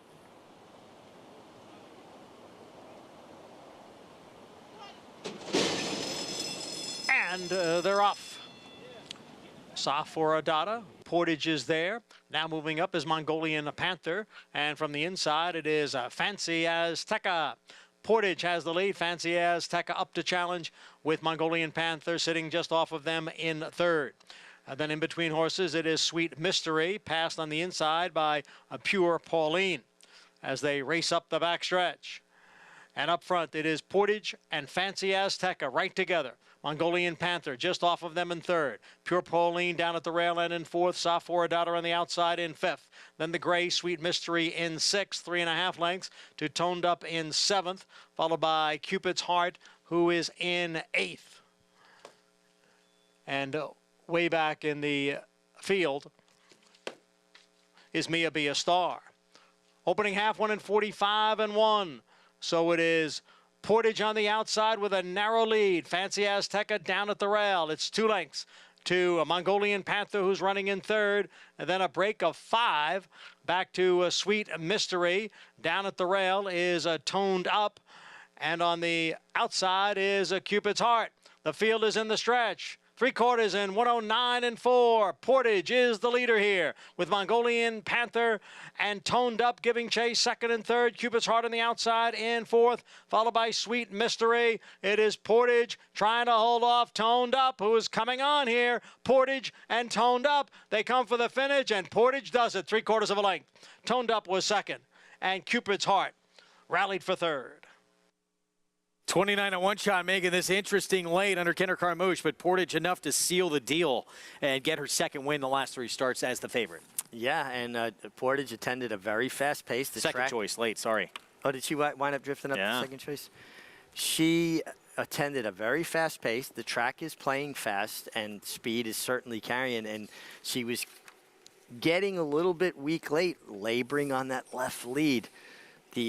The runner-up, Toned Up, got a terrific ride, inside-out ride from Kendrick Carmouche, who took advantage of that fast pace to rally in the 2nd and looked at one stage, and you see Kendrick with the yellow silks with the pink cap, and saved all the ground, came out. And now when she gets out of that kickback, right, she gets into the clear right here, she really starts to finish. Portage, really good filly, but this habit of not changing leads is going to cost her one of these days. As finally she, continues to face better and better horses. Cupid's Heart, once again, broke a bit slowly, made her run, flattened out. I think she's better sprinting, and I think that's just something you have to almost factor in when you're handicapping race with her. She's not going to break well. It's just at a point where that's just her.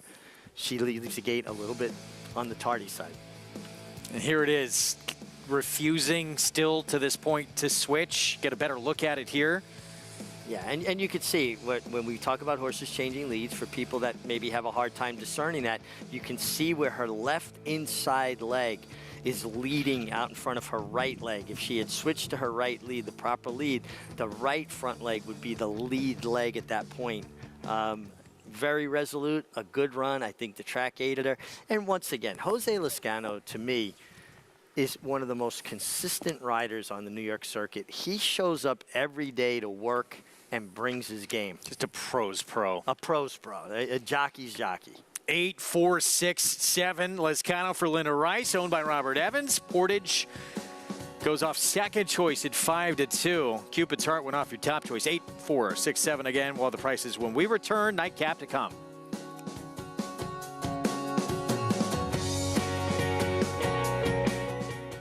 Quality Road, proving Lane's End's tried and true stallion-making tradition. Quality Road has sired multiple Eclipse Award and Grade 1 winners, including champion 2-year-old colt Corniche, champion 2-year-old filly Caledonia Road, champion 3-year-old filly Abel Tasman, Grade 1 winner Bleecker Street, and classic winner National Treasure. He's a leader of his generation. Quality Road, a stallion that stands above the rest.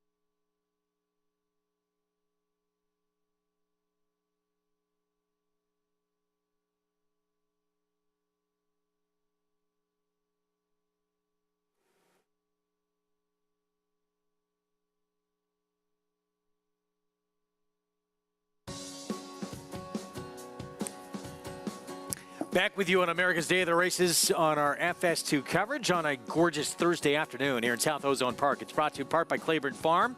100 years of doing the usual, unusually well. Winner's Circle lead-in brought to you by the Fasig-Tipton November sale, the world's premier breeding stock event. Nominate now to the sale where stars are sold. Portage. 2 wins now, the last 3 starts in the barn of Linda Rice. Jose Lezcano aboard for the victory. Again, those issues, switching leads late, but able to get the victory 8-4, 6-7. Let's go to Maggie. Here with Linda Rice as Portage. Linda, was it a matter of trying to find the right distance with her? Because you tried her 6, 7, now the mile, and it worked out well. Yeah, you know, every time I've run her, Jose Lezcano has told me he thought that she would probably handle more distance, and being a toneless filly, you know, that would make sense. But, you know, she was a little green in her behavior and switching leads and breaking from the gates, so it's just taken us a little time to gradually bring her, you know, forward. She certainly broke well today. The leads, though, Linda, is that her? Does she do it in the mornings, or is it more in the race day scenario where too much on her mind, she can't do it? And she switches much better in the morning in workouts. She switches fine. In the afternoon, I think when she gets tired, she's struggling. I'm hoping that that will come with time and experience. You know, she's still relatively lightly raced, so she should improve. That she is. One that's not so lightly raced is one that you'll send out in a Grade 1 coming up this weekend. The Joe Hurst Turf Classic, obviously rescheduled for this Saturday. Still looks like we're going to get rain this Saturday, but your boy Pioneering Spirit, he's just been so consistent since switching to the turf. Talk a little bit about what you had just said to me off air with the impending weather. Well, obviously, we would all prefer to run on a firm course, and you know, so, but it is what it is. I mean, the race was canceled. Here we are. We're going to have a rainy forecast again. But I do think the Pioneer Spirit is a smaller horse. He's a light-framed horse, and I think that I'm would be more reluctant to run him on a boggy, soft turf if he were a big, heavy horse. And I also think he's kind of catty with his size, and he'll get around the sharp turns well at Aqueduct. At least that's what I'm hoping for. Well, you certainly liked it up at Saratoga with coming off that win in the Bernard Baruch. Linda, wishing you the best of luck with him, and congrats here. Thank you, Maggie. All right, Linda Rice, as she said, running pioneering spirit in that Grade 1 Joe Hurst Turf Classic, Greg, but getting things underway with Portage on this afternoon.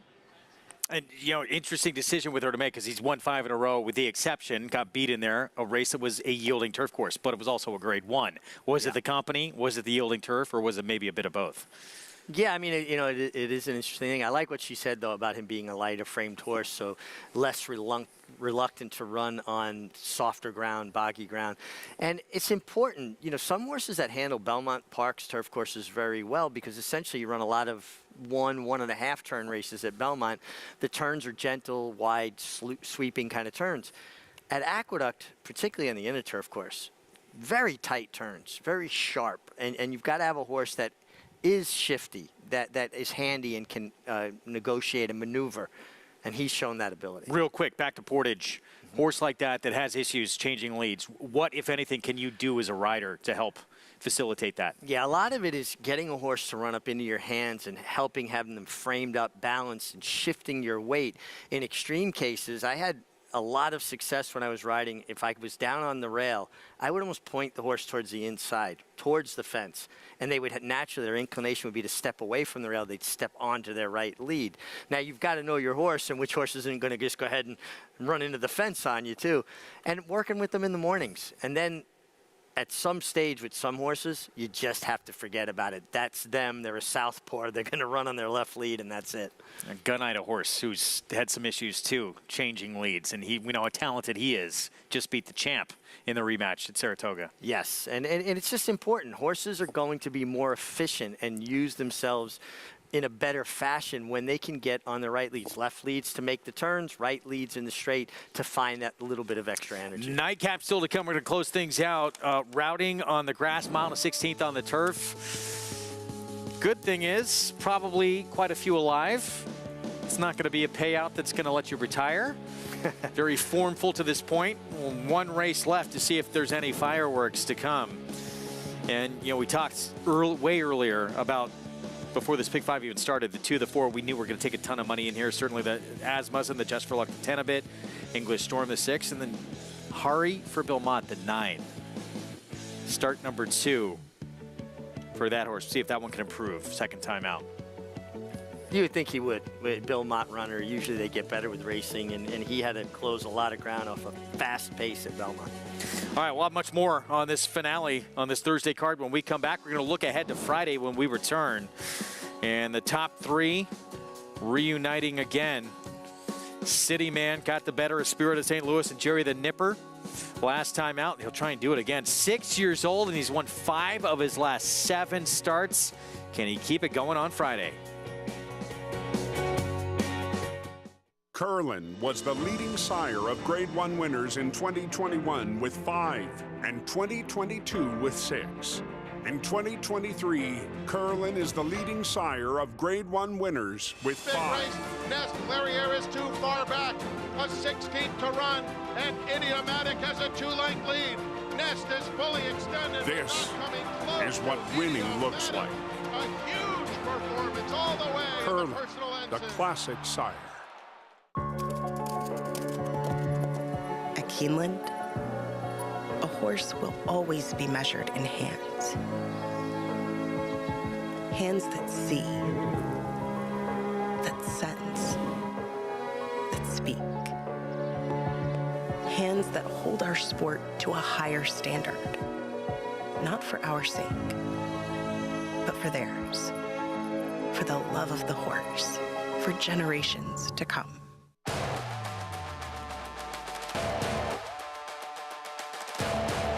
And the stage is set. The undefeated Bright Work weighs and means still a length back second. These two are dominating. Bright Work is a superstar. She is 4 for 4.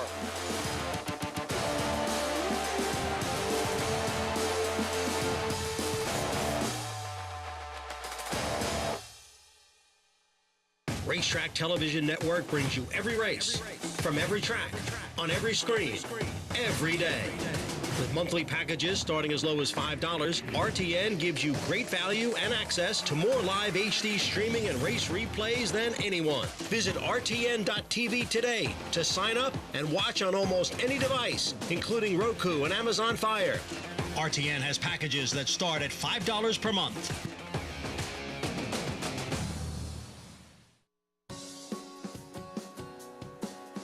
Back with you on America's Day at the Races on FS2. Nightcap to come on what's been a very formful Thursday card, at least in the late pick 5. And we're going to close things out routing on the turf. Going to look ahead to tomorrow's card, though. And the Ashley T. Cole, City Man, Spirit of St. Louis, Jerry the Nipper, 1, 2, 3 in the West Point.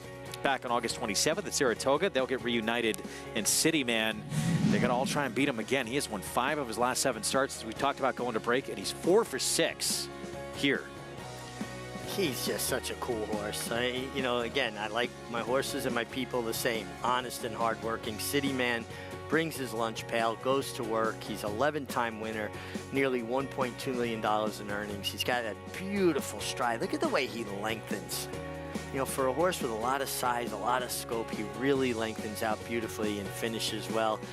Doesn't really appreciate soft ground, so we have to keep an eye on the weather for him. You know, he's won on good ground, but I don't think he wants to catch a yielding course. And you look, maybe, is there a chink in the armor? Maybe a mile and an eighth? I don't know.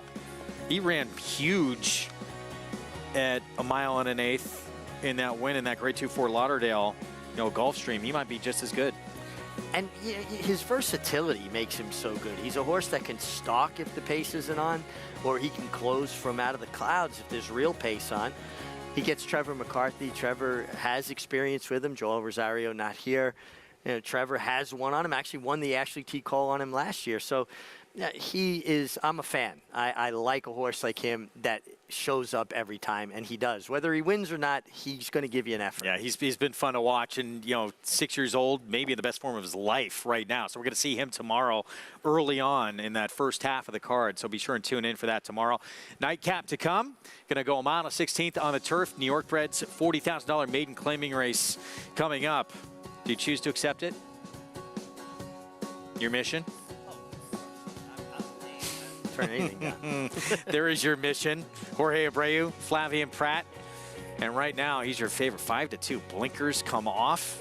Usually comes from pretty far out of it. See if he can get any pace to run into today.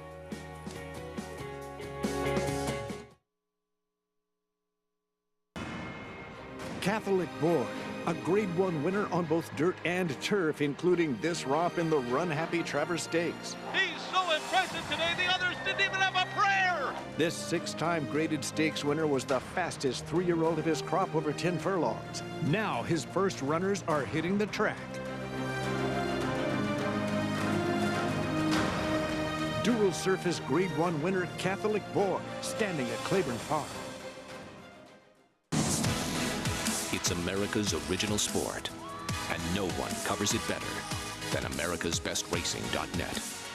From the sport to the lifestyle, the best races, horses, and destination venues, cocktails, gambling, fashion, and more.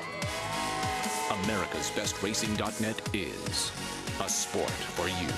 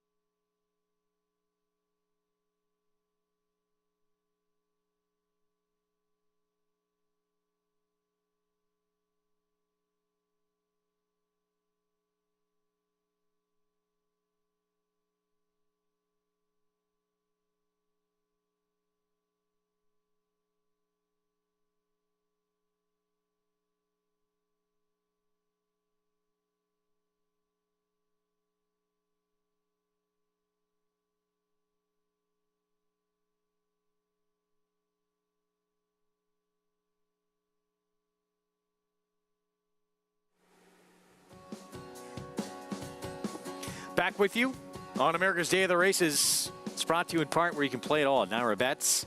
Go to nairabets.com.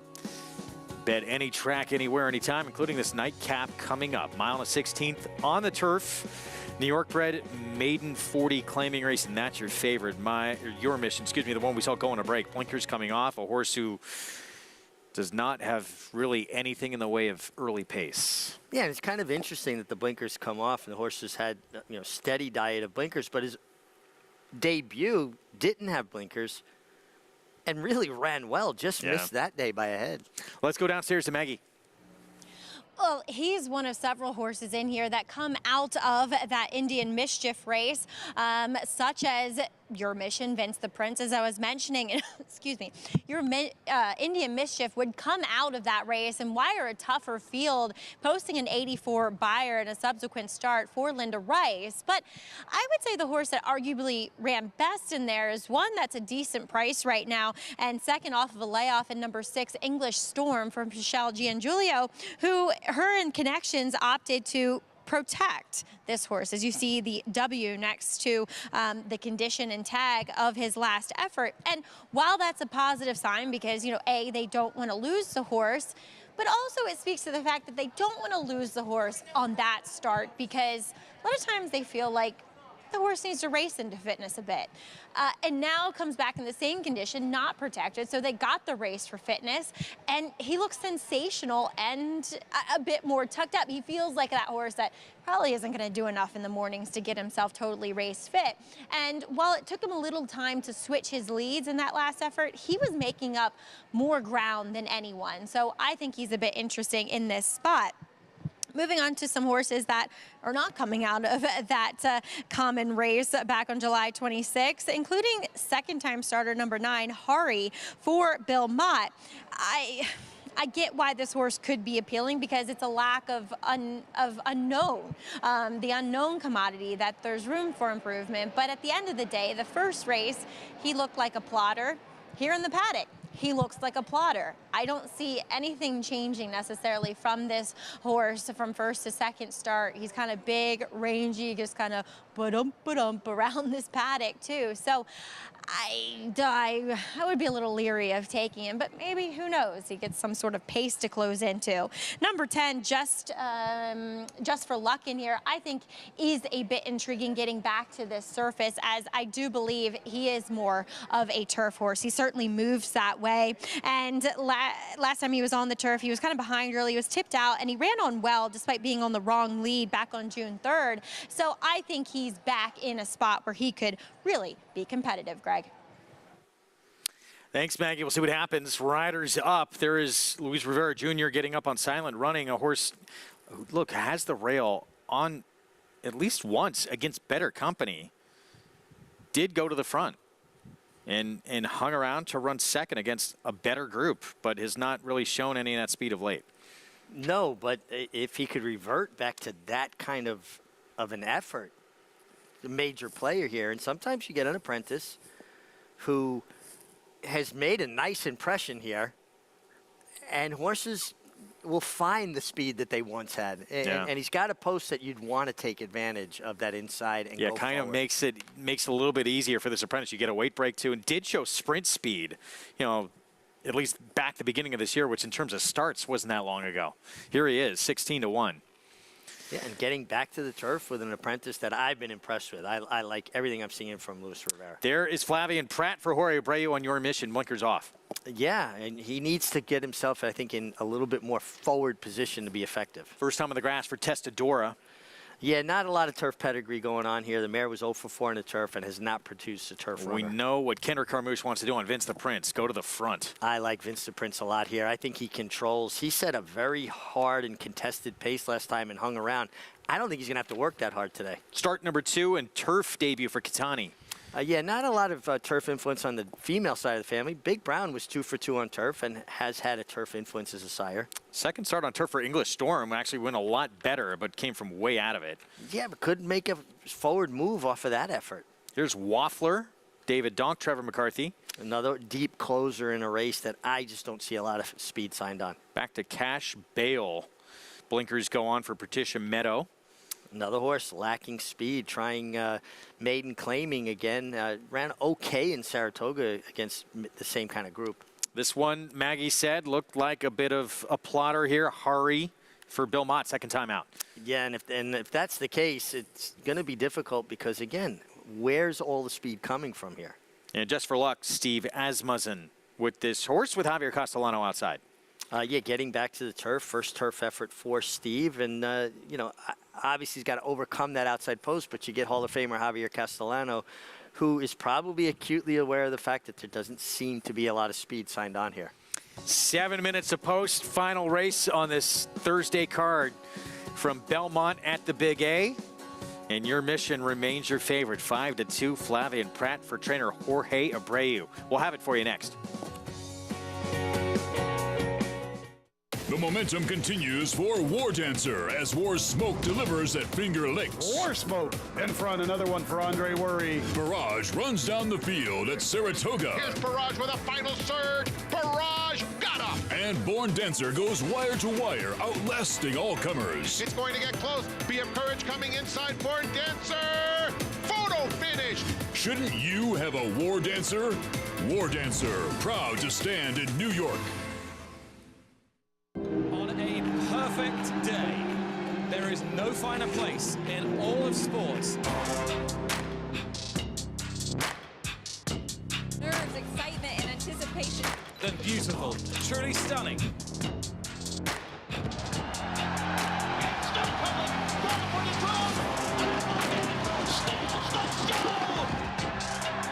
For the Breeders' Cup World Championships. Now more than ever, it's time to get with the program. When shopping for your next race prospect, consider that New York breds start with an advantage. Our New York breds run for serious green. At Saratoga Race Meet, New York bred maidens run for up to $88,000. New York bred allowance horses run for up to $100,000. And New York bred owners can collect awards of up to $20,000 per horse per race. So get back with the program. Seriously. Racetrack Television Network brings you every race, from every track, on every screen, every day. With monthly packages starting as low as $5, RTN gives you great value and access to more live HD streaming and race replays than anyone. Visit RTN.tv today to sign up and watch on almost any device, including Roku and Amazon Fire. RTN has packages that start at $5 per month.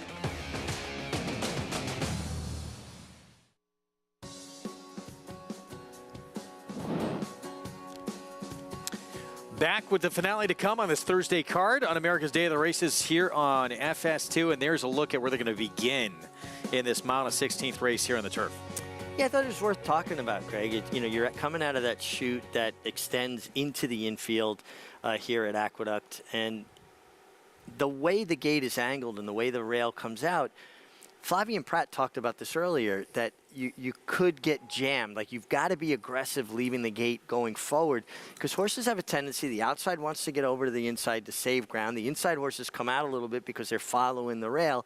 And the horses in the middle, if you don't break well, can get jammed in there and you get shuffled back quickly. So start is so imperative, particularly coming out of this little chute here at Aqueduct. Keep your eyes, out of the gate. And what kind of gamesmanship happens. You like this horse who, if things go the way they should, there's not going to be any traffic problems at all for this horse because he's going to be in front.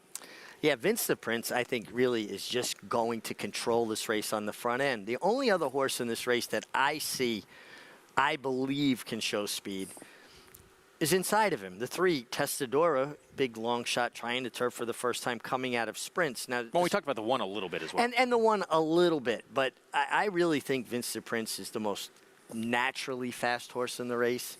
Last time went 23, 46-3, 110-4, and was hounded. Always had a horse on top of him. I think he's a length and a half clear today, ears up, and sets a more controlled, sedate kind of pace. I think Vince the Prince by War Dancer. What would a day be without a War Dancer winning on the turf here anyway? So good on the grass. Maggie, Vince showing you signs he's going to be dancing on the lead?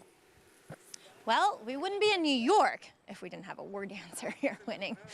New York bred. Anyway, Vince the Prince, yeah, and two, because it's a inner turf course race, I think it, helps his chances even more. And last time out, like I said, he went around there 1-2 with the eventual winner, Indian Mischief, who would come back and take down a much tougher field. He looks fantastic. I have nothing against this horse, and I kind of find it amusing that yet again, they love betting Your Mission, who has been the beaten favorite in 5 of his 9 efforts. Will he be 6 of 10? We'll see what the board eventually goes off at when they break. But they take the blinkers off, as Mig was talking about. Best effort to date was arguably the debut when he didn't wear them. And two, watching his last race, he kind of ran evenly, and then horses kind of swarmed him towards the outside, and he ducked down to the rail. So I'm wondering if they're thinking that taking the blinkers off allows this horse to see his competition, so therefore he's not as reactive to them when they're kind of surrounding him. But again, he's not one that I'm going to sit here and recommend as a favorite. I, too, would take Vince the Prince, but I'm going to try with another horse coming out of that race that I think ran sneaky well second off the break in English Storm.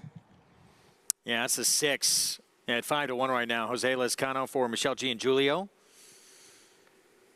And going long on the turf for the first time, much improved effort from that horse last start. Yeah, and listen, having that race under his belt certainly should move him forward from a fitness standpoint. And he has another horse that actually at times has shown speed, has been more forward. Been very formful in this pick 5. We'll see how this finale plays out. Let's go upstairs. John Imbrial to close out the card. Number 10, Just for Luck, moving into the starting gate, and we are set for the Thursday finale.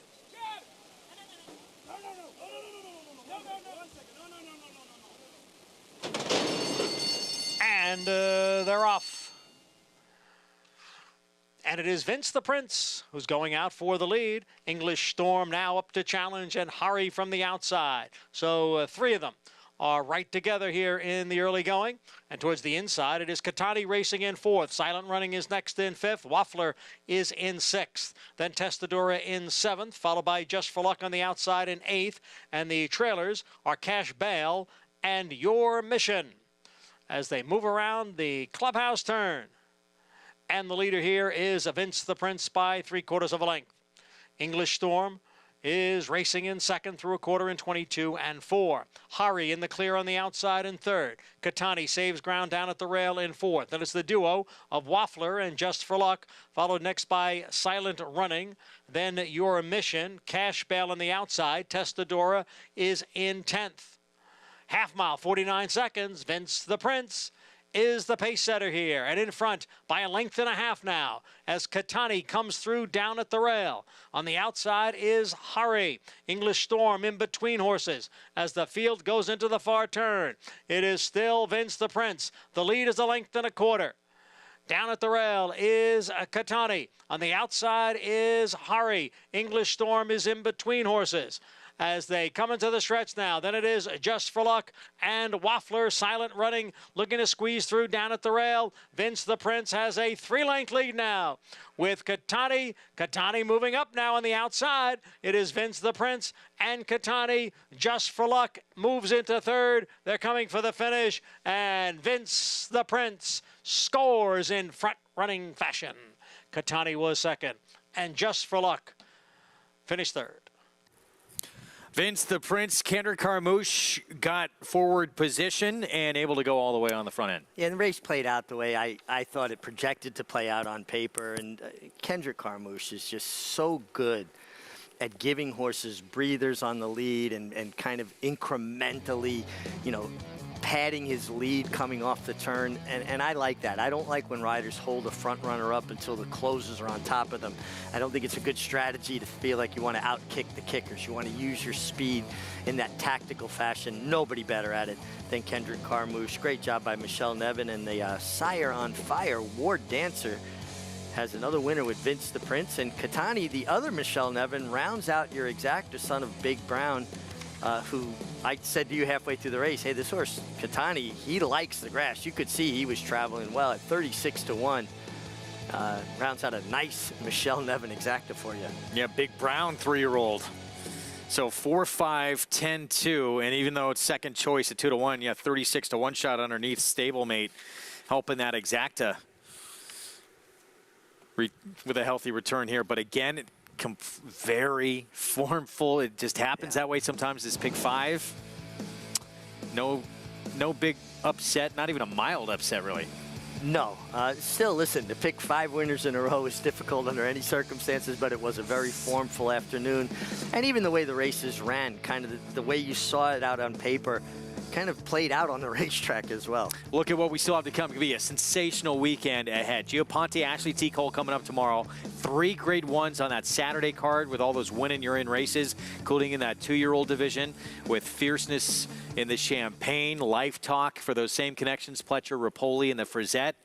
It's going to be interesting to see how that pans out. Big performances from some of these horses, maybe like a Fierceness, could go to the Breeders' Cup as a favorite. He was so impressive on debut, and he just looks so naturally fast. And I don't think the mile will be any issue for him whatsoever, because he looks like a very smart colt, a very tractable kind of colt, waits on his rider's cues. It's always exciting. We're always looking for the next star, aren't we? Yeah, I mean, those 2-year-old races, those divisions, so exciting. And then, of course, top 3 finishers from last year's Breeders' Cup turf, but Rebels Romance, Stone Age, Warlike Goddess, all of them have big questions to answer and something to prove in that race on Saturday. Yeah, we're looking for one of them to kind of step up back to that form that we saw last year, but it's going to be a great day of racing. Look forward to seeing you all weekend long. Tomorrow, 2 very competitive stakes races as well, including that Ashley T. Cole with that rematch. Your top 3 finishers from the West Point. Race 6. Earlier today, it was Solo's Fury's your favorite, winning second time out for Jeremiah Engelhardt. Don't forget, we're going to see it tomorrow. 12:30 start time. Our feature race. Winner Rice, Jose Lezcano, Portage. Late switching leads, but it did not matter. We'll see you tomorrow again, 12:30 start time.